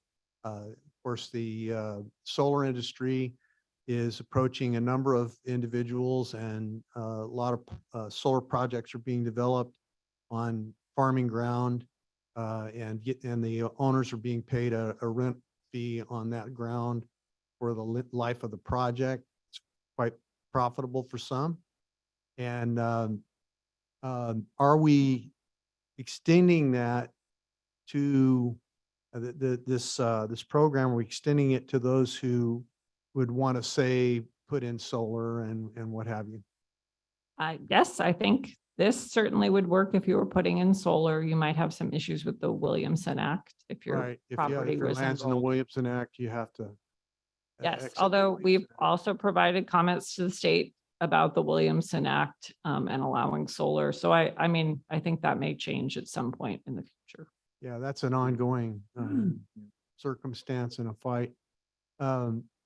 Are you aware of other repurposing projects that have been developed? Like, I know another one would be groundwater recharge.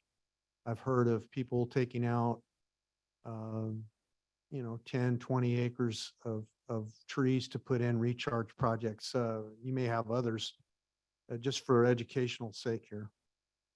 Sure. So we do have a multi-benefit land repurposing grant, which is looking at taking land out of production where there's clusters of domestic wells, like the folks you heard from earlier today. And so multi-benefits would include cover crops or hedgerows, recharge. I mean, obviously with recharge or even a kind of wetland-ish, you would need a source of water. So that can be challenging, but there are other things that provide ecosystem services. Okay, good. Thank you. Other comment? Here we go.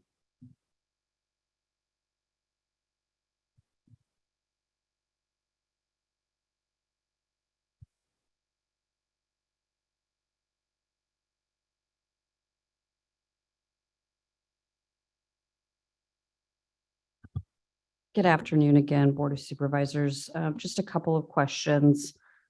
When does the bidding process begin? How does a multi-year agreement work? So for example, if they put in a bid for 3 years and their bid at $700 an acre is accepted, is it $700 for those 3 years per acre? Or does that number change? And then how would layering of other programs work, or would they be excluded from any other types of land fallowing programs? And then from a recharge standpoint, if someone decided they wanted to opt into this program, fallow their land, but let's say are along a channel of sorts where they could recharge, would they be able to receive a benefit from recharging on the land that they did not opt out of the program? And then from a comment perspective, I understand the importance of trying to get a program in place, but since it won't be implemented until 2024, potentially, even if it's adopted today, might I suggest a little more fine tuning and some public face-to-face outreach? I know there's been significant outreach over the last couple of years, but it has been during COVID. So it has been primarily virtual or hybrid. So having, I think, some of that face-to-face interaction is kind of key, especially with our growers, because they do like to have those personal touches, if you will. Thank you. Mark. Mark Peters, Madera Subbasin. And I am not against the land repurposing program. I support it. I have a couple of fundamental comments, though. Maybe 2 or 3 months, maybe a couple of months ago, Stephanie mentioned that domestic well mitigation costs were coming in higher, and yet there are ways that we can save money, and that is really lowering the other programs. And I would ask that we don't lower the spending on the other programs, land repurposing being one of them, because those are the ones that are going to get us into balance. And so the more we spend on one, the less the growers' dollars are going toward real savings or real water savings. So I want to make sure that comment is made. That's very important to me. And I'll continue to ask it as I hear domestic well mitigation go up. My second comment is, I feel like, just to pick a number, $400 an acre is the cutoff. I feel like there's going to be 10 growers out there at the $400 number, and the budget's only going to be able to cover 5 of them. So beyond just the dollars, there's got to be another next step in what do you cut off? And is that, do you cut it off, or which land you choose? Is it the guy that has almonds and he's pouring water into the ground and we want to stop that? Or is it someone that's using less water? Is there going to be, if somebody's already fallowed their trees, so we know no water is going to get used, are they going to be eliminated? One of the $400 bids, if you will, that don't get chosen. So I'm very curious as to, beyond just the dollars, what's the next decision point, which will come into play? Thank you very much. Thank you, Mark. Good questions. No? Hello, good afternoon, everybody. My name is Mickey Basra. I'm on 18 and a half. I have a question. If I knock out my 10-acre almond tree and put some kind of outdoor event, can I do that? And can I still qualify for that? That's my question. Well, they'll answer after we get all. Thank done. you. Thank you very much. You understand the question, Stephanie? I think that's actually a question for Matt Treber in the back. And he's coming up if you want to talk to him out there.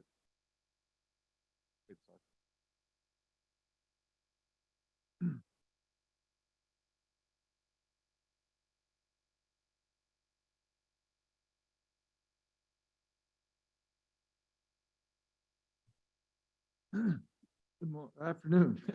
Good afternoon. Mark Nakata, California United Water Coalition. I'm assuming that everybody has had a chance to read the letter I wrote. I know it was delivered to you guys. It's kind of, I guess I'll start with this. I think it's important that we take a more comprehensive look at a lot of things that we're doing. This voluntary land repurposing could be taken several ways. Me, myself, I choose to look at it as a positive opportunity, but then I tend to be a positive person. I think though, and Mark brought up some points that I agree with, and that is that I think it's important that whenever you're going to do something, that you take into account your short, your mid, and your long range benefits and costs. And while we are all in this problem together regarding overpumping of groundwater, as I've made the point in other presentations that I've made, and that is that there's a lot of reasons for that. While I don't believe that we will necessarily solve the problem ourselves, as we didn't create the problem ourselves, I do think, though, however, is that for better or for worse, this board has decided to be out in front of the state in doing what it's doing. Okay, that's your choice.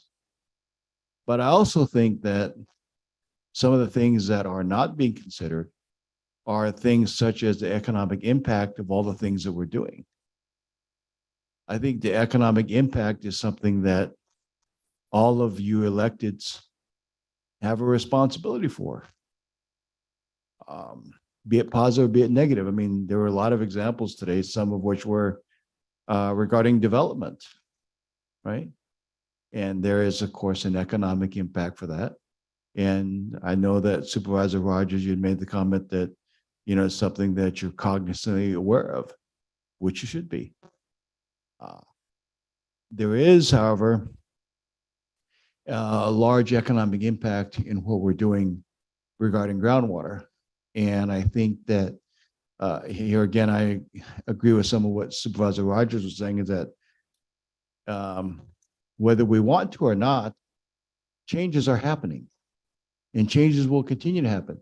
There is a lot of land, and you guys were talking about earlier, on the east side here, where there just isn't enough water. And a lot of those acres are coming out on their own. It's not something you're doing. They're coming out on their own because, quite frankly, there's not enough water to support agriculture or anybody else. So I think it's important that all this be taken into consideration. And I think that this voluntary program kind of came out of nowhere. I personally haven't seen a program put together. I don't know what we're voting on, but I sure as heck haven't seen a full program. But I think that it's important to develop a program that makes sense and ask for engagement. The coalition is very much in favor of everybody working together. I think ultimately, when we put our heads together, when we work together to solve problems, we come up with better solutions. And I think that that's something that needs to be stressed, something that needs to be pushed. And leadership from the board in that regard would be huge. And so I encourage that. And I look forward to all of us having a happy holiday. Hope you guys have a happy holiday. And I look forward to working with you going forward in the new year. Thank you. Everyone's here. Fine. Bring it back to the board. Okay. Yeah, I just want to say I agree. We got to work together. We have been doing. And this program didn't come from out of nowhere. It's been discussed since 2013. And it's been mulled by our ag advisory group for 4 years, 4 or 5 years, somewhere in there. And it actually was commented on extensively by your co-founder of the Coalition for Water, or whatever it is, the Valley Coalition for Water. So it was, it's been developed by input from farmers and thought about by farmers and it's for their purposes. And there are a lot of interested farmers in this program. Some of them I know personally and have known for years and years. So I think it's going to be a beneficial program. Mr. Chairman, I'm Yeah. sorry. Yeah, Go ahead, go ahead. Supervisor. I'm done. Just real quick, I just want to thank you to Mr. Peters' comments in terms of fine tuning it. And I think we have time because we don't have that funding stream to do that. And I think just as evidenced by our previous item with the land IQ, that's taking that public input always. And I think this board is always listening to that and reaching out for that kind of fine tuning. And but we need to have something in place because we also heard a lot of times that you don't have anything in place. What are we voting on? So I think that's important to move forward now and start setting the rules and then we fine tune them as we go with public input throughout all of it. Rob. Thank you, Mr. Chairman. I wasn't going to go here, but I've got to because of the last comment by Mr. Nakata.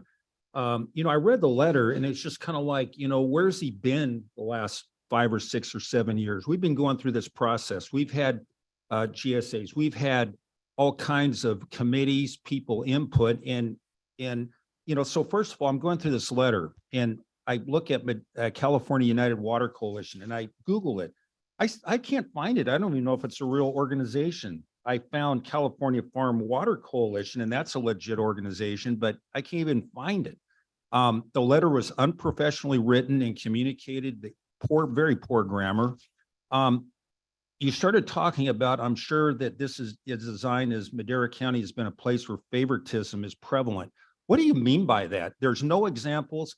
If you're going to make these kind of accusations, provide some examples, back something up like that, because that's just some, comment that you pulled out of, where to make that's just appalling. You talk about many years in advance of the goal set by California, which is 2040. We had to have our plan set by 2020. And so we've got this, we're moving ahead. We're looking to save agriculture. And to think that we're way ahead, I just commented a few minutes ago that Land IQ has 28 GSAs using their product. That would tell me that there's many GSAs that are working ahead and working this thing out. So it's not that we're way ahead of things. And the other thing is I want to know, is saving our basin for tens of thousands of residents for drinking water and agriculture and saving agriculture an abdication of our duties? And then we hear something else isn't here. Although the true answers to California's water problem are not commonly discussed, they are the solution and in time will show to be correct. I have never heard one person here talk about a solution. We've got our plan, we presented it, we've been criticized, but the opposition or other people that have counter views haven't come up with one plan. So all we hear about this thing, there's a guy that everybody here knows who hung out at Highway 41 and in Fresno, on the county line. And he used to meet with me and he would talk about, oh, there's this thing that's going to happen. And it's the feds and this and that. And he used to meet all the time. And this was like 15, 20 years ago. And I kept waiting. Oh, really? What is that? Oh, man. Oh, something big is going to come down. Nothing ever happened because he didn't have a plan. He was making this thing up about what was going on. And our friends from Highway 41 know exactly what I'm talking about. And my colleagues know exactly what I'm talking about. And this is the same sort of thing. It's like, we've got this plan. Well, tell me what the plan is. Continuing the pump unabated is not a plan. No. It's not a plan because we're going down. We heard from all these people that had all these homes and all that about their water quality and methane and so on and so forth. That's exactly what is happening in our basin. And yet the answer from this coalition is keep pumping, or let's use our plan so we can have nice, clean water. I didn't hear any of these people talk about having nice, clean, fresh water. I don't know if anybody here did. Nope. Anybody? No. So, and I'm not sure based on that, maybe you don't understand that our aquifer is rapidly declining and the water quality is deteriorating. So again, it's just, I wasn't going to say anything, but after those comments and this, appalling attack on our board with no backup and just baseless types of comments, I had to say something. So thank you very much, Chairman. Thank you. No, you, Stephanie, I'm sorry. I've already closed public hearing, so Okay. public part of it. I would just summarize that we have a program that is good enough. I've often said perfection is the enemy of the good. The rules are ready for your board to adopt. If you choose to, you can revisit them. If there's money that becomes available, your board would need to authorize a budget and can revisit the rules at that point. We would also engage in additional outreach. It's obviously really important that people understand the rules and know about it. And we didn't mention that we do meet with people all the time one-on-one because people want to talk about their individual circumstances and not present that in a big public meeting. One more quick comment on this. This is not the unchangeable laws of the Medes and Persians. We have the ability to revisit these things later on. And they're going to morph over time. They'll morph as the situations require. And we will revisit them and do what is required at that time. So, this is not an unchangeable circumstance, and things are going to develop over time, but every journey has a single step that it begins with. This is that step. This journey is 1,000 miles. I hope it's a long journey, because if we don't do something, it's going to be a short journey. As Rob said, we know there's a problem. Every farmer out there tells me we've got a problem and we've got to fix it. They know that. They're spending mega thousands of dollars on well repairs they don't want to spend when their well gets twisted because of subsidence. We just did a well at $40,000 just to fix the well because it got twisted due to subsidence. So anyway, yeah, we all agree there's a problem. We got to fix it, and this is part of the journey. Thank you. Yeah, thank you, Mr. Chairman. I don't want to belabor the item any further, but I think that Christina and Mark brought up some valid points. So I'd like staff to fine tune those and get with them and reflect that in the program. And with that, I'm ready to vote. Yeah, call for the question. I think we have a motion and a second. I'll make a motion. I'll second. Sorry, yeah, sorry, in there. Okay, roll call. Oh, let him go. Roll call. Supervisor Poitras? Yes. Supervisor Rogers? Yes. Supervisor Frazier? Yes. Supervisor Gonzalez? Yes. Supervisor Wheeler? Yes. Motion approved 5-0. C. 6C.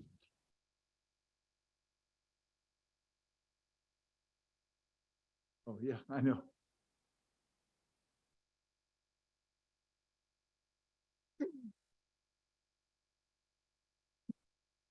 Okay, 6C is an item that was negotiated by the group that the board put together, Supervisor Fraser, Supervisor Poitras, myself, Chief of Development Services, Treber, and Deputy CAO Begay. It's gone on for, we'll say months or years, depending on who we were talking to, but the bottom line is at our last meeting, we came to an agreement on certain major points, all of which are listed on the second page of your board letter. Matt. And what we would like to do today is refer this to the board for approval. We have heard this morning from the city that they have some concerns about some language that did not come up during our last discussion. And therefore the authorization in here for the CAO to make non-material revisions. It's possible, I guess, that the city goes beyond that. And should we have to make material revisions, we'll have to come back to the board, but we wanted to get this in front of the board now. It was agreed to. There was one item that the city wanted us to consider. We did consider it. We thought that it was something we could do. However, after talking with county council extensively, it's something that's only available to charter cities and charter counties, and neither the city nor the county is a charter county. We're both general law city and county, so we're going to continue to talk with them about what might make things work for them. So with that, myself, Joel, and Matt are all here, and certainly the two supervisors could chime in if the board has any questions. Yeah, I just want to thank our team and then also the city for engaging. It took a while, but I was excited that we got here. I think it was worth the wait, but I think it's going to be good for the city and good for the county. With that, I'll move to approve. I'll second. Okay, any public comment on the city county item 6C agreement? Fine. No. None? I just want to thank the supervisors who involved themselves in the negotiations. We wouldn't have this without them and Jay. And just really, really an important thing to have cooperation with these cities. I mean, we provide a lot of services to the city of Madera that would be unfunded otherwise. Thank you. Thank you. Okay. I just had one quick comment. Okay. You can go ahead and vote electronically while you do that, but just in terms of the city's schedule, so the city takes next week off in its entirety. So they will not have a first Wednesday meeting in January. So the next board meeting won't be till the 18th of January. So if you want to know what the process or where we're at, we might not know ourselves until we move along towards that meeting. Thank you. Roll call, please. Supervisor Frazier, Yes. Supervisor Poitras. Yes. Supervisor Rogers. Yes. Supervisor Gonzalez. Yes. Supervisor Wheeler. Yes, Motion passes 5-0. 6D. Update and presentation by Regina Garza, County Council on recent legislation, SB 1439, enacted this year that will become effective as of January 1st, 2023. Thank you, Chair and members of the board. Regina Garza, your county council, and I think that there's a PowerPoint, but I'm going to get started. I'm going to talk about an amendment to the Political Reform Act, which was introduced by the legislators under Senate Bill 1439. Rather than repeating the Senate bill number, it simply actually makes a bigger edit than a simple edit to the Political Reform Act found in 84308 of the Government Code. So coming January 1st, 2023, what occurred is there was an exemption for cities and counties from taking part, or excuse me, from accepting contributions related to licenses, permits, or entitlements that come before them. So this bill now includes city councils and boards of supervisors in this prohibition to participate in any entitlement, permit, or license that becomes before you as a body if you've received a campaign donation of more than $250. And that also, this law also puts a new requirement on the parties providing that contribution. So Say that again now. I But- didn't quite yeah. hear you. Correct. I'm going to talk a little bit louder. Yeah.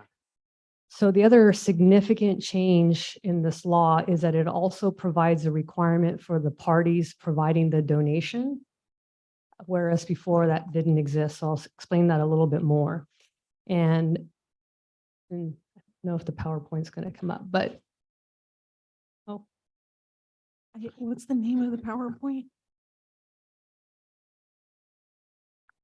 Amendment to Political Reform Act, Senate Bill 1439.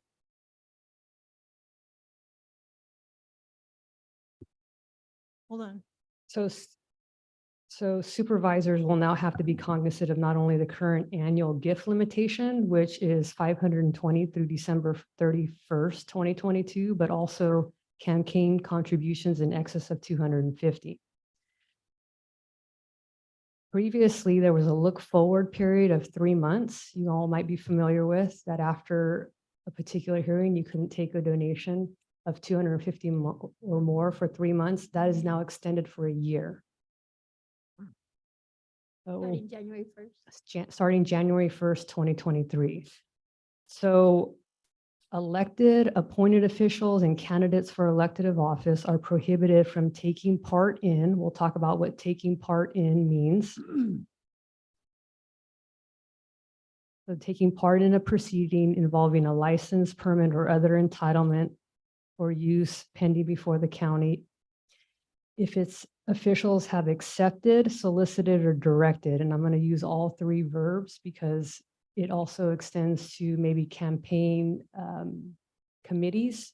And there's an element of this of either you knew it or didn't know it. And when we looked into how would you not know it, it's when either you wouldn't know that an actual item is coming before you, that you have to think about that contribution, or maybe your, if some exist, your campaign groups accepted on your behalf. So that is how an elected would unknowingly and unwillingly accept a donation or, a donation. So party means the applicant, including the applicant's agent. That's in the law. So the party means the applicant and the applicant's agent. Participant means someone who actively supports or opposes the decision and has a financial interest in the decision. Taking part in is how you'll think about your standard conflict of interest analysis rule. So you can't help, make, participate in the making, or use your position to influence a decision. So the law says not only on your behalf, but also on the behalf of another officer, candidate for office, or committee.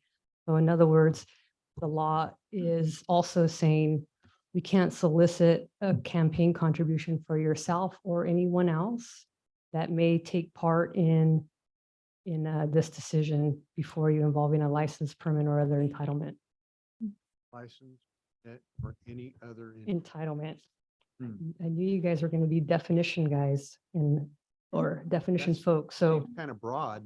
it is very broad. License, permit, or other entitlement for use means all business, professional, trade, and land use licenses and permits, and all other entitlements for use, including all entitlements for land use, all contracts other than competitively bid labor or personnel employment contracts, and all franchises. So it Broad. just specifically excludes unions, correct? Mhm. And so in addition to the prohibition on participation, officials who take part in a proceeding that involves, I'm going to keep repeating it, a license, permit, or other entitlement are prohibited from accepting contributions in excess of 250 pending 12 months and then after for 12 months. And also a new provision addressing a party. A party must disclose on the record of the proceeding on any contribution in excess of 250 made within the preceding 12 months. The party is also prohibited from making, contributing in excess of 250 during the proceeding and for the period of 12 months after the proceeding. So basically 12 months back, 12 months forward. And the party in front asking for it has to disclose it if it has been done. The party or participant in a closed corporation, it's a majority shareholder that is subject to the disclosure and the prohibition of section 84308. I'll say that again. In a closed corporation, it's a majority shareholder that's subject to having to disclose a contribution in excess of 250, and they're also prohibited, the majority shareholder, from providing a contribution in excess of 250. Violations are a misdemeanor. It's unclear, but in reading the statute, it looks like the violation of a misdemeanor is extended to both the party and the official. So if a person Mhm. took a contribution and recused themselves from a vote, they would not be violating the spirit of that law. And that's my next slide. It's probably in your backup. The ability for officials to cure any violations. So there are two ways to cure a violation of section 84308. First, the official knowingly receives a contribution that would either disqualify them under the law, and they can nevertheless continue to participate in the proceeding. If the official returns a contribution within 30 days of the time the official knew or should have known about that contribution, and they can continue. If the official member did not knowingly and willfully accept, solicit, or direct the contribution of more than 250 during 12 months after the date of the final decision.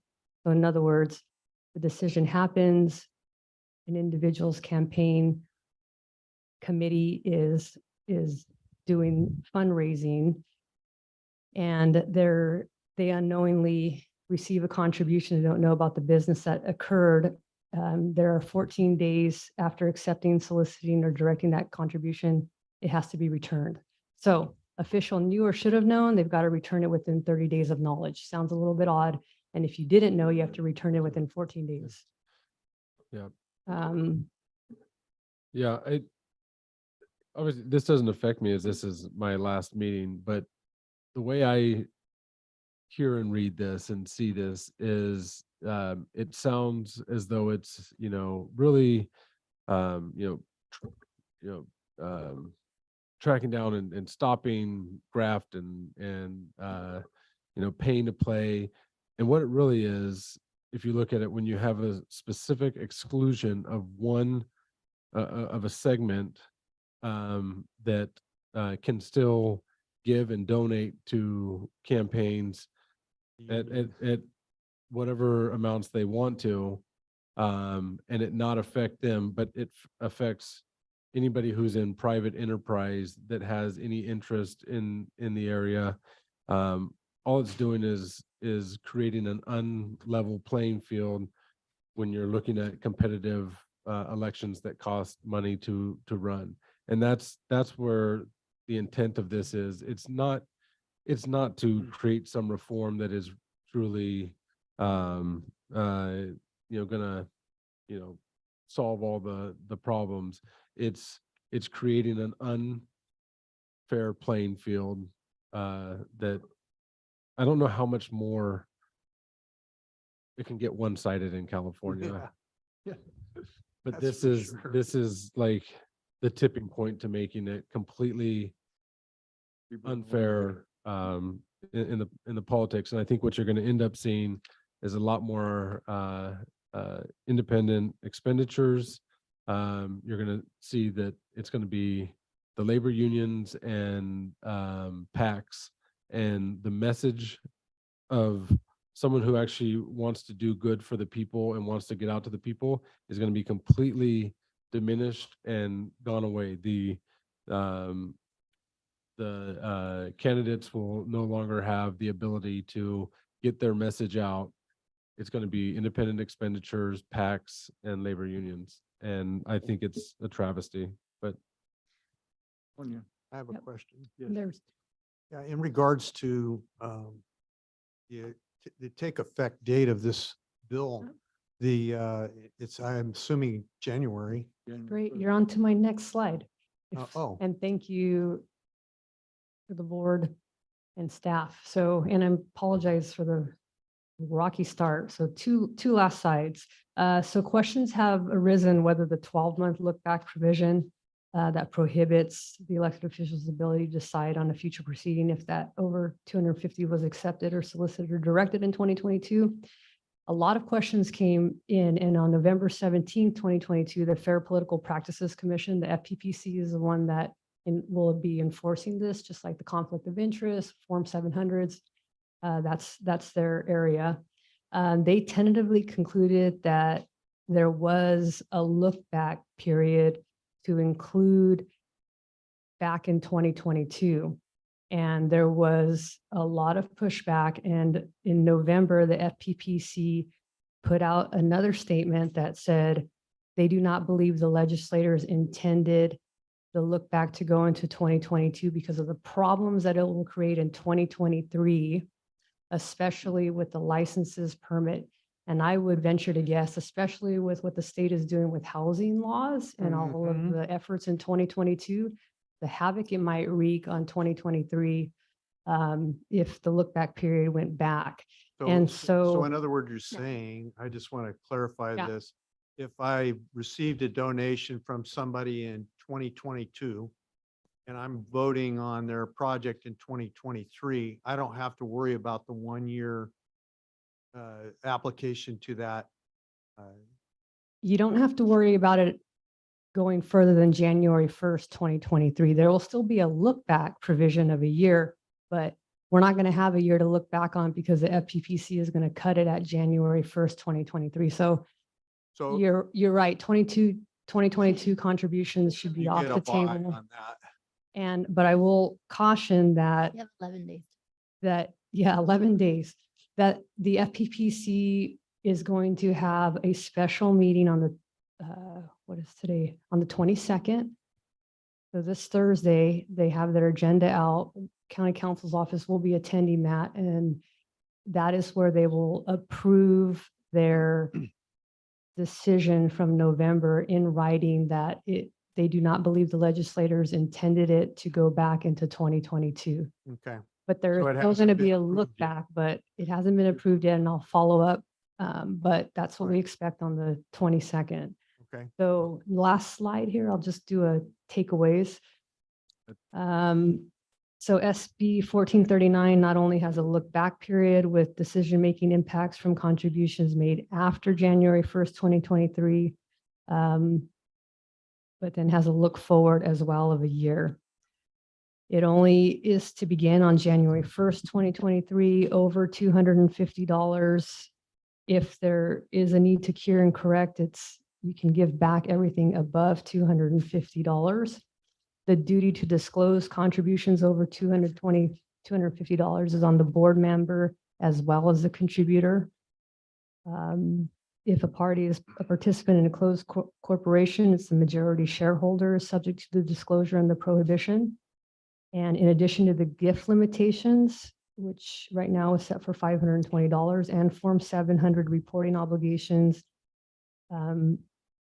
supervisors and other officials subject to 84308 are encouraged to diligently track the dates and sources of all contributions over 250 that are accepted, solicited, or directed in the 12-month period before and after any decision involving contributions starting on January 1st, 2023. Good record keeping is suggested along with asking any questions. I will follow up with either a board item in January or plan to send an email after the FPPC meeting, an attorney-client privilege confidential email to this board to let you know how that fell with FPPC.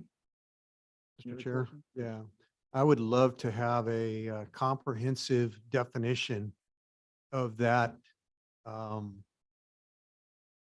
entitlements, permits, and I don't forget exactly how that was worded, but all License, entitlements permits, and other entitlements. and for other use. entitlements. I mean, that sounds like a huge Land use and all that's a very contracts. other entitlements. I mean, wow, that is so expansive. That could mean everything. Any public comment on this? Thank you. A memo prepared and I'll attach the law. Yeah, I'd like to Wow. know what that means. Sounds good. 6E. Thank you. Update and presentation by Matthew A. Watson, Assistant Chief, on the construction progress to the Madera County Fire.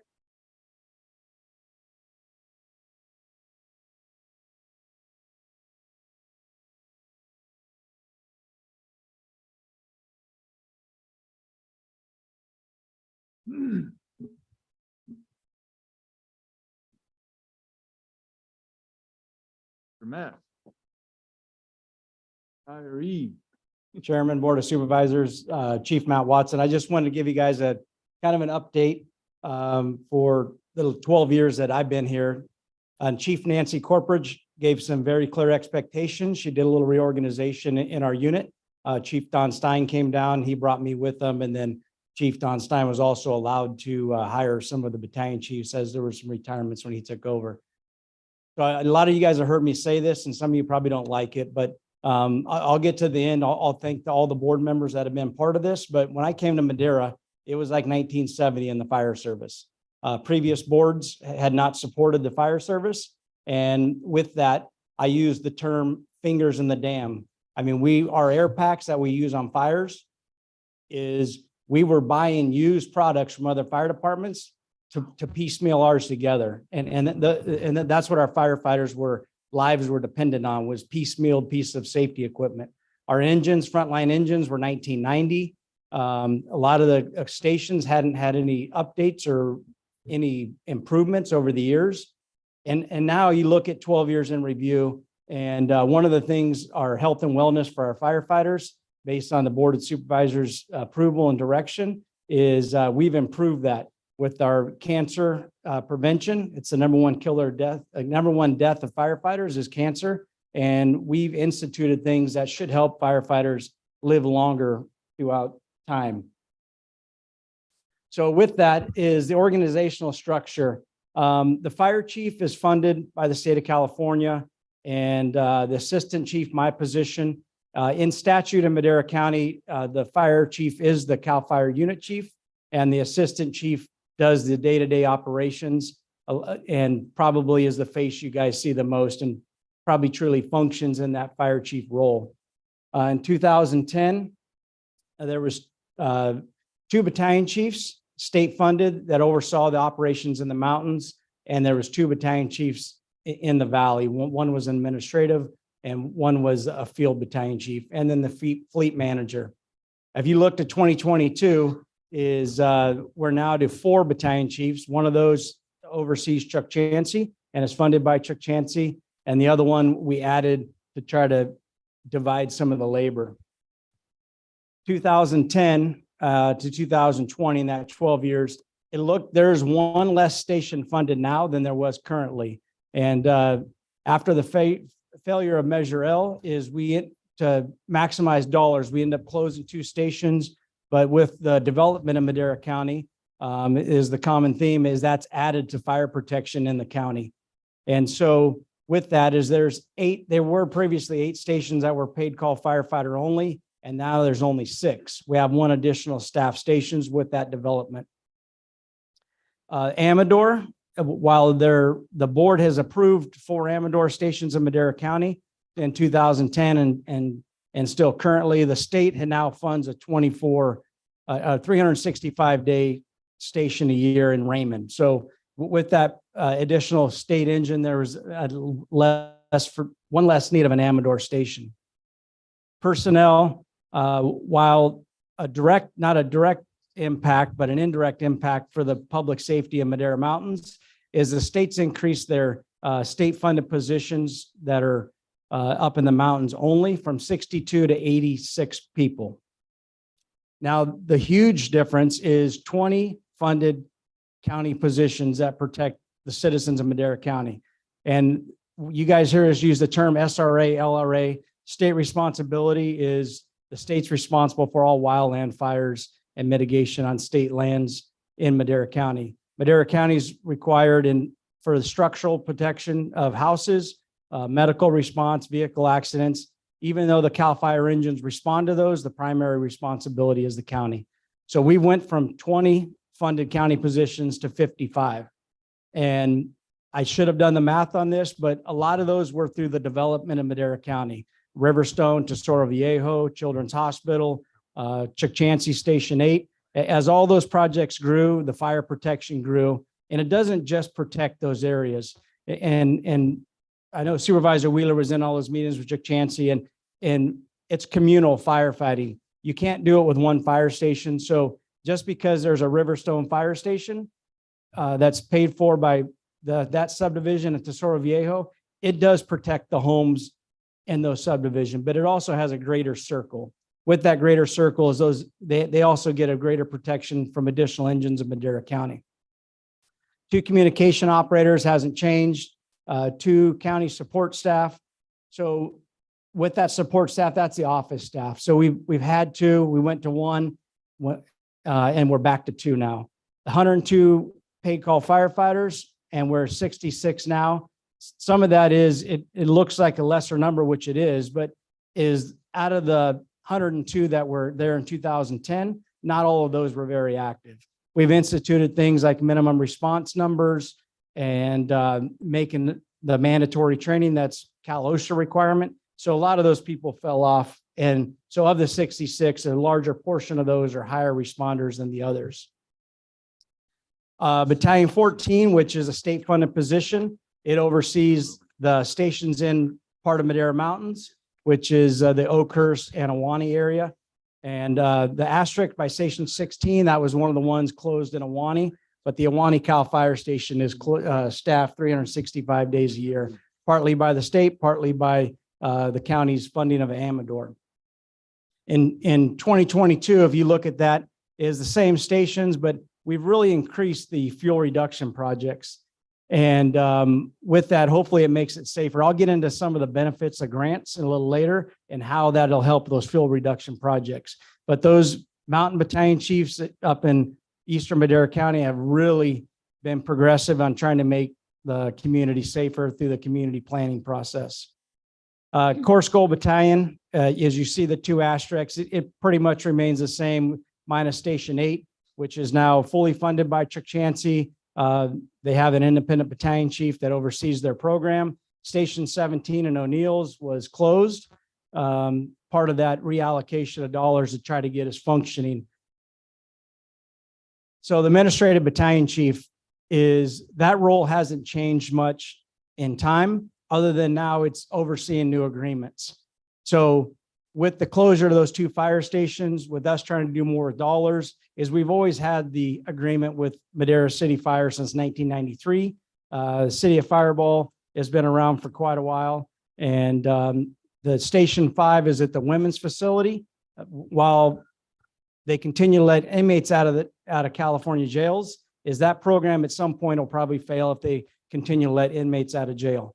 And because that engine staffed with a fire captain and 5 inmates. So they have 10 inmates in the fire station, but they're having trouble meeting the requirements to be on the fire engine because they have to be lesser crimes. So while all felons that are on the engine is their lesser felons. So now they're to the point where they can't staff that engine with 10 inmates in the fire station. So their response is dwindling some just in numbers of responders. But if you look at the new agreements, is we now partner with Mariposa County and to utilize their resources to come into Eastern Madera County. Merced County, we now have an auto aid agreement with them. So we get the El Nido Fire Station and LeGrand Fire Stations at times. And that's where partnerships are made is I think in the future, there is a possibility of us partnering with Merced County and staffing a joint station. You know, what that would look like, I don't know, but probably the station and engines owned by the County of Merced, and the County of Madera funds one position. And that kind of shores up that red top area in the Chowchilla area. We just went into an agreement with North Central Fire, and that helps that Lavina area and just tries to help protect some of those homes and get a quicker response. City of Chowchilla Fire, that agreement's been around for a couple of years, but was added in the last 12. And Fresno City College. So while our training dollars are pretty minimal, is now we get paid from Fresno City College for every training hour we do in the county, whether that's the paid call firefighters, the career firefighters. The only people we can't get reimbursement for is our JAC employees, which is an apprentice program. Battalion 13 covered 770 square miles, the entire valley floor. and included all of the Valley stations, which was just too overwhelming. There wasn't enough oversight for the stations. So we did add that additional battalion chief in the Valley, which broke that coverage up. So now they're down to 584 square miles of coverage. Battalion 12 is that new battalion, the Rio Mesa Battalion, and that covers those newer stations. Station 7, Tesoro Viejo, Riverstone, which is currently partnered with Station 9, and it'd be a future station. And then you'll see Station 17 coming back on board when the preserve at Millerton grows. And then Station 19 is the Bonadelli Rancho Station, which historically has been there. Station 8, it was a long time coming, but we did renew that MOU. And with that came a 3-person engine company. They cross-staff a ladder truck. And that staffing's broken up: 1 battalion chief, 2 captains, 4 engineers, and 2 firefighter 2s. Previous, they had an older engine. It was a 1999 engine with an out-of-service ladder truck. So the safety around that casino and surrounding communities has greatly improved. In comparison, you'll see that we have 1 less county-funded station, 1 additional staff station, 2 less paid call firefighters, and the number of county career firefighters has dramatically increased. This fire stations only had 1 person on duty a day. They're now 2 persons a day, with the exception of Chancey, which funds that 3rd person a day. Equipment, I messed up on the math there because we changed one of the support units. So both of those total 50. 24 engines. We now have 25 engines. We added the Tesoro Viejo engine, and 9 water tenders is what we historically had. And first time in history, we actually have a reserve water tender. So if one goes out of service or one's down for maintenance, then we have a reserve we can roll in there to fill that hole. We had the 1 ladder truck that was out of service, and then we currently have 2 ladder trucks, 1 being in service, 1 not yet fully in service. The hazmat program still exists. The new hazmat unit is on order, and we've reduced some of the number of support vehicles to try to maximize those dollars. Here's some of the older equipment. The bottom right have been those 1990 engines that were in service. The last one came out of service 2 years ago. So quite old. Our fleet's dramatic. Those pictures weren't from the Historical Society? No, they were not. So, We donated to them. but the other 3 engines in there, they're still frontline or in reserve, but they're part of that equipment replacement. Now, if you top left, that's Chancey Station. That the first engine we had that looks like that was at Tesoro Viejo, and that's models all of our engines. Really short wheelbase, tight turning radius, more so than most fire departments, and that Matt is able to make those roads up in the mountains. Our Type 6 engines, obviously, they've paid for themselves being out on these federal and state fires across the state. And our water tenders, we went to a shorter base water tender automatic. It increased the operators. The bottom right, we have 3 service trucks, and those were previously rescue squads that were expanded. Their lifespan was over as far as emergency equipment, but we repurposed that to make sure our fleet was highly maintained. So engines, total of 24, we're at 25 now, and we've replaced 14 of those original 24. Water tenders, we were 9, we have 10. We've replaced 6 of the 10. Yesterday, the 7th showed up, and hopefully it'll be in service in the next few months. And the 8th was ordered about a month ago. Still the ladder trucks, support vehicles, we've diminished those and just repurpose what we can, but we've replaced 6 of those so far. So facilities, in 2010, the maintenance of our stations was decreasing. The buildings were starting to fall down. We couldn't even afford to refix the roof on Station 9. And then since then, the County Board of Supervisors approved, the administrative office has supported us, and we've been able to make a lot of improvements. Every station's been touched. Station 1 in the Valley, Station 2 in the Valley, Children's Hospital Station, Yosemite Lakes Park, Bass Lake, Cedar Valley, and the Ranchos. We've made improvements to all those stations. Station 7 is now open and operational. Station 3 is under construction. That was one of our biggest goals, to replace that trailer. I remember coming to cover here prior to my term here, And I wouldn't even go inside the fire station. It was in such poor condition. You fell through the floor. Yeah, so one of our firefighters, who is probably one of our most fit employees and weighs probably significantly less than me, sleeping in bed and it fell through the floor. So, you know, you get a 160-pound person and the floor won't even support it. Probably not a good thing.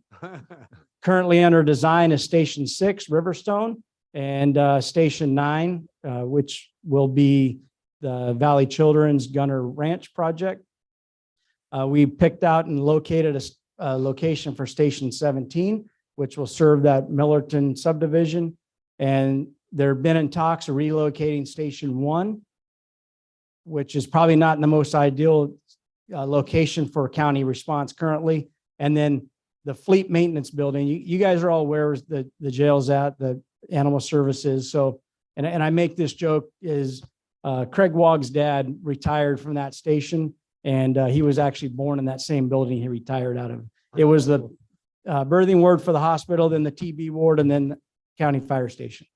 The current fleet maintenance service shop is inside the old warehouse for the old hospital. And so it just no longer meets the needs. There's about $1 million of upgrades that need to be done to make it safe just for the electricity to flow through the building. But there's no reason to put that kind of money into such an old facility. Paid call firefighters, I got some clear expectations from Supervisor Wheeler on make improvements with the paid call firefighter program. I brought a lot of things I learned in Merced when I was a paid call firefighter, and I think we've delivered on that for sure. Is the board's increased their pay 2 different times. We've upgraded all of their equipment. The policy and procedure manual was one of the larger items that was a bone of contention with the paid call firefighters, and they're now paid for all their incidents and all mandatory training. And to get paid for medical calls for giving me mouth to mouth. Correct. They get paid for all emergencies, medical, rescue, vehicle accidents, fires now. So it's a great thing for them. We're really focused on that recruitment and retention.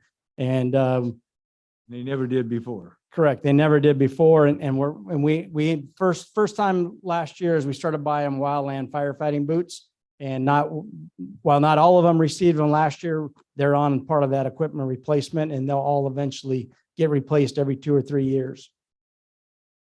So overall accomplishments, we've replaced 14 engines, 6 water tenders, 6 support vehicles, 2 ladder trucks, and we've added 3 specialized equipments. We now have a UTV, a side-by-side that's able to make access on smaller trails. And I'll talk about a little more, but a mini excavator and a skid steer that'll be used in fuel reduction projects.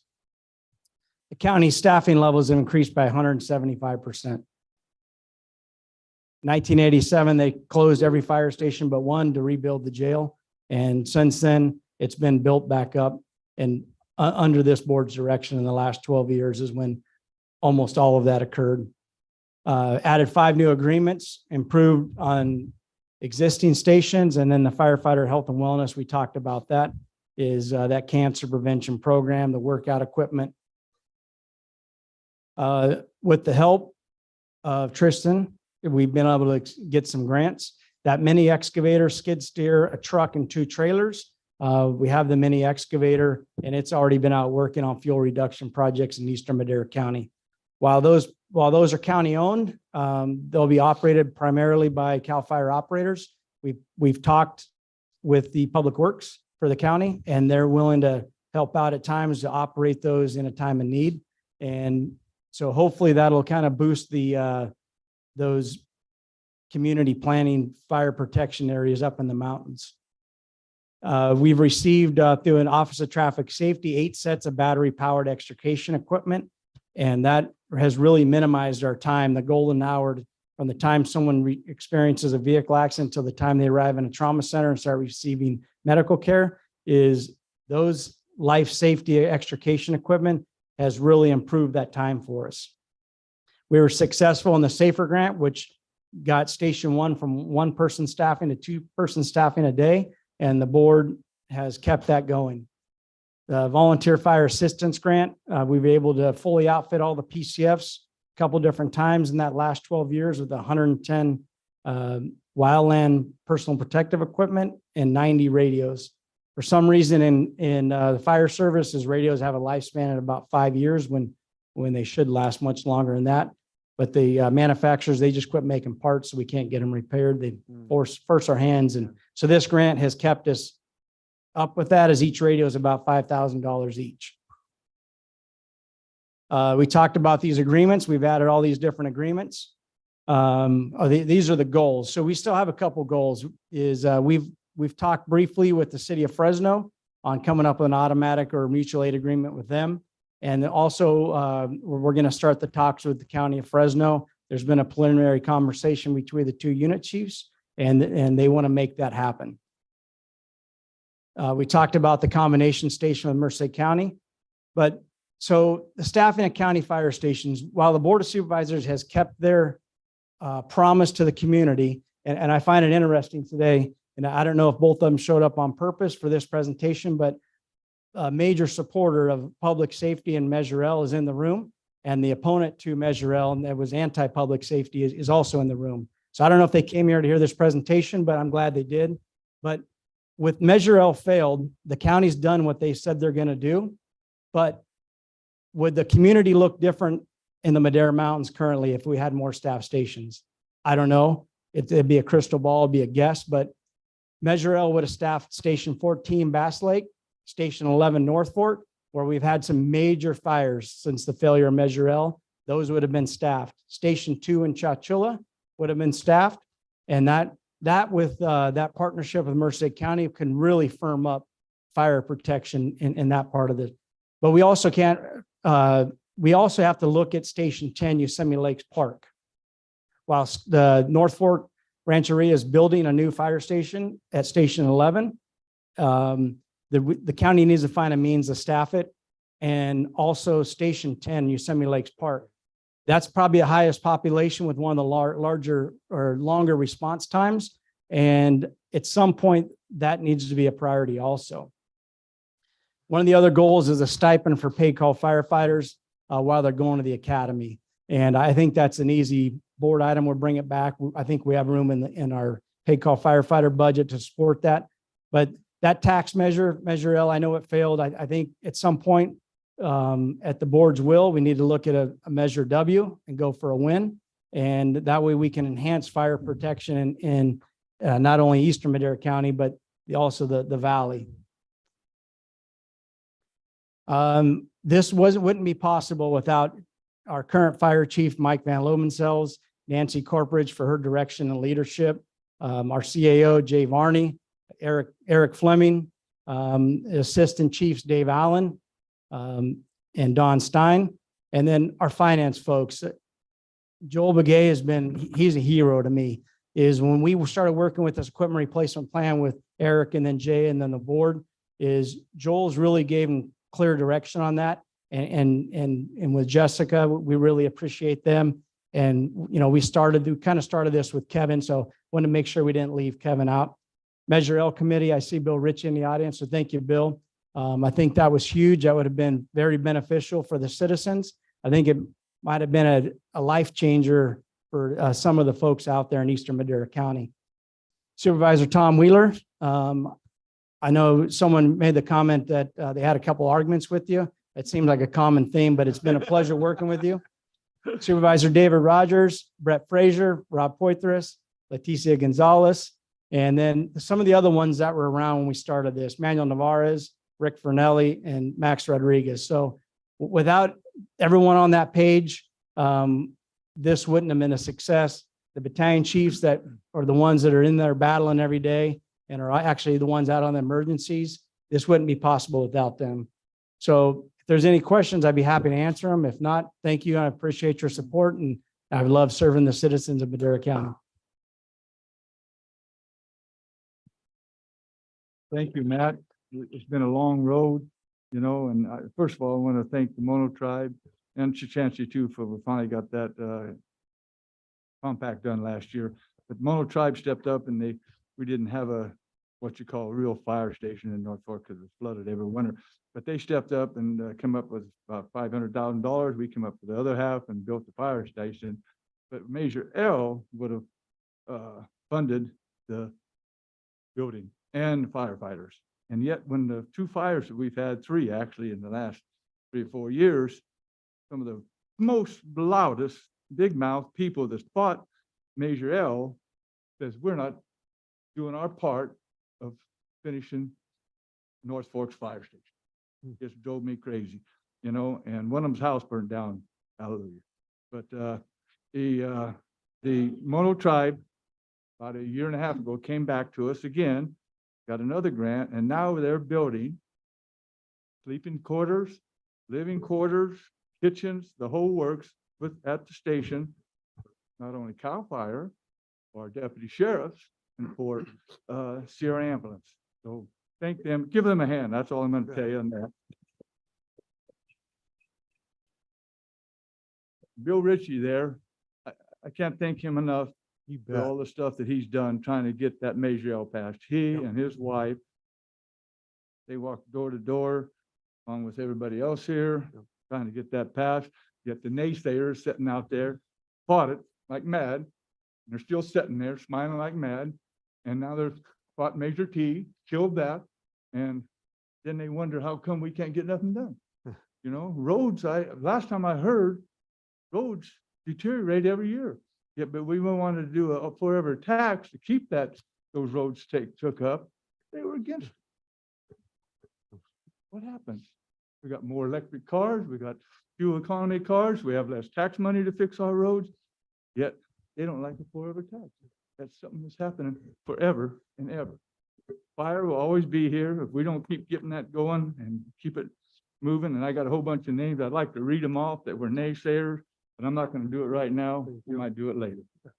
On a more positive note, so Matt, I want to thank you so much for everything you put in. You know, I remember when you first started bringing me the ideas of an equipment replacement program. It just made sense. It's how you know, when you run a business and you know that you have equipment that's going to go out of service at some point, you start making plans for it, and you don't replace the entire fleet all at once.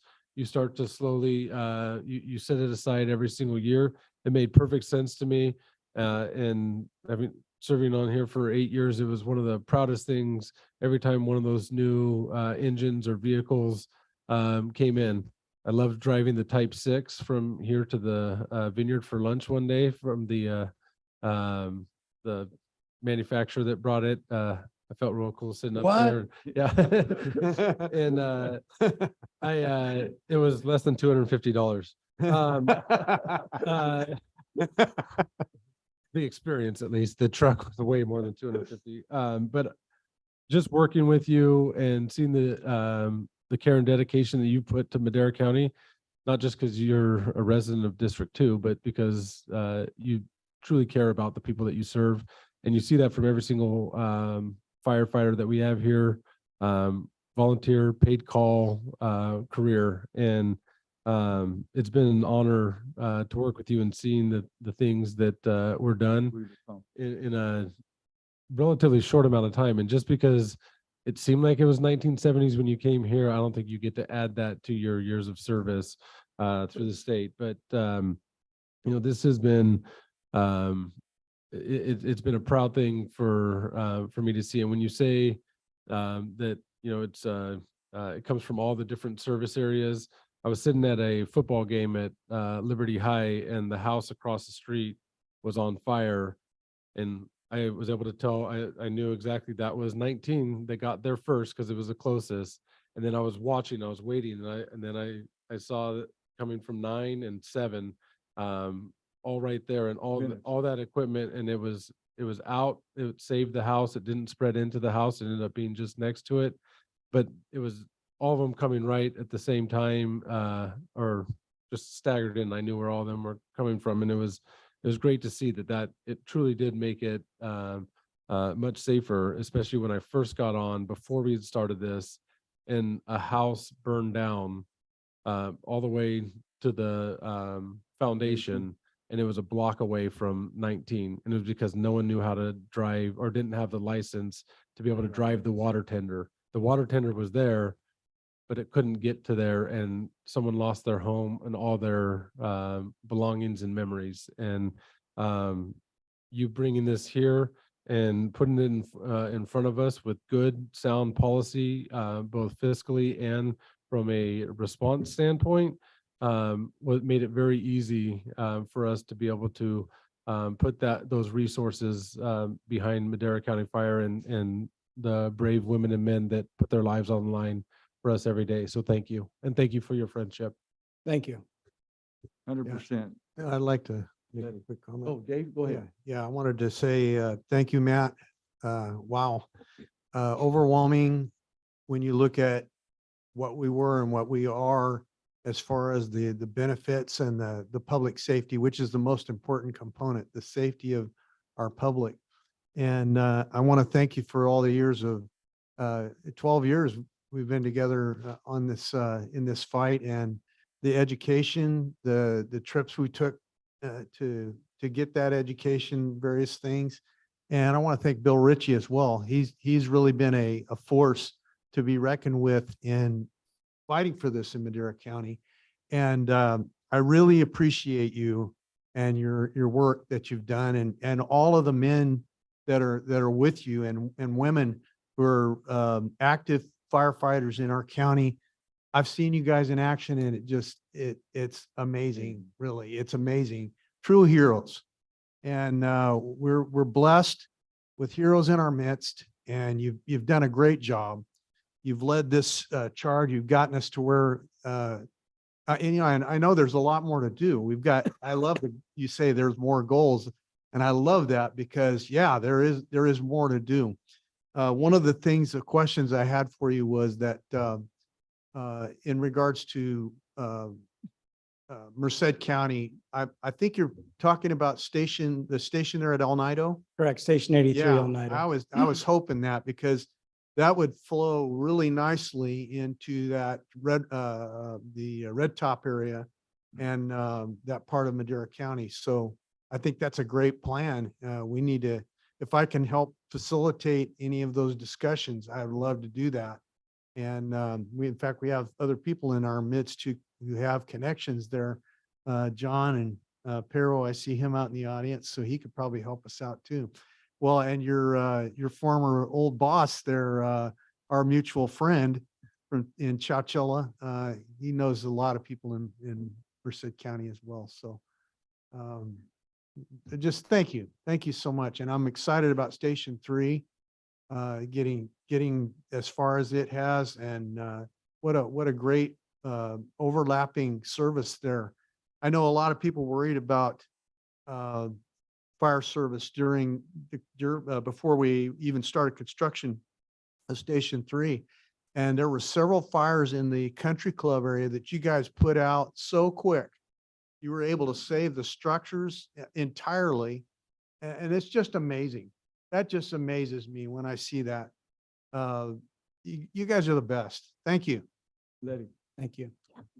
Thank you. Matt, I just want to thank you for all these years of your service, and it's always been really easy to work with you. Thank you for always treating me the same, whether I was a staffer or a supervisor.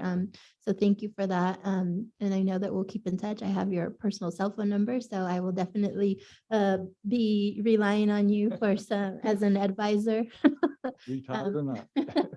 But thank you and everything that you've done for us, and we're gonna miss you, but we'll keep in touch.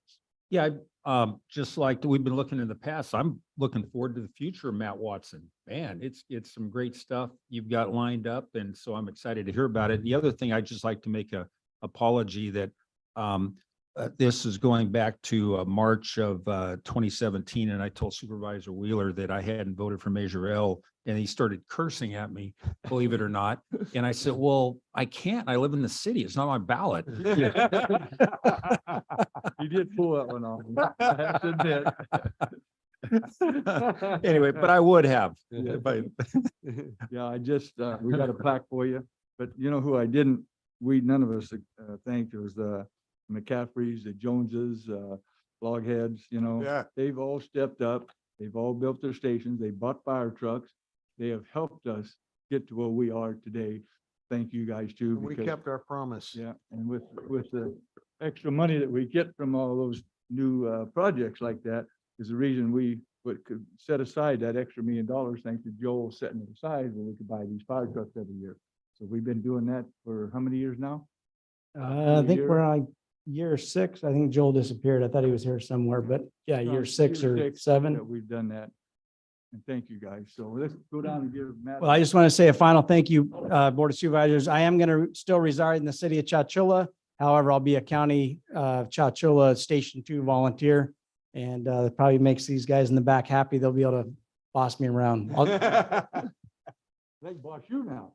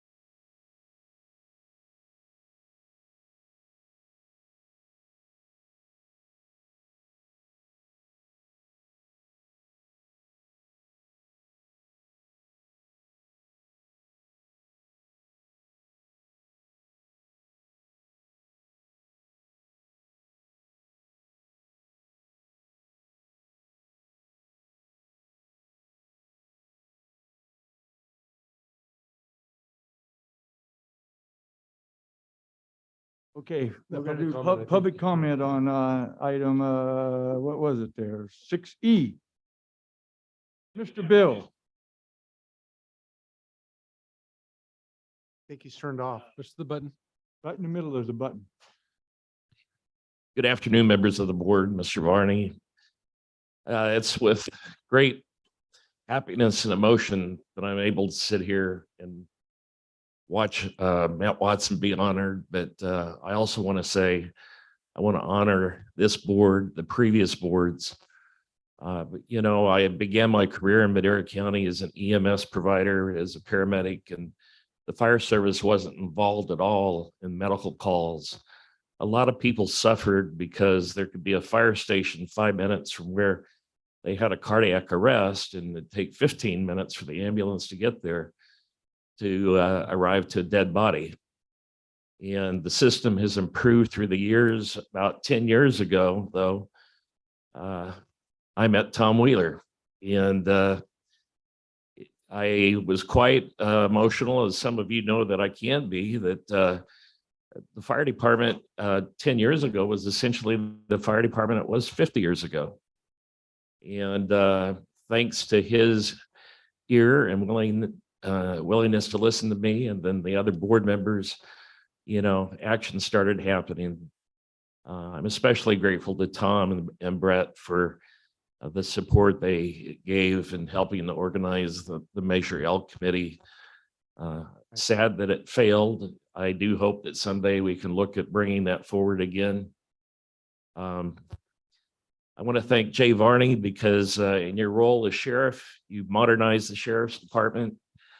Eric Fleming and now you are putting equal effort into modernizing the fire department. And we truly have the beginnings of a modern fire department. The safety to the firefighters by having 2 firefighters on an engine. You know, I can't imagine being the only firefighter responding to a call and having that risk of being faced with rescuing people or not having somebody to back you up or cover your back. The safety and the efficiency has just improved greatly. The fleet replacement program is outstanding. Many of the things that we strive for with Measure L have been accomplished. And again, thank you to the board. In the last couple of months, when I learned that Matt was retiring, it really made me sad, because many of the CAL FIRE chiefs that have come through have used this as a stepping stone. They have not been part of the community. And we've been blessed to have him part of the community in the county for so long and took ownership of that. He took me around over a couple of days to every fire station in the county. And I got to see firsthand the improvements in the quality of living arrangements the firefighters have, the safety equipment, the decontamination program that's been put in effect to make their lives safer. I describe in the equipment and even modernization of some of the older equipment. Every station has something new, or every station has something better. But after I had those 2 days with Matt, you can't walk into a fire station without describing what I call is the Watson brand.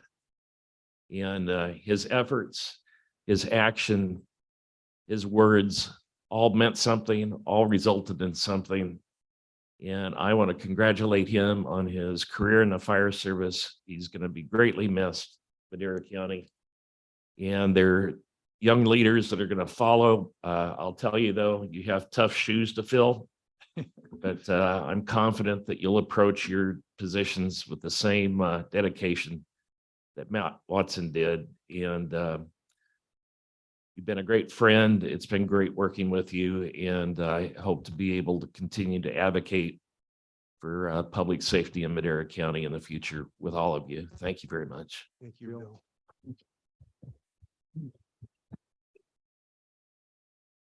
Any other public comment? None. We're going to move now to item M. I can, Mary.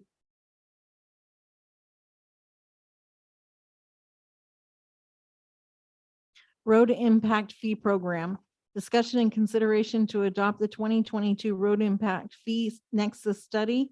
Second reading to adopt an ordinance amending sections 14.70.070 of chapter 14.70 of the Madera County Code relating to the Road Impact Fee Program. Discussion and consideration to enact the updated road impact fees in phases as follows: 50% effective 60 days after the adoption of the updated fees, 75% beginning January 1st, 2024, and 100% beginning January 1st, 2025. Thank you, Mr. Chairman. Matt Treber, Chief of Development Services. I have Jared Carter, Deputy Director, Public Works with me as well. For the sake of time, we'll be very brief. We have the same presentation from last week. We will be available for any questions, comments from the board or the public if you wish us to answer. I would just, I guess, close my brief presentation here that since 1995, the Madera County Board of Supervisors has taken the approach that new development fund and pay for its impact on our road transportation infrastructure. And that's what we are here today to do and request approval of the update to the road impact fee program. With that, we'll be available for any questions. I just want to make a statement that when I got elected, I actually had to spend the money. In the old days, when they started this in 95, whatever it was, North Fork had the highest fees. Never could understand. They said because they were always wanted to rebuild Road 200. And I guess they thought Norfolk was going to grow before everybody else, but we were higher than any place in the county. And so when we done the study before I got elected in 07, we come up with the new fees and we got them more equalized for the whole county. That brought down Norfolk's cost on that. And I voted no on it though. It was 4-1 vote. And because I still thought there was too much money, but I got educated what it takes to keep our roads up to snuff. So that's all I want to say right now. But well, one thing I just want to say too, that it just makes me so mad when they put out this false information that this is all new fees. Total BS. Right now, just in land use in North Fork, in the Eastern Madera County, it was $6,577. So we have been paying that. Everybody's been doing it, but every time we do these studies, it's to find out where the development is that needs the most work and expansion. And that's what we do these for. Yes. Yeah, I want to say that development fees are paid by development, not by everybody. And without them, we won't have development. We won't have any development. And as I mentioned earlier, 90% of the fees that are paid in development right now, the impact fees, are paid through Southeast Madera County, where the development is. And only 6% in the mountains and 2% in the valley. You know, we can clearly see that without development fees, we won't have new roads. We won't fix the roads that we have. And we've lost Measure T. You know, again, we want to run the county like a business. Well, we're running it like a business.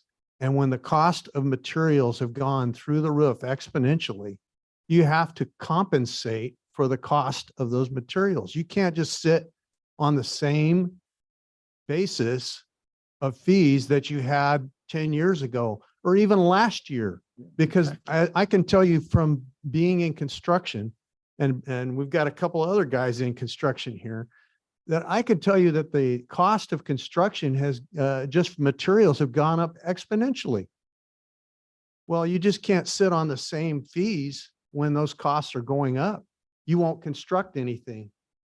We just had a $25 million road completed out to, as it was said, out to Eastman Lake, based on Measure T in part and a grant. And a grant we got because of Measure T. You know, what are we going to do when if Measure T doesn't get re-upped? We're going to be in trouble because that's a self-funding mechanism. You know, be careful what you ask for. You might get it. And we need these programs to keep Madera County safe, because good roads mean safe roads. You hit a pothole going 60 miles an hour, you don't know where you're going to end up. And especially in the mountains. And mountains has pretty good roads right now. A lot of good things have been done up there due to Measure T. A lot of funding has gone into the mountains due to impact fees. And Matt can tell us about that. Would you please elaborate on that, Matt? Sure. I'll again try to be brief. I think we have some public comments and I want them to be able to get to that, and I certainly will be prepared to respond. But we have seen a significant increase in the fee program. There's no argument on that. That's not just due to inflation. That's a big factor of it, but there have been roads that are now within the fee program draft that's before the board. And a large majority of those are in the mountain foothill communities, right? Passing lane projects from 145 up to 208, emergency evacuation routes, $20 million. It's one of the highest funded projects in this fee program. Intersection and 41 improvements from 200 to 222 is in this fee program. And to be very clear, this is new development. This is not, and that's been the practice of this board since I've been here. And as a county resident myself, my all but 4 years of my entire life, that is a good thing, right? New development needs to pay its own way. We've identified that. If individuals, want to oppose Southeastern Madera, as Supervisor Rogers put, 92%, say that 92% of the road impact fees collected in the last 9 years have come from Southeast Madera. So if the foothill mountain communities wish to subsidize housing on the backs of existing residents, then that is something I do not support as staff to this board. And with that, I'll be available. After public comment, so forth. Yeah. Oh, okay. Thank you. Public comment. Who wants to get up and speak?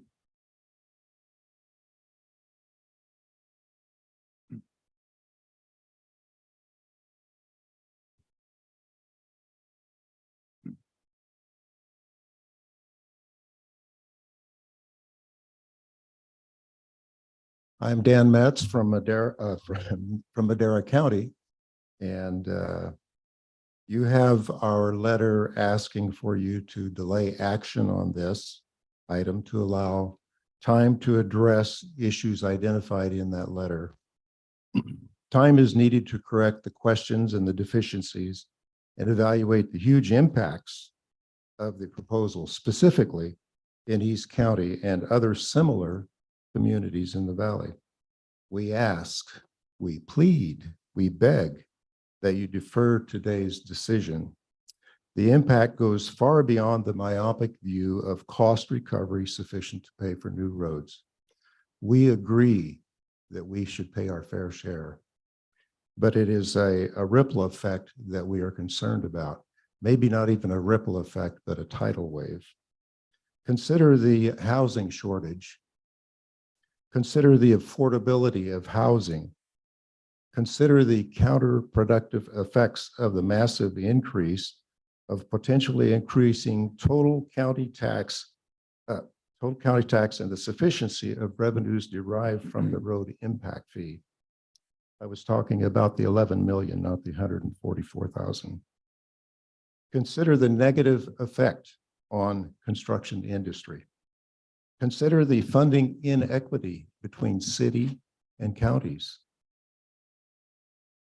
The cities, dwellings, they use the roads just like county people. Have all funding sources been considered? The cities share Yosemite National Park. The park has a lot of visitors and they develop a lot of revenue. They make heavy use of Highway 41. Have we considered grants from the Department of Agriculture and the Department of Interior? Good, thank you.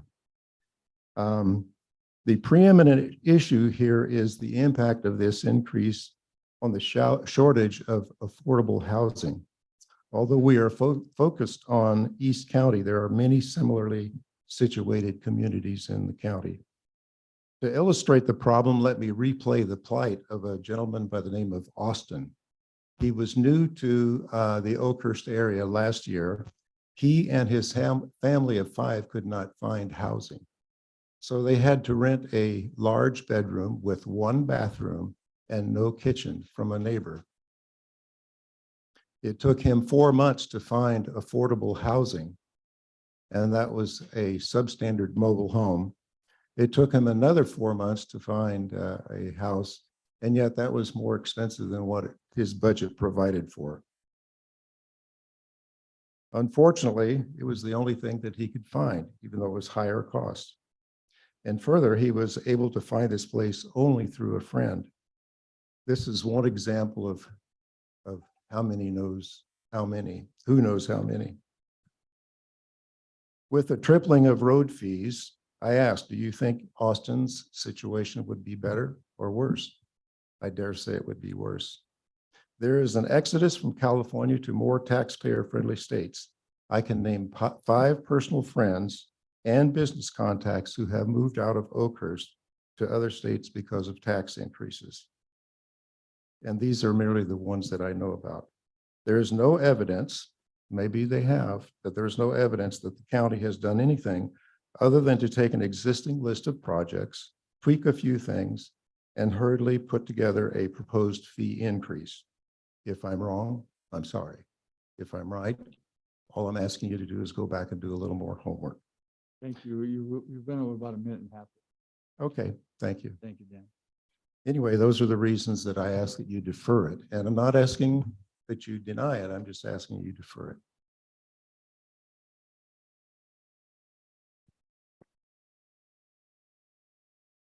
Good afternoon. My name is John Perro. Excuse me, let me take a few of these knives out of my body that you have graciously put in this afternoon and morning. Absolutely. I'd like to remind you folks something. You work for us. We don't work for you. And to give the pejoratives that you gave from this bench today to people that oppose some of the things that you were for, I think speaks volumes. And I'm not even going to name, but there's 2 people on this board specifically today. Yes, I was against Measure L, but I wasn't against it because of fire stations. I was against it because of the priorities of this county were misrepresented. But my issue on this thing before us right now is the fees, is that according to AB 602, it recommends that these fees be set on square footage, not on dwellings.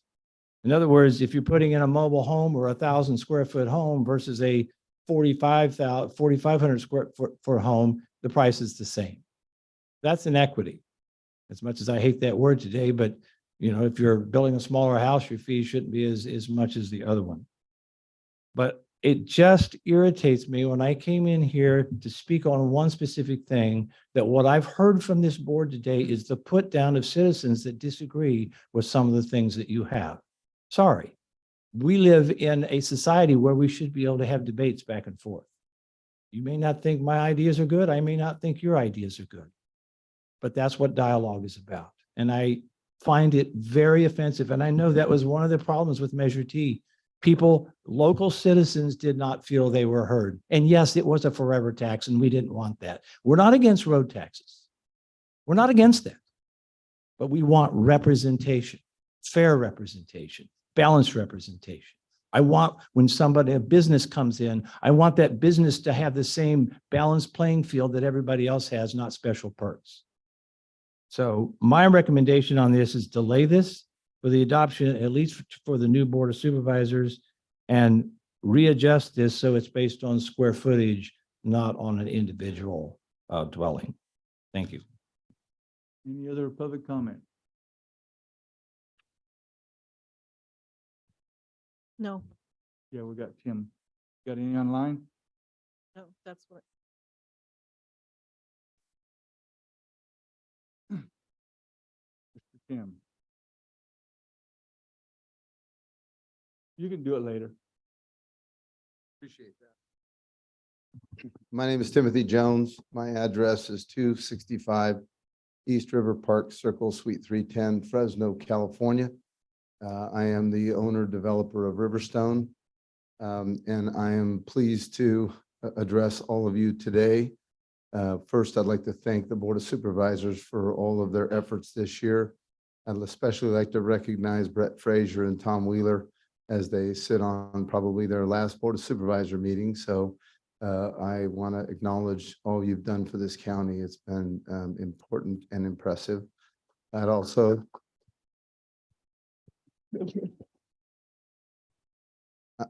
like to thank staff for all that they do, because they work tirelessly in their effort to keep this place in the county safe, and all of you representing the people of the county. As to the matter that's before you right now, I'm probably one of the most significant people affected by this increase in these fees, along with the McCaffreys and Tesoro Viejo. The net effect of this change will be to raise an additional $50 million in road impact fees from Riverstone Development alone. As I calculate it based on your roll-in schedule, the current schedule would raise about 70 million, and this will raise about $120 million. That being said, I am a firm believer that development needs to pay for itself. I'm also a firm believer that great roads are the cornerstone to a great county, because if you don't have the roads, you can't move your people, you can't bring in, companies and success and opportunities, you can't farm, you can't do anything. So I think it's critical to all of you that you move forward with this and proceed as you have already voted and recommend. I'd be happy to answer any questions you have, should you have them, but I encourage you to proceed as you have planned. Thank you. Thank you, Tim.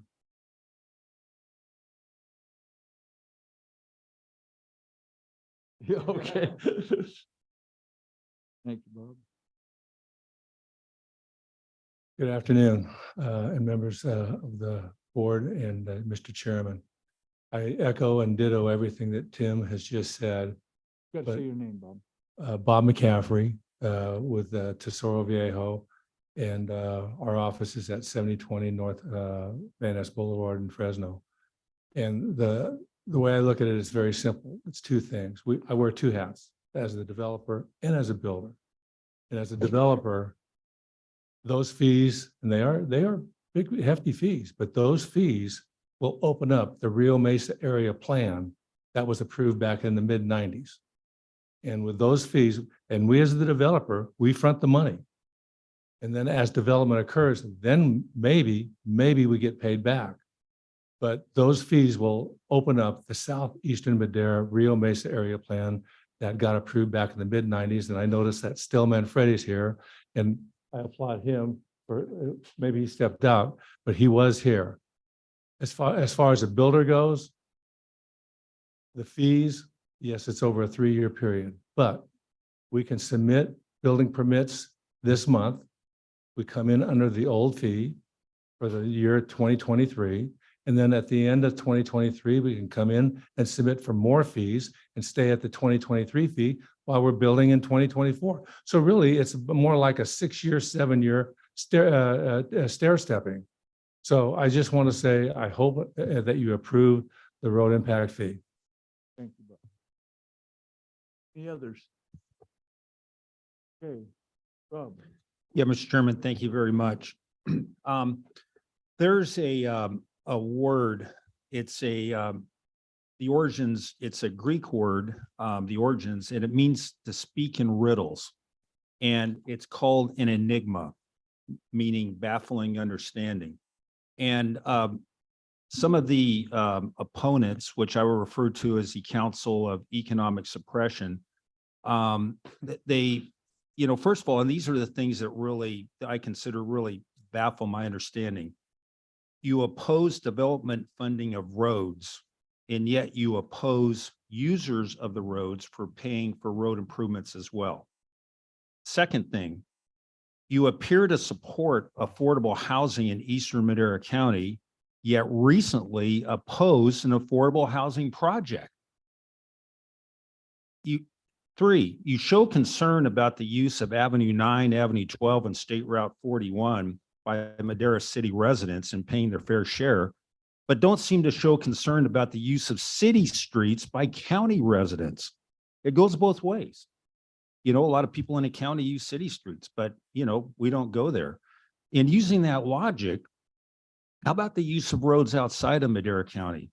Should you pay for those roads? Maybe a statewide toll road that charges you impact fees for the use of every single road in every single city. I mean, that's kind of what the logical extension of that, if you want to just take it down to a complete user fee. There was a request that the county reconsider the proposal for the increase of fees and bring it back in 2 weeks. But basically, it's essentially so it can be shot down again, because there's not going to be anything that's going to please the Council of Economic Suppression. I could go on, but the letter authors do not appear to realize the development does provide impacts on roads and improvements and inflationary factors that are at play on every level of our economy, which they also refuse to acknowledge. And so based on these points and the willingness of the group to advance the economic cause of our residents, I came up with this reference, the Council of Economic Suppression, because of not wanting to provide those improvements by the movement of goods as well as people. Basically, there's one road improvement they like, and it's called a roadblock.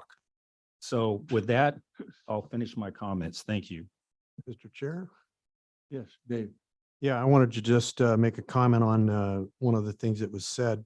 A per square foot charge makes no sense because the impact in a 1,000 square foot home is the same, whether it's 1,000 or 4,000. They drive cars on the roads, period. There's no difference between the impacts of 1,000 square foot home or a 4,000 square foot home. No difference. So it makes sense to do it on a per home basis. Thank you.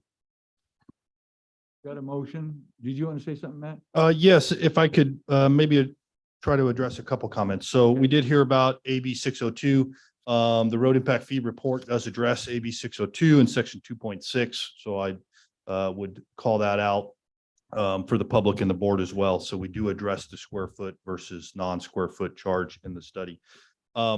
Just one other thing, right? And we just got wind that another nearly $2 million for our State Route 41 project, right? You heard the announcement this morning of the $25 million grant award, which, by the way, would not have occurred without this fee program.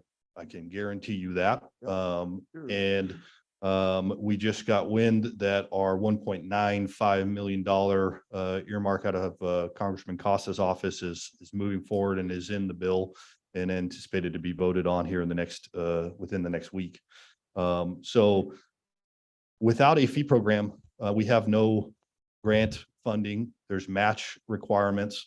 And I called out last week that this program does include the notion that, you know, close to $200 million of funds to build these roadways would be coming from other sources, right? Typically that would be Measure T, or it's federal land access grants or other grant programs. So with that, I think all has been said, other than it is certainly the development community, you heard from them, but you know, we've also heard from them internally in their support for this increase, those actually paying the fee.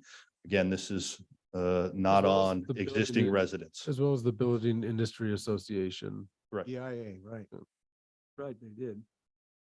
Okay, got a motion? I'm gonna say it again. Yeah, I make a motion I'll second. to approve. Okay.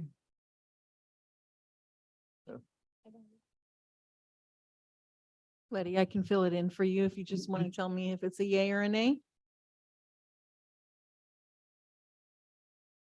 Go ahead and do the roll call. Supervisor Rogers, Yes. Supervisor Poitras, Yes. Supervisor Frazier, Yes. Supervisor Gonzalez. Yes. Supervisor Wheeler, Absolutely. motion approved 5-0. Okay, item 6N.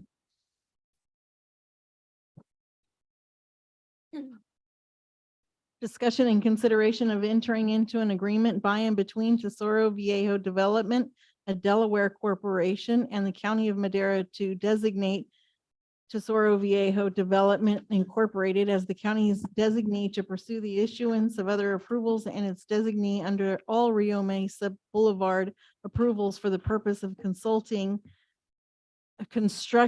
Rio Mesa Boulevard Phase 1 improvements and authorize the chairman to sign. Thank you, Mr. Chairman.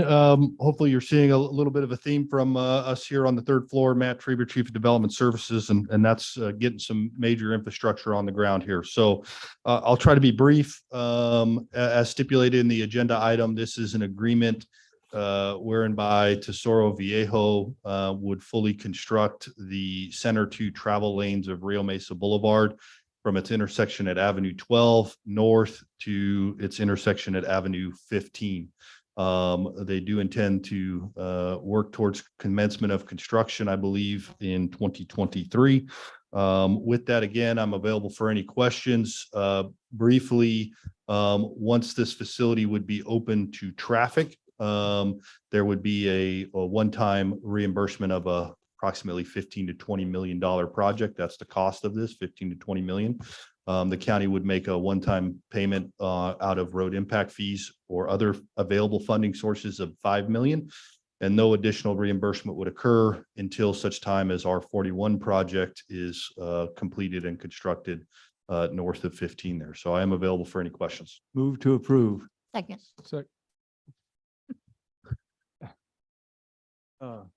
Okay, That's a second. guys got anything to say? That's good.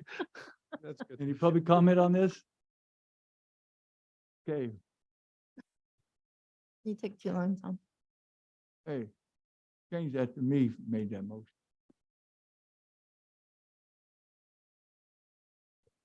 Supervisor Gonzalez, Nope. I made the Wheeler. motion. Wheeler gets the first. Yeah. And it's We- Brett's districts. No, it's Tom's actually. okay. Oh, Tom's district. Supervisor Wheeler, Yes. Supervisor Frazier, Yes. Supervisor Poitras, Yes. Supervisor Rogers. Yes. Supervisor Gonzalez. Yes. Motion passes 5-0. Thank you. Thank you, guys. Thank you. Merry Christmas, Bob. 6-0. Brett.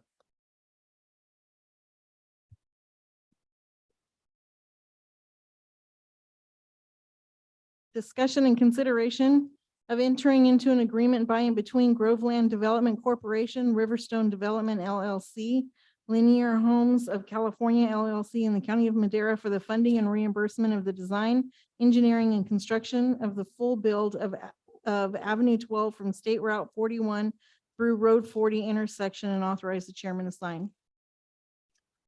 Move to approve. Second. Any public comment? I'm just going to say one thing, because this Okay. is an important project, I think, for the public. This is a commitment from the Riverstone Development to fully fund the full build out of Avenue 12 from State Route 41 through Road 40. That's going to be a massive development, every bit of $20 million that will be under construction. We anticipate in mid 2025. That'll be upwards of potentially 8 lanes through a short segment of that, and then down to 6 lanes and 4 lanes through Road 40. So I'll be quiet on that one, but wanted to point that out. It's an exciting project. It's going to flow into the completion of our 41, we hope, or as part of the construction of that. So within a short period of time here, we hope to have 41 4-laned all the way through 15, Rio Mesa constructed in Avenue 12. So thank As you. a resident of Riverstone and user of those roads, and my family as users of those roads, I'm very excited to make that motion. I'm sorry that I jumped ahead of you, but it's very important. Would I have to safety- pay if I wanted to use those roads? Yes, there's going to be, you're from the city, so there'll be a toll. Any public comment? Seeing none. You know what? It's exciting to see this kind of things happen. And I want to thank Tim Jones and Bob McCaffrey both for bringing the kind of quality to our community that we always wanted. And this is exciting stuff. We are seeing really beautiful development. When I still stabbed the knife in, they left. Roll call. Supervisor Frazier. Yes. Supervisor Gonzalez. Yes. Supervisor Boytress. Yes. Supervisor Rogers. Yes. Supervisor Wheeler. Yes. Motion passes 5-0. 6J. Thank you, guys. Don't we have to go to, weren't we on E? Don't we have to go to F? Wanna do Oh, you want to J? go J? Okay. Got it. Second reading to adopt an ordinance amending the annual salary for members of the Board of Supervisors. Statement to read, Roman? I do, Mr. Chairman.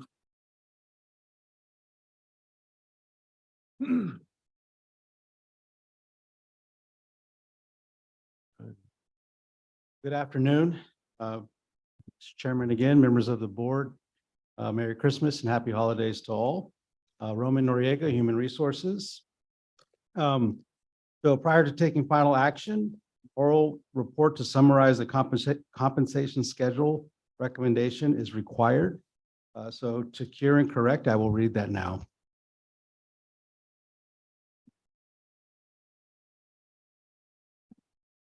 The Board of Supervisors annual base salary would increase from 41.2% of a Superior Court judge at $95,243 as of December 1st, 2022, to 50% of a Superior Court judge at $115,000 and $115,587. Commencing with the 6th year of elected service, the Board of Supervisors annual base salary would increase from 43.26% of a Superior Court judge at $100,005.87 as of December 1st, 2022, to 55% of a Superior Court judge at $127,000, $155.50. Additionally, the elected department heads are scheduled to adopt a salary schedule that is a percentage of a Superior Court judge on January 1st, 2023. Those salary schedules are as follows. To maintain the recusal of Supervisor Frazier, we will hold off on the assessor report until a later time. Moving to the auditor controller, we will adjust to 75% at $173,380.50. Commencing with the sixth year of elected service at 80% at $184,939.20. The current schedule is $155,000 and $155,901.38. $163,696.45 commencing with the 6 year of service, 6 year of elected service.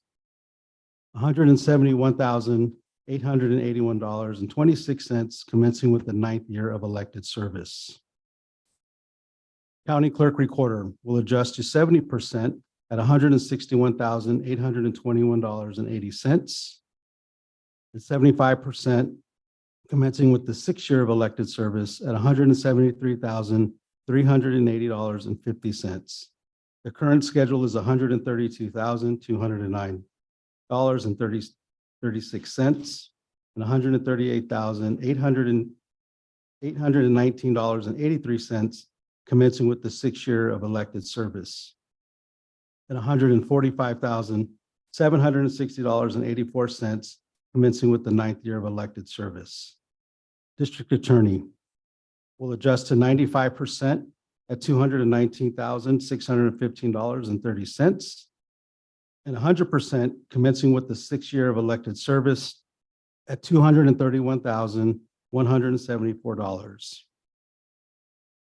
The current schedule is $184,863.94 and $194,107.15 commencing with the 6 year of elected service and $203,812.50 commencing with the 9th year of elected service. Sheriff Corner will adjust to 95% at $219,615.30 and 100% commencing with the 6 year of elected service at $231,174. The current schedule is $175,710.50 and $184,469.03 commencing with the 6 year of elected service, $182,720.82 commencing with the 9th year of elected service. And the tax collector treasurer will adjust to 95% at $161,821.80. So that's, yeah, that's. Oh. Yeah, 75. Sorry, I stand corrected on that one. We'll adjust to 75 at $161,821.80. I think that was supposed to be 70%. 70% to start. 70% to start. Right. And then 75% commencing with the 6 year of elected service at $173,380.50. The current schedule is $142,814.11. $149,954.82 commencing with the 6 year of elected service, and $157,452.56 commencing with the 9th year of elected service. Thank you. Any questions? Move to approve, or I guess we should go to the public. Yeah. Any public comment? I'm gonna make a public comment. I'm the one that brought this on. Since I've been elected 16 years, I've talked to every CAO, we've had 4 of them, and staff, our fellow supervisors, trying to figure out what's the best way to vote for yourself a raise. So I'm going out, so it don't affect me. So that's the reason I've done this, and this way it's set in stone from now on. They don't have to vote for themselves. It'll be set by the judges, amount of money they make at the state. They get a 1% raise. Everybody here gets a 1% raise. Well, that's the way it's going to work from this point on if we pass that today. Any public comment on that? None? Mr. Chairman, I just have a question of our council. So this is 6I, and this is approving the salary and fringe benefit schedules, et cetera, then. It was J. Oh, this is 6J. Okay, gotcha. I was hearing these other, but it had to be written, I guess it had to be read for the Yeah. for the The record. Okay, record, yeah. gotcha. Okay, perfect. Thank you. Okay, Gotcha. okay. You made a motion? I made the motion. I'll second that.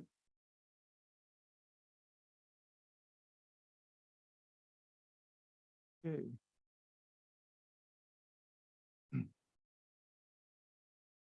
Okay, roll call, please. Supervisor Frazier, Yes. Supervisor Wheeler, Yes. Supervisor Poythress, No. Supervisor Rogers, Yes. Supervisor Gonzalez. No. Vote passes 3-2. Thank you. We're gonna take about a 20-minute break now, and we haven't ate lunch or nothing, so we're gonna out here and celebrate. Huh? Yeah, we're gonna. What? Is there food? What? Is there food at your? Huh? Is there food? Food? Their food. There's food out there? I don't know. That's what I'm I don't know either. getting hungry. We're gonna find out, I guess. He's hungry. Poor lady. I'm hungry. Gotta feed a baby. Yeah, I guess. So we think you need more than 20 minutes. Huh? I think you need more than 20 Said minutes. 20, 30 minutes. Oh, the receptions for Brett, myself, and Matt Watson. Did he stay here? Matt still here? So where is the reception, Tom? Bob? Third floor? These are Everybody- questions I know the answers to, but I have to put them on record because Tom's not helping out right now. And Third there's, floor, everybody. There's food. okay. I'm just, I got a baby.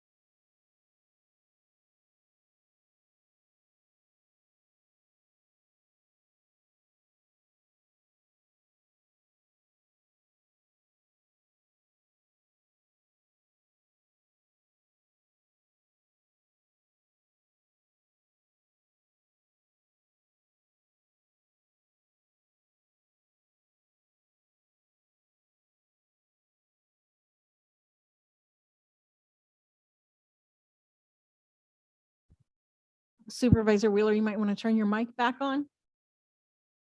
Might hear me. 6L. Yeah. Community Facilities District Number 2022-1. Discussion and consideration to adopt a resolution of intention to establish a community facilities district, designate improvement areas therein, and authorize the levy of special taxes. Community Facilities District Number 2022-1, Gunner Ranch Public Services, and set the public hearing for January 24th, 2023 at 10:30 a.m. Discussion and consideration to adopt a resolution of intention to establish a community facilities district, designate improvement areas therein, and authorize the levy of special taxes. Community Facilities District Number 2022-2, Gunner Ranch Public Facilities, one-time special taxes, and set the public hearing for January 24th, 2023 at 10:30 a.m. Greens haven't advanced. Good afternoon, Mr. Chairman, members of the board. Andrea Soldati, Deputy Director with Public Works. Before you this afternoon are two resolutions of intention to develop two separate CFDs within the Gunner Ranch West area, also known as CSA 22C. Each CFD, one is for services, one is for public facilities. Each CFD has been calculated to generate enough revenue to fully fund all of their expenses, reserve accounts, and the administration of the CFD. Each CFD is going to be split into two improvement areas, Improvement Area 1 and Improvement Area 2. Improvement Area 1 encompasses all of the Gunner Ranch, Inc. land and its affiliates. And then IA number 2 is the Valley Children's Campus and all of its land that they currently own. The The services special tax will be levied on the taxes, and then the facility special tax will be paid at the building permit stage. There is a special tax to fully fund the fire station, and then the special tax to fully fund all the public infrastructure. At this point in time, we do recommend the adoption of the two resolutions because it does set in motion a series of additional events to fully complete the formation of the CFDs. And so at this point, we're here for any questions. Thank you. Andrea, got a second? Move to approve both items and set the public hearing for January 24th, 2023 at 10:30 a.m. A second. Public comment on this? Seeing none? Roll call, please. And vote. Supervisor Frazier? Yes. Supervisor Gonzalez? Yes. Supervisor Poitras? Yes. Supervisor Rogers? Yes. Supervisor Wheeler? Yes, Vote passes 5-0. that's for sheriff and stuff too, right? Yes, sir. Yeah, okay. Make sure, okay, now then, we got that done. Go back in line again, back to Dickens, where we at? F.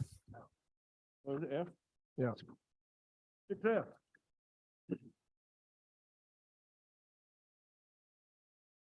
Good afternoon. Whew. Discussion and consideration to adopt a resolution providing Christopher Dorian, Deputy County Counsel 3, with supplemental pay for performance of supplemental duties for social services effective December 1st, 2022. Move approval. Second. Any public comment? Any online? Huh? Oh, yes. You know what? I'm Deborah Martinez, Director of Social Services, Chairman, Board of Supervisors. I appreciate the fact that it looks like you're about to approve this item. I wanted to let you know that Krista Dorian is a star. We would not be able to function as an organization without him. He's done a tremendous amount of work during various times as he's had to be the sole person who understands what's going on in our public guarding as well as our child welfare land. So we really appreciate it. And he wanted to express his gratitude if you approve this item. Thank you. Thank you so Well, much. given that, I may be, just kidding, I'm not going with you. And Chairman, let me say, it will never be the same without you. Oh, thank you. That's will be probably true. Huh? At least I haven't got a dagger out. Any public comment online? Any No. here? Roll call, please. No one ain't voted yet? No, I have. Supervisor Frazier? Yes. Supervisor Gonzalez? Yes. Supervisor Poitras? Yes. Supervisor Rogers? Yes. Supervisor Wheeler? Absolutely. Motion passes 5-0. 6G.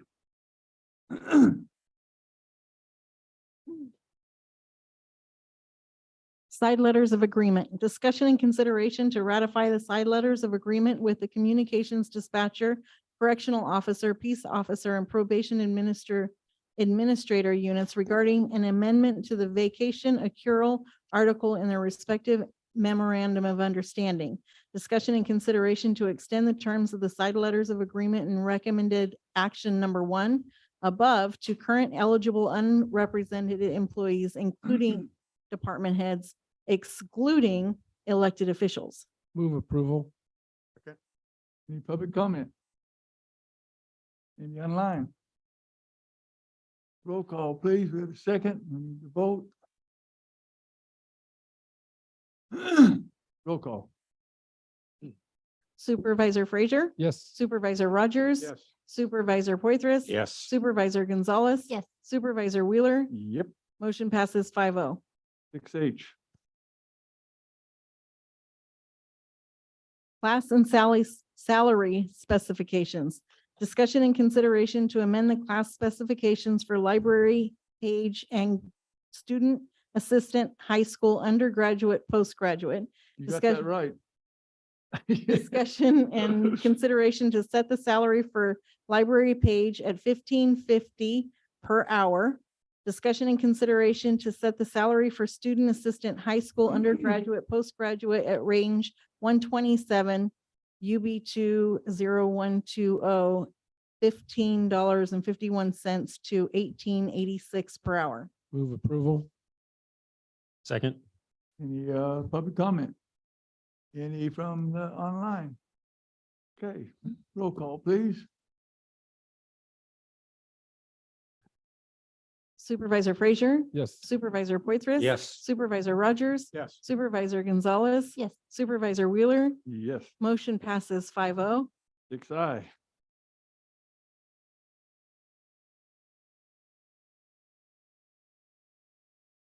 Salary and fringe benefit schedule. Discussion and consideration to adopt a resolution for the salary and fringe benefit schedules for elected, classified, and unclassified service. Discussion and consideration to adopt the salary tables for the clerical, technical, and service units due to an increase in the California federal minimum wage to $15.50 per hour effective January 1st, 2023. Move approval. This is the one, Rob. What? Any public comment? Any online? No. Okay, vote. Supervisor Frazier. Yes. Supervisor Rogers. Yes. Supervisor Poitras. Yes. Supervisor Gonzalez. Yes. Supervisor Wheeler. Yes. Motion passes I 5-0. thought you didn't vote no there, Rob. Thank you, everybody. Remember when he called? Oh, right. Yeah. Said it very. Huh? Yeah. 6K.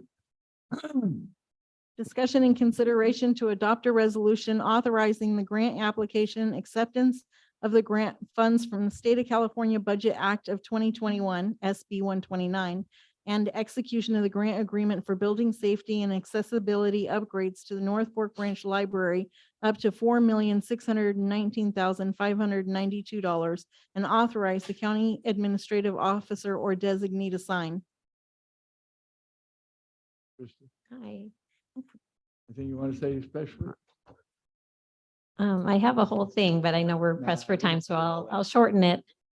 Real short. I would just like to recognize the team that worked on this again, starting with, of course, our CAO, Jay Varney, and then our general services team. Here we have Michael Nazaroff, who's going to be the lead on the renovations, Anthony Loza, right?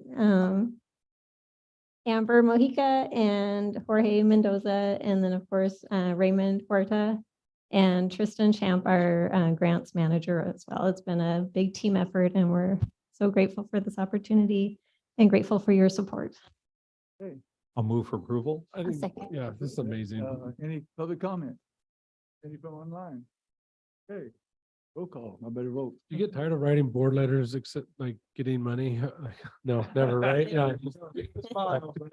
I hope the people up there, it's okay that we put $4.6 million I into, think I should ask, yeah, those guys. right. I will, I'll do that before. Yeah. Let's not vote right now. Supervisor Please. Poitras. Yes. Supervisor Gonzalez. Yes. Supervisor Frazier. Yes. Supervisor Rogers. Yes. Supervisor Wheeler. Yes. Motion passes 5-0. Okay, Thank 6P. you. Great job. Thank you, Thank you. Trista. Thank you.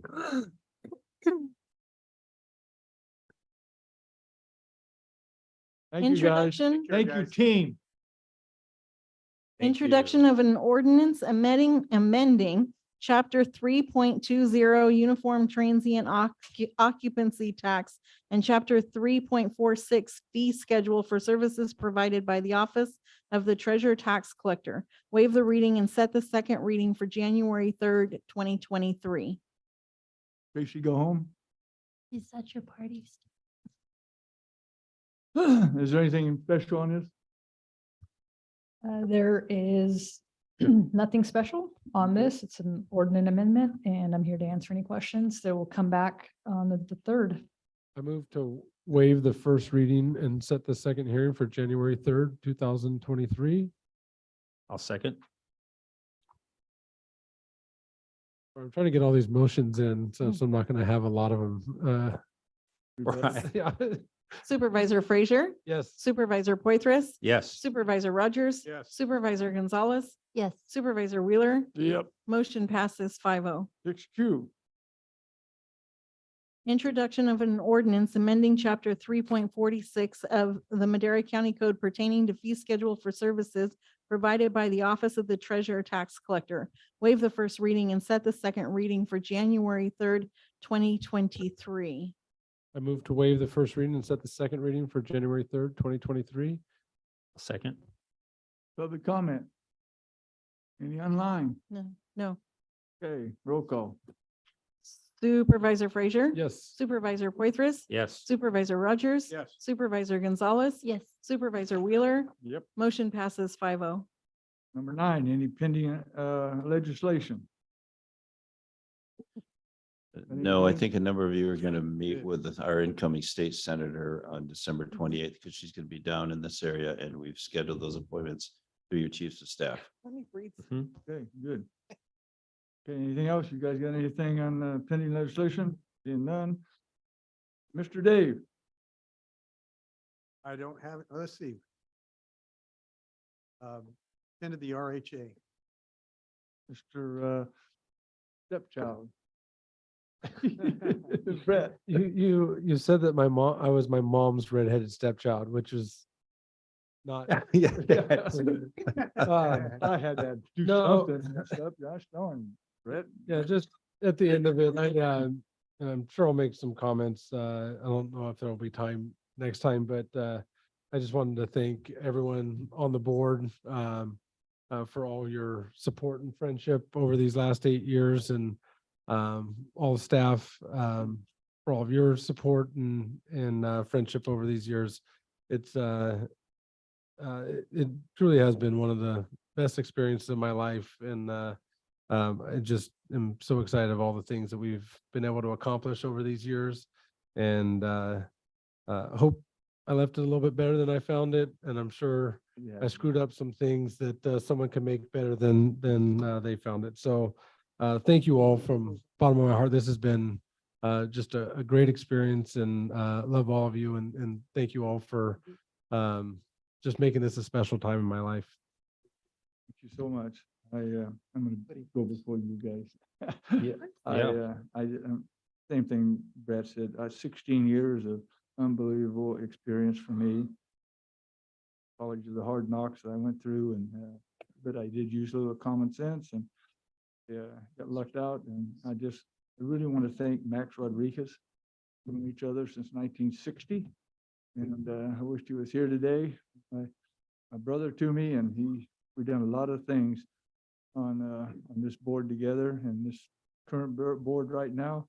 Can't thank you guys enough. Just can't.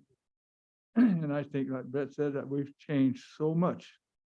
Let's say 14 years. The first 2 years, it was just here, unproductive. I mean, we got stuff done, but nothing like we have since.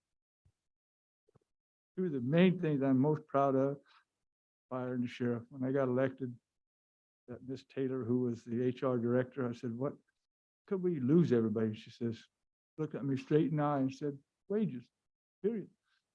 It was one of my main goals to do. And 20 years, our sheriff department had at least 17 open positions that we couldn't afford to pay. About 5 years ago, with the help of our, I think, economic growth that we have promoted, they've been fully funded now. Whether we got them all now or not, we fully funded our sheriff department. First time ever, probably as far as I can remember. I know it hadn't been for 20 years, so I just can't thank staff. I can't, I went through 4 CAOs, fired one who wasn't worth a shit. He lasted 6 months. We've had some great ones since then. Jay, thank you for taking this job. Yeah. And when Letty called me that night, I died. I said, great, an idea. And I called him right after her and I talked. Here we are. And Gina, professionalism here that we did not have in the legal. Yep. I'm so frustrated. Just in the legal department, Tom, she brought professionalism that. Yeah, it was illegal before because we got student loss all the time. As far as I was concerned. And like I said, and Brett said earlier, we've saved millions of dollars, not only just on the contract we have with them, but not being sued so much and losing. We one of the worst compacts with tribes and everything else, just unbelievable. But I've enjoyed this run. I'm gonna enjoy myself off, and I'll probably come down here and cuss at you guys. You better come January 3rd because I'll be here. I'm gonna I open hope- it so I can get everything. well, we got something to give you too then. And we didn't want to do it tonight because there's nobody here not many here to see it. So, I'll be here the third. okay. Well, usually We it's have to not. because I there'll be no quorum to open the meeting without. Yeah, I open and get it going. I'll say my little speech. There you like go. Max did. And That's that's what where we we've want. done it. Do you want me to write it for you? Are you asking the rest of the board? Because the answer is yes. Yeah. Thank all you people for the support. It really makes it a lot to me. I have nothing to report. I'll save my comments for the January 3rd meeting. But just it's been a great year and I will no longer be the new kid on the block. Maybe. Looking forward to that. I know that feeling. Don't wait off. Sure do. Right, right. Rob. I just like to Graduates. thank Tom and the opportunity I've had to serve with him. And it was actually on other boards, for instance, LAFCO and MCTC. In fact, I remember the first time I served with Tom, it was on the MCTC board back in '07. Yeah. And I didn't know Tom, hadn't really met him. I'm sure our paths had crossed, but I just remember it was immediately I knew that I liked this guy as far as, how shall I say this? It was I a know exactly what you're gonna say. well, let me put it this way. I'd served with maybe somebody else place you took. And anyway, I sensed a spirit of transparency, There you go. you know, and that meant a lot. And, That's what he is. and it was, you were real and, you know, you didn't have to figure out, well, what's he thinking? Where's he coming from? What's, you know, it was good. So thank you. Thank Yeah, you, buddy. first time I ever met Tom Wheeler was when I was on the city council and it was at a ribbon cutting of some sort. And just remember, I didn't know Tom Wheeler from Tom Wheeler, you know, it was, as soon as you found out I was on the city council, first thing he says, well, we got to get together and talk about how the county and city can work together. That was like the very first thing you ever said to me. I was chairman and you That was were before mayor. you were calling me a redheaded stepchild. Yeah. And, no, but I mean, that was who you were from then. And, you know, you've got away with words and, you don't mince them. But I tell everyone there's one thing that you, cannot, question, Tom on, and that's his love for his community. And everything that you do is right, wrong, or indifferent is what you think is best for your community. I just on that point, when I got to be chairman, what I did, I called some of the city councilmen and the mayor, and I said, we should get together and talk about what we can do to make Madera County better. And might have been Thule, I don't know, one of them said, you know, Tom, we haven't had that conversation in 20 years. I think that was the second time I talked to you and I said, I think that ship has sailed. We just voted on it yesterday. Sorry. But, and that was crazy. I mean, we're the county. If it's the city, the outside, inside, whatever, we all got to work together. Best place to work, live and play. Mr. J. Oh, I can't top any of those stories, but I have worked around you and wasn't smart enough to stay away going back to 2009 with Integrated Regional Water Management Group when I was the city administrator in Chowchilla. So we can go back a while. I've always enjoyed working with Tom, and certainly for you, wish you the best as you're retiring. Same for Matt, who's not here, Matt Watson, and then look forward to working with Supervisor Frazier as the assessor as the new year starts. Thank you. Gina. Yep, Chairman, I know that as your lawyer, I can get fired at any minute. That I heard, but then I also heard the support for our legal team, and I'll save my comments to January 3rd. Actually, I don't usually give comments, but I do say that you're my favorite cowboy. So I'll say There that you go. on the record. And I have, John Wayne didn't die. He's right there. and I have one John other Wayne didn't die. comment, but I'm going to ask. And this We got is, closed session still to do, yeah. and now Supervisor Frazier, if you can just stand outside this door, this is going to be yeah, your we gotta do that. your terrible lawyer report, just to finish, the That was Jay. terrible report. We're going from the fun stuff to, just to Also put on the record that the assessor's resolution that will become effective January 1st is going to put that position at 70% of the Superior Court judge, which is $161,821.80. Commencing with the 6th year of elected service, that'll turn to 75%, which is $173,380.50. Currently, it's at $145,487.58.